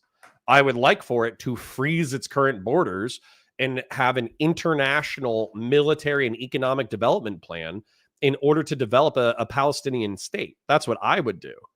So the fact that, we're not breaking bread on that kind of points to you the gulf between these things. So treating Ethan like a monster and then pretending that it's okay to treat him like a monster, in my opinion, is freakish behavior.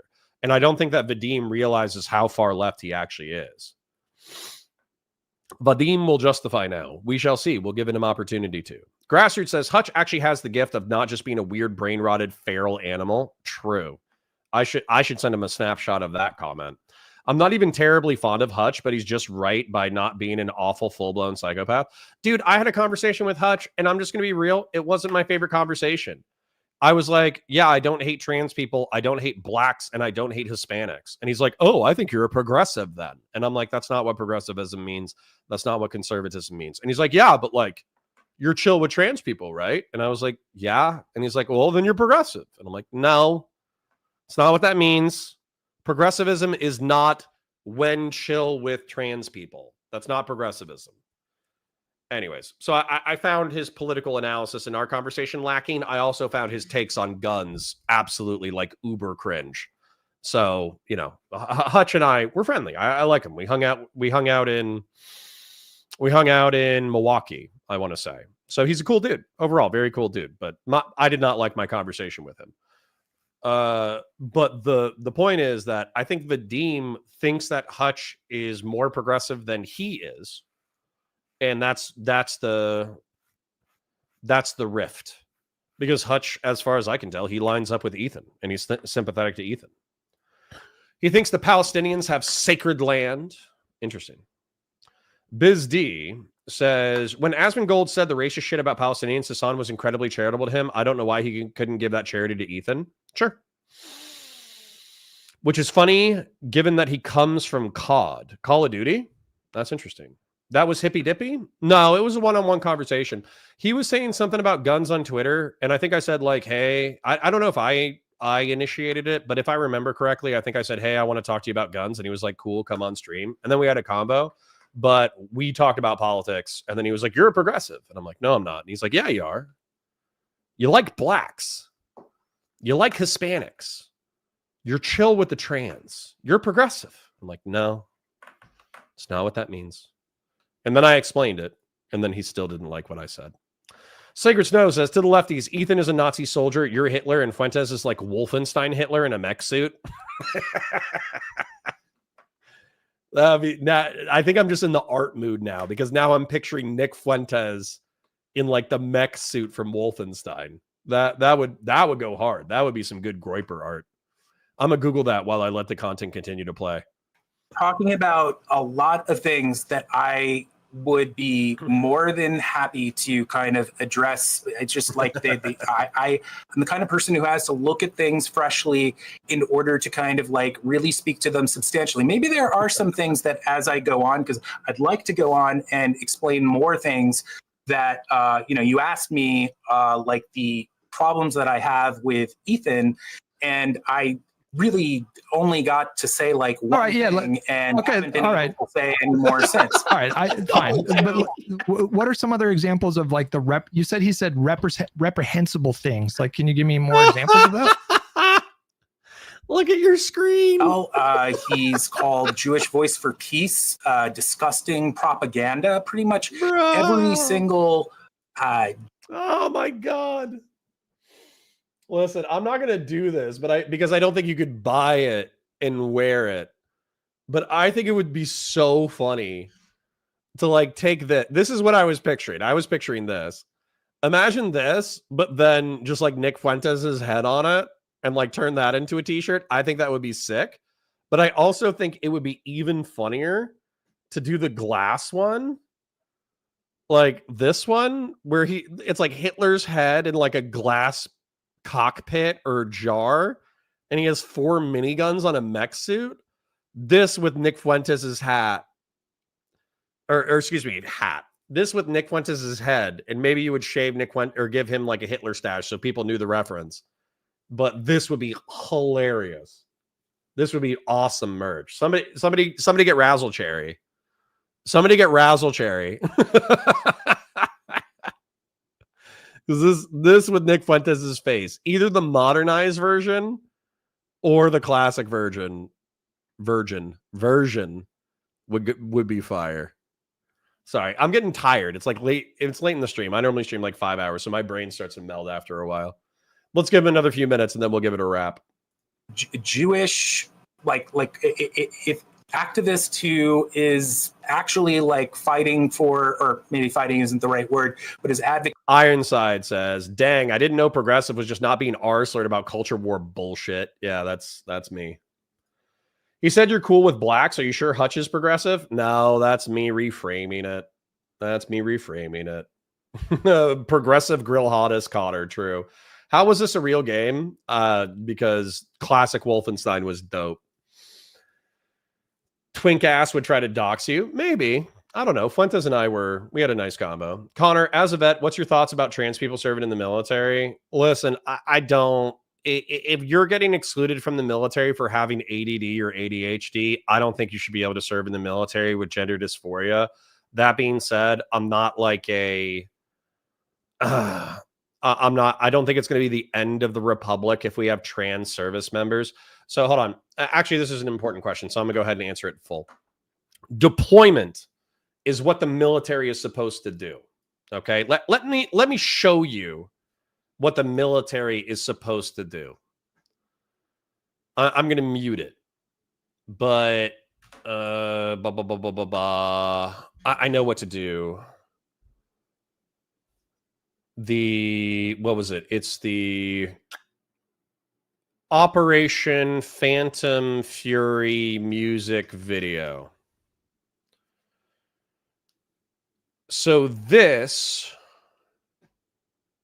is probably the movie that I'm looking for, but I'm going to click on this one as well, and I'm going to mute it so we don't get copyright struck. But this is what the military is supposed to do. Okay, actually, this is probably the one that we're supposed to do. You're supposed to carry heavy shit into combat zones and fight and kill people. This is what you're supposed to do. All right, let's take a look at it. Heartbeat, putting on equipment. This is one of my favorite videos. The quality sucks because it's 2000s, but still. So you're supposed to throw on a flak. You're supposed to put on heavy gear. You're supposed to carry a weapon, carry it in an inhospitable place, have bad guys shoot at you, and you're supposed to shoot back. This is what a military operation is. So I'm just going to pause it real quick. Because it's distracting me. If you have to stop this, in order to take your pills or your hormones or whatever, then you're a drag, right? So if you have to be like, hold on, guys, I have to do my hormone shot. No, we don't have time for that, okay? These men are pooping into diapers in order to continue military operations. Believe that or not, all right? Believe that or not, the United States military, particularly the special forces, they carry diapers on deployment.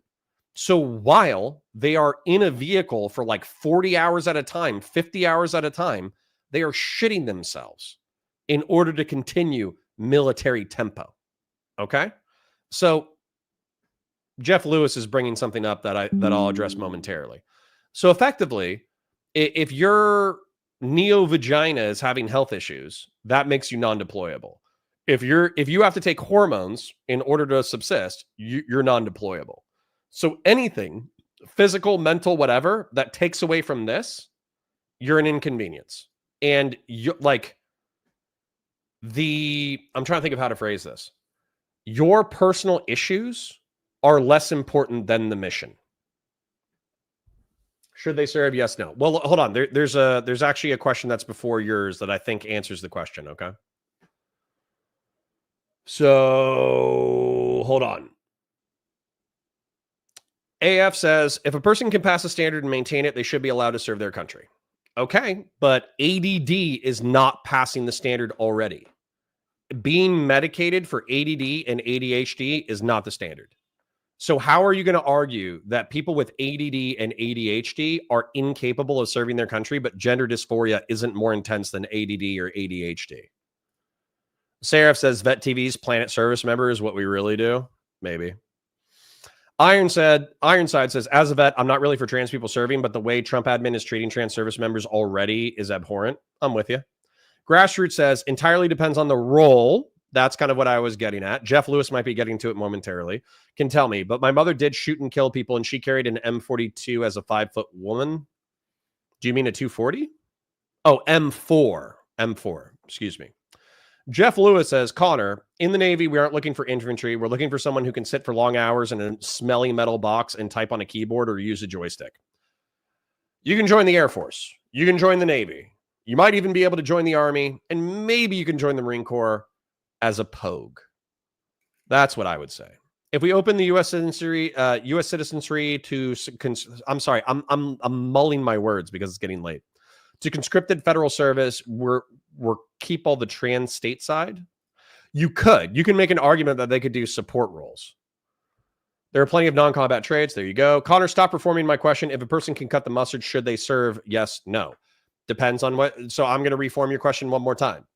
If ADD or ADHD are sufficient to get you barred from the military, is gender dysphoria not more inconvenient than ADD or ADHD? I know how to solve ADD. It's a drill instructor punching you in the face. That's how you solve ADD. So actually, if anything, ADD should be in service because it'll help them. Jeff Bezos taking notes right now. Diapers, you say? Yes. They were special forces pooping themselves during the invasion so they could keep the vehicles rolling. There are hard women in the military. They are combat support specialists, absolute badasses. There you go. That may be true now. My mom and dad were both active duty Desert Storm. Is it true that the LAV-25 is manually loaded by tiny people? That's true. Irrelevant, Connor? No, it's perfectly relevant. Which is hilarious that they give combat guys and pilots Adderall. Exactly. In the future, the trans will control the drones. There you go. Wherever you can hack it, you should be allowed to serve your country. Okay. Roll on the floor laughing. Based. AF says, my point stands. The standards are different for different MOSs, and a trans person is less likely to pass a combat standard, but they can do so many other things like any other goober. Hey, Connor, you're not a doctor. Yes, I am. To be fair, I thought I knew some dudes who got ADHD waivers. Granted, they were drone operators. Dude, there's felony waivers. There's age waivers. So if you want to make trans If you want to get a gender dysphoria waiver, go for it. I don't give a shit. But anyways, point is, I'm a centrist. I'm all about compromising, okay? If you guys want to compromise that there can and should be trans pogues, persons other than grunt, sure.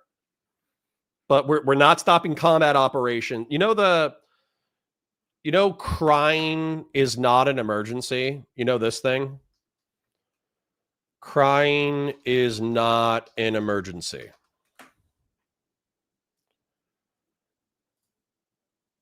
Here we go. This ride only stops in an emergency. Crying is not an emergency. This is the United States military. Okay? This is the United States military. So this ride only stops in an emergency. Taking your hormones is not an emergency. Okay? I am a doctor. I'm not a doctor, but I'm just going to say I am. I just didn't say I had ADHD and MEPS didn't ask. Of course. Just lie. I don't have gender dysphoria. Whoops. Lol. I'm already in. Now I have gender dysphoria. Lol. Whoops. Where the fuck is that at Disney World? I don't know. It's an old meme. But anyways, let's give actually screw them. We hit 5 hours. Screw these guys. So the point is, we got through a healthy chunk of the content, but obviously there's other things. If you want to check this out, it's on Hutch's channel. 840K subs. Good for him. Now, his views are low because I think he transitioned to politics after having a successful Call of Duty career. But, you know, good for him for 840K subs.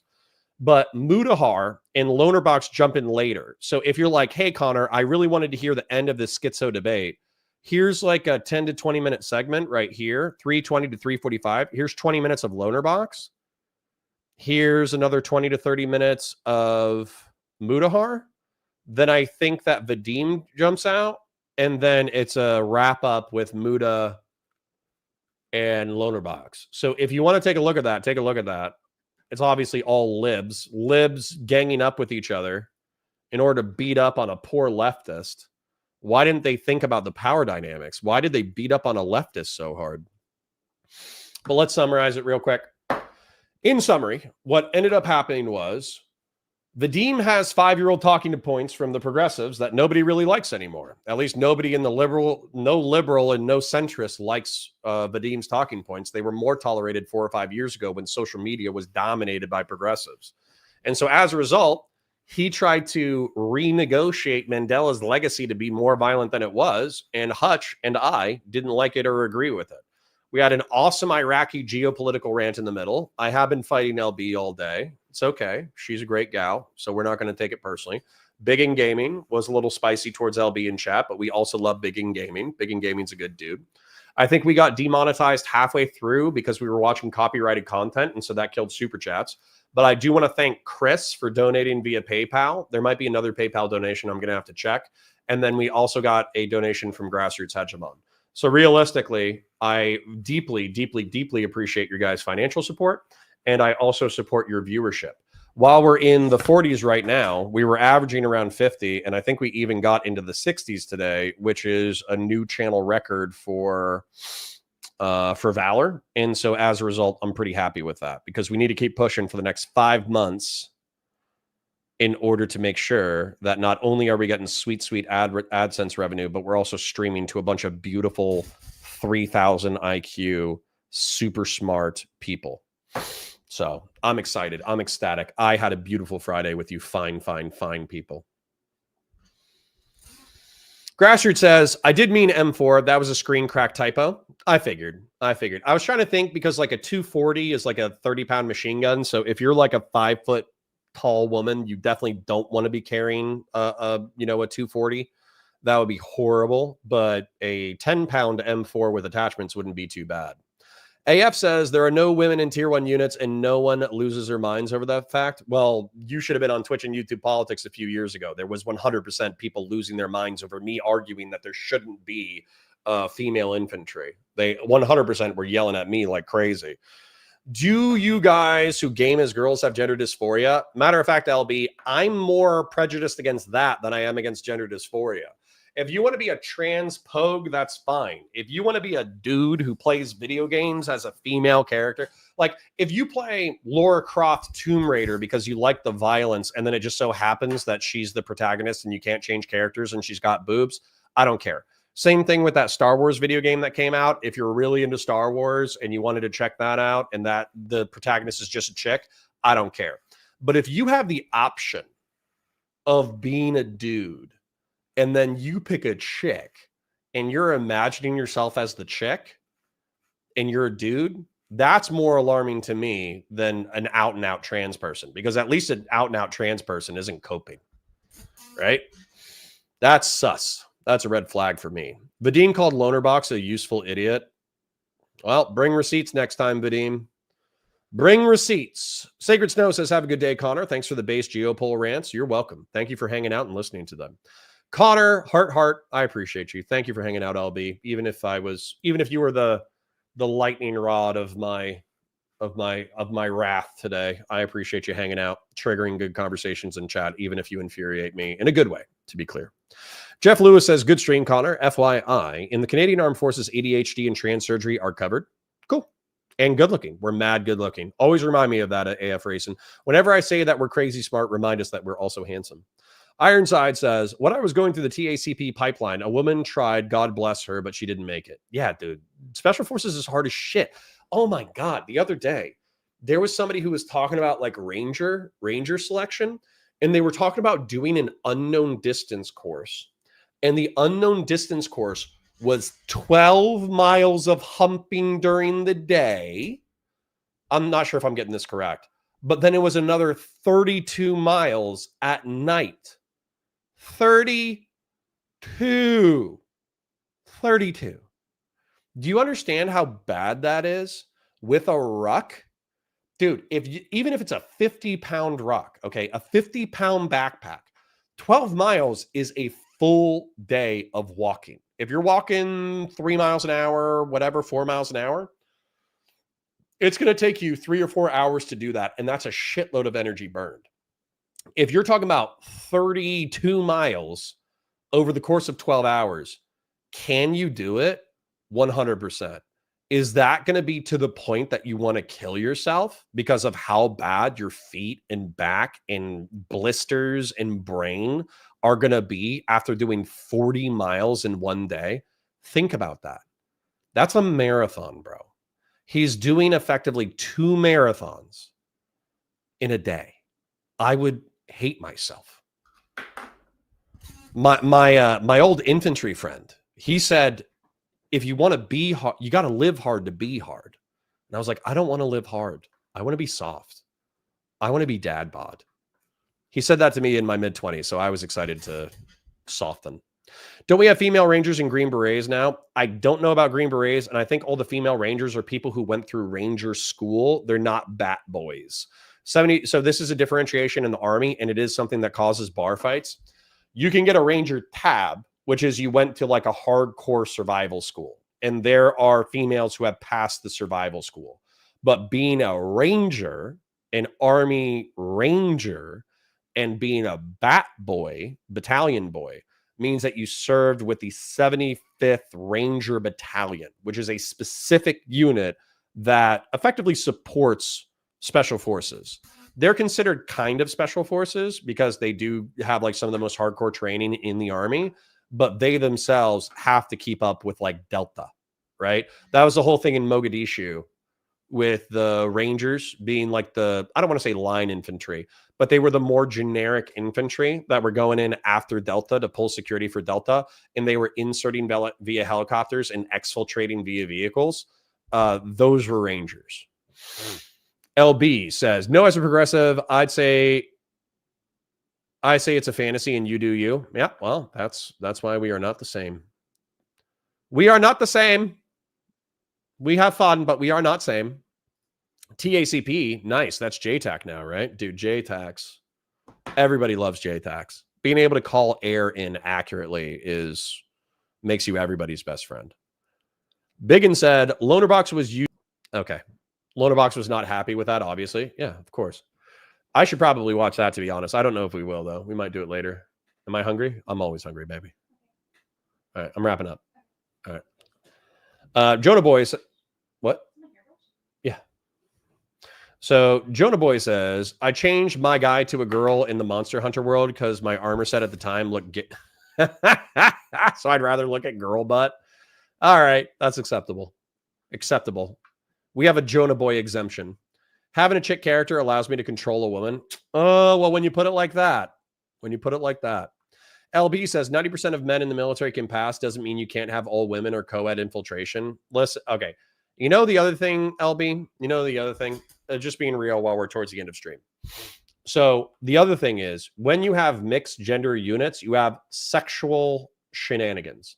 Because when you have 20 dudes in one chick, that chick gets insane amounts of male attention. And so as a result, we had a chick in, I'm just going to tell you all the nastiest stories. Mom, if you're still listening to this, please click out of the video. It's going to be horrifying. So when I was in boot camp, when I was in combat training, actually, no, it wasn't even combat training. It was the schoolhouse. So in combat training, we were too busy for any sexual shenanigans to go on. So I think there was like minimal sexual shenanigans. Somebody might have gotten a handy, but that's it. I'm going to use sanitized terms as much as I can. In the schoolhouse, which was the first time that we had any downtime whatsoever, and it was a place that was mixed gender, we had a girl that I liked who started hooking up with like one or two dudes. She was cool. Dana Bushini. She was a good person. Then there was a girl that I also liked. Her name was Chambers. She cheated on her boyfriend who was back home. She hooked up with the dude. And when I asked her, why the hell did you do that? She was like, well, you know, it's been a couple of months, so I got to get my rocks off. I was like, holy shit, you're a bad person. Then there was another chick and her name was Nichols. She was horrible. She hooked up with probably like 13 guys like during the thing, and it caused problems. It caused like fist fights and shit. Then Nichols was also caught in the break room giving handies to two guys at once. That was horrifying. She was caught doing that. Then when I got to the unit, I'm just going to say people's names because fuck it. There were several chicks who were very unattractive, but had several men fighting over them at all times. Then there was a gal named White Cotton who was probably above average attractiveness, but at the same time, like, you know, she looked like she was going to get bigger when she got older. She hooked up with guys in the grossest ways possible. And what I mean by that is like no cleanliness, no showers, no nothing. And she would hook up with multiple dudes in one night. And some of those dudes knew about each other and some of those dudes didn't know about each other. And it was fucking gross, dude. It was gross. So when you guys are kind of like, oh, and then she ended up getting pregnant by one guy, but then the other guy ended up taking care of the baby, then found out that it wasn't his baby and then freaked out. And then because, no offense, White Cotton, if she ever saw this somehow, while she was pregnant, she was like smoking cigarettes and shit because she was trash, you know, white trash. It's crazy. Seeing like a 7-month pregnant woman smoking a Newport. Absolutely fucking crazy. Like I think I might have said something. I at minimum gave her a dirty look. I don't know if I said anything, but I was like, what the fuck are you doing? Right. And so when you're saying like, well, mixed gender units, they can be just as effective as single gender units. It's not true. Right. In the single gender units, I'm just going to tell you because I was parts of single gender units and multi-gender units. In the single gender units, we weren't trying to have sex with each other. We weren't banging each other. We weren't getting jealous. We weren't doing shit. We were deploying, we were focusing on the mission, we were doing our jobs, and we were biding our time until we got home, and we were focused on the mission and focused on lethality. When we had mixed gender units, the dudes got distracted. They got focused on sex. They started beefing with each other. They started getting into fucking fights. People got pregnant. People got, raped, all sorts of crazy shit. So y'all can act like civilians can act like, oh, mixed gender, no big deal. Just be more disciplined. You're not there. You don't see what happens between mixed gender units and between single gender units. It's actually a big difference. Sorry for ranting, but I think I just unleashed some of my military trauma onto chat. Well, QC John says 12 miles used to have 3-hour time limit. Don't know if it's still the standard now. Yeah. Because effectively you're running the entire time. So 12 miler used to have a 3-hour time limit. So it's not running, but I did see a Ranger show me like the Ranger trot. It was like a YouTube short. So you're not fully running, right? You're not pumping your arms. But what you're doing is you're kind of like speed walking almost. And there's kind of like a skip to it as well. And so the whole point of it is to like maximize your walk speed to the point that instead of doing 3 miles an hour, you're doing like 5 miles an hour, right? And so it is possible to hit a cadence where you can do 12 miles in 3 hours, right? And I think, well, QC, I think that's what it was. If I remember correctly, the description is it was a daytime 12 miler that they had to knock out. So that probably did have a 3 hour limit. But then it was like a night land nav that was like 32 miles. But obviously they had like, I don't know, 16 hours to do it or something. So, yeah. Grassroots says, I still hiked the Appalachian Trail. And the first time that my bag was 65 pounds, I knew immediately I'd messed up. Ounces become pounds. AF says, you got to live hard to be hard. And you got to be hard to... You guys are crazy. Christian Blair says 75th Ranger Regiment reconfigured more than any other unit during the GWAT. True. I meant can't, but I also said all women. I get it. They're sloids. Yep. LB. Very rude. Very true. I can't verify this really, but my mom was a really good medic because she could get to folks fast and she was small. So she would square herself up behind the wounded and get them really well. Good. Connor, lots of dudes cheat on their girls too. Maybe you need more women. Also, Connor, mind your business. No, I will not mind my business. When the unit is getting jacked up by people getting pregnant and getting into fistfights and all that kind of stuff, that affects mission readiness. I'm going to have an opinion on it. Sounds like some stories I heard about female Air Force security services. If socks are up, she's down to buck it, but it was NG stories. So listen, I heard all sorts of crazy shit. Like, there was a dude who would walk through base housing and the wives that wanted to hang out with him would leave the lights on and he would just go from house to house to house. I never saw that shit. I think sometimes the degenerates make up crazy sex stories in order to make it sound crazier than it is. But then the truth is that there's some sex degenerate shit that it's worse than some of the stories they tell. So it's a combination. I would always be skeptical of the crazy sex stories that people tell about the military, particularly if it sounds like really fanciful or insane. But there are absolutely degenerate freaks that do crazy shit. Why are Marines so horny? They're 18 to 22-year-olds. They're 18 to 22-year-olds who think that they might die. That's why. And you can't train that sexual element out of human beings. People are going to eat, sleep, and fudge. Yep, it's true. And you made gay jokes to get through it like a man. Exactly. Oh, Connor, they just didn't invite you to the orgy. Well, the orgy was gross, and there was a lot of ugly people in it. So I'm actually kind of happy that I didn't get invited. Expert infantry badge, expert soldier badge. I think that a 2-hour, 12-mile standard. Interesting. Watch the marathon runner, Australian farmer guy who gets sped walk for 24 hours straight. That's cool. The main advice I would give, particularly women in the military, is never date civilians. Male dependents always cheat. I mean, I think that's just true. When the Army squad is a polycule, mind your business. Walking in on a chick going skiing will change a man. This is the truest thing ever said. I understand sex terms that I should never have understood. Going skiing or the eagle. You want to know what the eagle is? It's going skiing, but there's also a front and back element to it. You think I'm not traumatized? You think I'm not traumatized by that? I was a good man. I didn't need that kind of shit. Sounds like Diddy should have just joined the army. He might have gotten the degeneracy out of his system. So anyways, all right. I've horrified you guys enough. What happened for the past 20 minutes is inexcusable. I effectively took my trauma out on chat. So my apologies. My apologies, chat. But if we're going to have a good time and talk about Geopolitical and have fun and joke and all that kind of stuff, then, you know, sometimes I'm going to take my trauma out on you. So I'm sorry. All right. Quick shout out. Like the stream if you haven't liked it already. It's free, helps chat, lets other people come in, find the VODs, etc., etc. Engage with chat. We actually have dozens of legitimately hilarious fucking people who are smart as shit and have excellent taste in content. And they're hanging out in my chat and they're having a good time. So if you want to catch us live, do so. And you can engage with all these crazy characters that I have in my chat. Then, if you want to support the channel, but you don't have extraneous money, you're paying bills and just surviving, then please consider watching the VODs and liking the VODs, particularly if you miss a stream.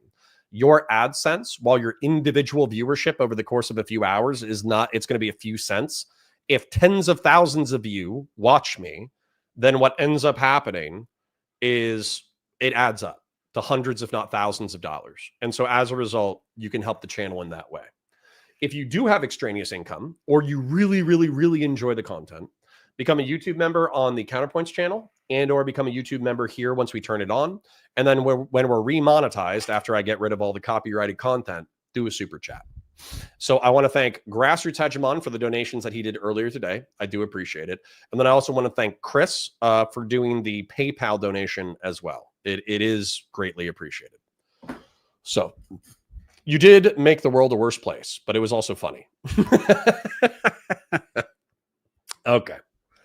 Ironside says, Diddy being the Black Epstein was my biggest surprise of 2024. Indeed. All right. 5 hours and 20 minutes. It's time for me to hang out with the family and go do post-recorded crap. I parasocially love you. I'm going to shout some of you guys out just because you were so funny in chat today. Grassroots, thank you for hanging out. Sacred Snow, always good to see you. Ironside, good to see you. There's Sacred Snow again. Jonah Boy, thank you for showing up. Christian Vlaris, I saw earlier.